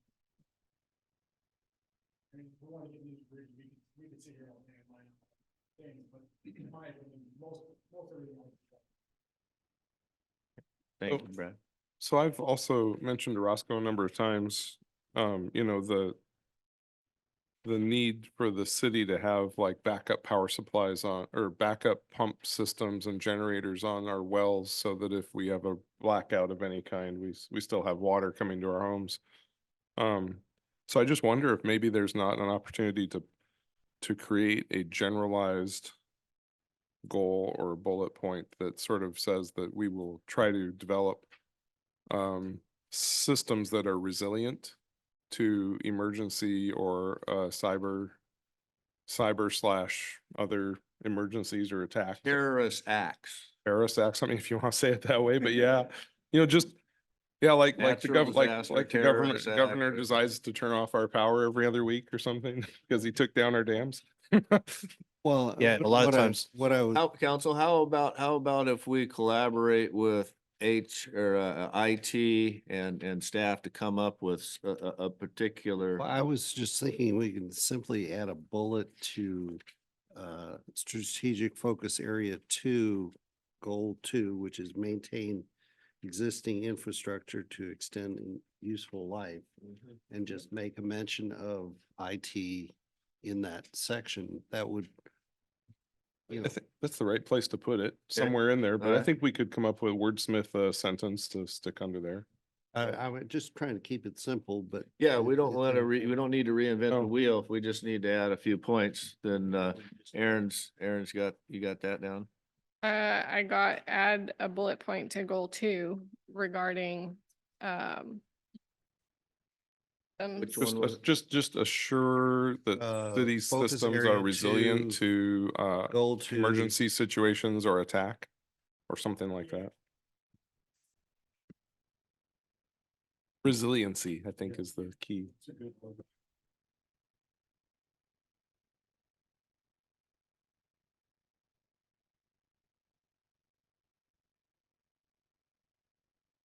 We could say cyber and utility. You could just say cyber and utility resiliency toward disruptive events. Infrastructure. Yeah, infrastructure, right? So Okay. so that we develop infrastructure that's resilient to disruptive events. There you go. That's pretty general. Yeah. Covers it all. Sure. Yeah, that covers police facility and water and cyber. Grandpa calls that the Gotcha. Riffers card. There you go. Covers everything. Okay. All good with this discussion, council? Okay. we're Aaron? good. Everybody was good with goal 3? Yeah. Okay. So it'll come back to you to adopt. Is that a surprise? So quickly. Think, should we complain some more or what? Sign here, sign here. So it's 2:15, so we're pretty close here. So this conversation that is brought forth by Mayor Pro Tem Brink could take another hour and a half, so Minimum. we'll reconvene at ties in 20 minutes. So Mayor Pro Tem Brink, I'll turn it over to you, sir. All right. And just for a quick background, I took a look at the mission and vision statements for the city just when I was looking over the SFAs. And of course, we've got them behind us. And I'm not really expecting much discussion today unless you all want to engage in it. But what I did was I went through on the first page and pulled up what I could find for visions and mission statements from some of our neighboring cities. Richland, I found very easily, and that's right there in front of you. Kennewick's vision, I couldn't find their mission statement very easily. And by easily, I'm talking within, only looking for about 5-10 minutes. Wasn't gonna spend a lot of time searching for it. I did find City of Pullman, what they have. And then I pulled a couple corporate vision statements, one in the local area, a national airline and just a national sports company. One thing I noticed among all the mission statements is they're all shorter than ours and tend to be more concise.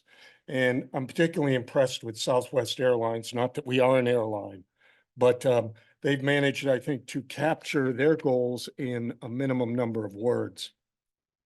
So on page 2, we have our current vision statement, and in italics preceding that is just some information I pulled off from American Management Association, some other areas. What a vision statement should focus on.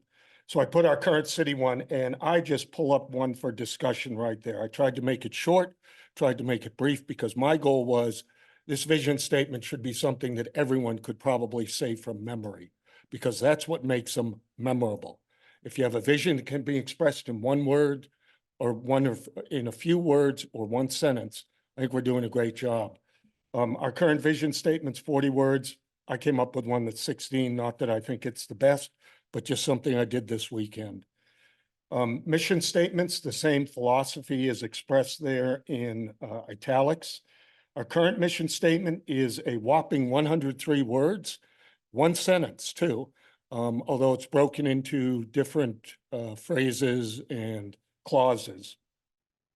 I came up with one right there, just, try to reduce it by about 2/3 the size of it, but still try to capture what I believe is our city council's mission when we try to carry out our work here. And I had another variation that didn't come out on this sheet. It's only about 1 or 2 words less. But I'm not necessarily asking for feedback today unless you want to provide some feedback. This is something that we can talk about as we put together the strategic plan, so forth, or the budget for the coming year and future workshops. So I wanted to present it, but if anyone has any opening comments, love to take them.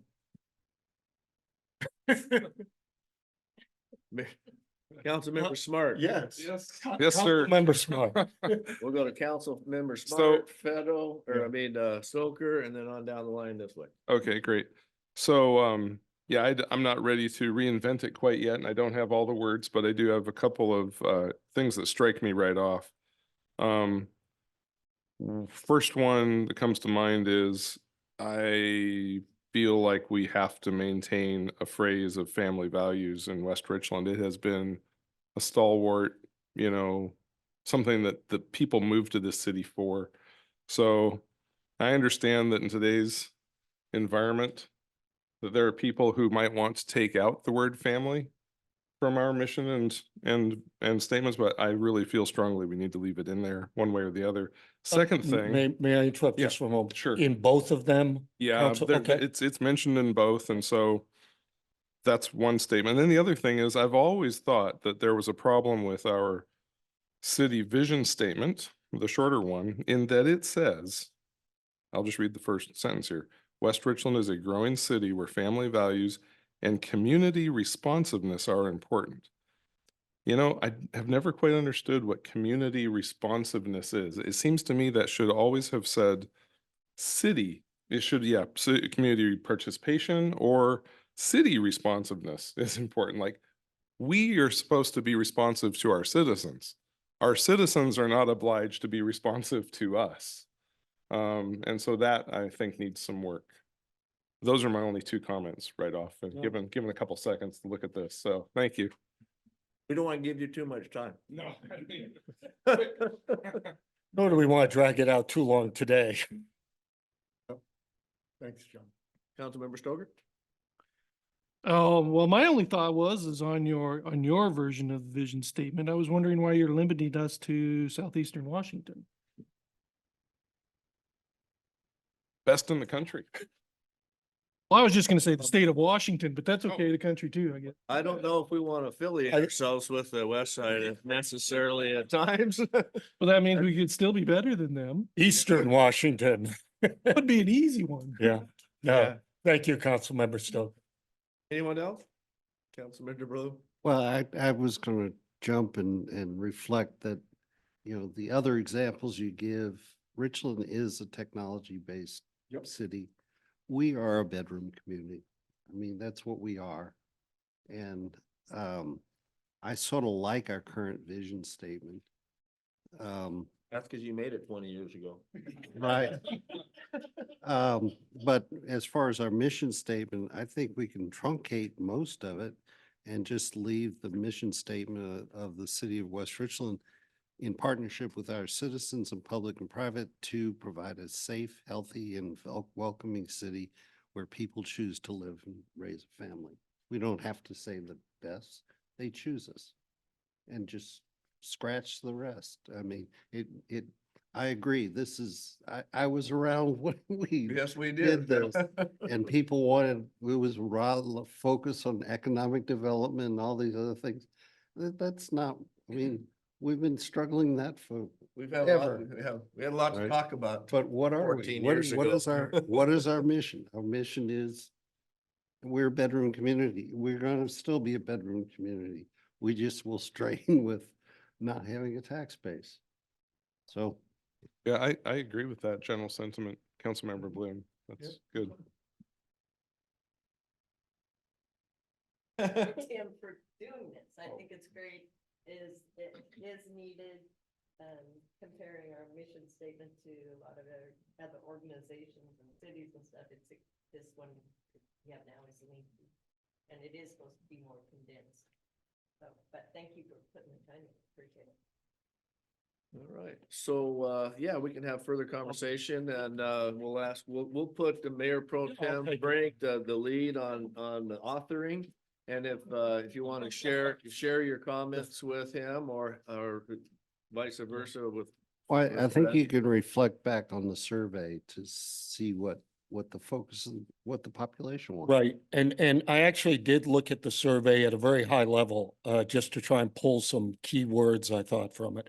But I appreciate all your comments. I'll play with it a little bit more and bring it back for more discussion. Thank you. Appreciate that.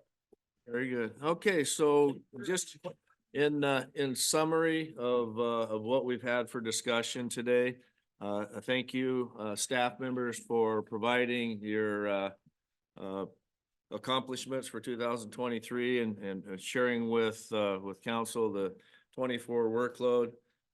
Now staff will be putting together what I call the Christmas list. And the Christmas list then it drops in the mail and goes to Santa Claus. And then I get the opportunities of going through things and making sure I'm not gonna get Christmas cards from most of my staff members.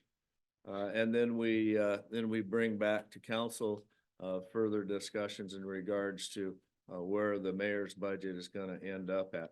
But we also will bring back to you everything that has been asked for and what kind of impact it would have been if you recall, I think it was last budget cycle, I think we were 7 million over from the Christmas list. And then when I got done with it, we were a couple million, 2 or 3, I think. And then we whittled it on down to a balanced budget. So there's an awful lot to do from the staff side of things. And this is where we need to get to work. But we wanted to also share with you, council, the great work that they do with minimal staffing and accomplishments are fantastic. And the workload hasn't diminished in any manner. And wherever we can maybe find funding sources that are sustainable, or opportunities that we may have, whether it's through public safety sales tax monies that we know are going to be continuous now without a sunset. And Aaron may even be able to project what escalations would be based on those things. Maybe some other creative financing. We really would like to try to get some more help for the people that are the me, myself, and I departments, because they are very, very overloaded with what they do. And when you have that type of workload, that is when the possibilities of errors and mistakes and oversights occur, which can create liabilities for the city that we don't want to have to deal with. So another challenging budget cycle. I think we've got a good start going this year with the understanding of what our end goal is. And I would also remind you to please, as we move through this process, to ask questions early and often of any particular staff member in which you have questions of what department it might be. Because when we get to the point of where the proposed mayor's budget comes out and I present it, everybody is on the same page and understands we're at a concluded, comfortable point with our budget and we move forward with 25 and 26. So any other questions of council? Councilmember Blow? Just, I'd ask that we have legal look at the possibility of drafting up a proposed levy lid lift with the 3% cap and viability of that being legal, restricted. And then we could possibly factor that into the survey, as a proposal would be, and that without doing a vote type of thing. We'll have that discussion at the staff level and get intake from Aaron and others in regards to that. Yeah. The timeframe, like I said, the survey going out and the implementation of a survey and getting people's buy-in on it and then putting it together for this budget cycle is not gonna happen. Our timeline doesn't fit. Is that? But what it you're- would, no, but it would be in time for budget amendment mid-year. Copy I- that. I'm just- All right, yeah. So is that something that we could look into in a mid-biennial budget if we had that particular If we were successful. successful? Okay. Always look at opportunities of funding, and that is things that we will continue to have conversations on. Is what alternative funding sources, and during our conversation with the budget, we're probably going to be mentioning some of those again. I mean, we've got transportation issues that we need to address with streets. There's challenging things that are out there that are available to us. We can take percentages, we can take car tabs, there's different avenues of funding that we have available, and that's where the tough decisions come to lie and, at your feet. So we'll certainly bring them forth and let you have that discussion and see if you want to take actions in regards to the opportunities that we may have in front of us. Okay. All right. Anything else, council? Good? Staff? Closing comments? All right. Very good. We'll go ahead and adjourn this workshop. Thank you. At 2:29, 1 minute to spare. 250. Or two. You've got 21 minutes. No, that's the last one here. On 2 o'clock, the 2 o'clock, my one. Oh. Yeah. that's the revised.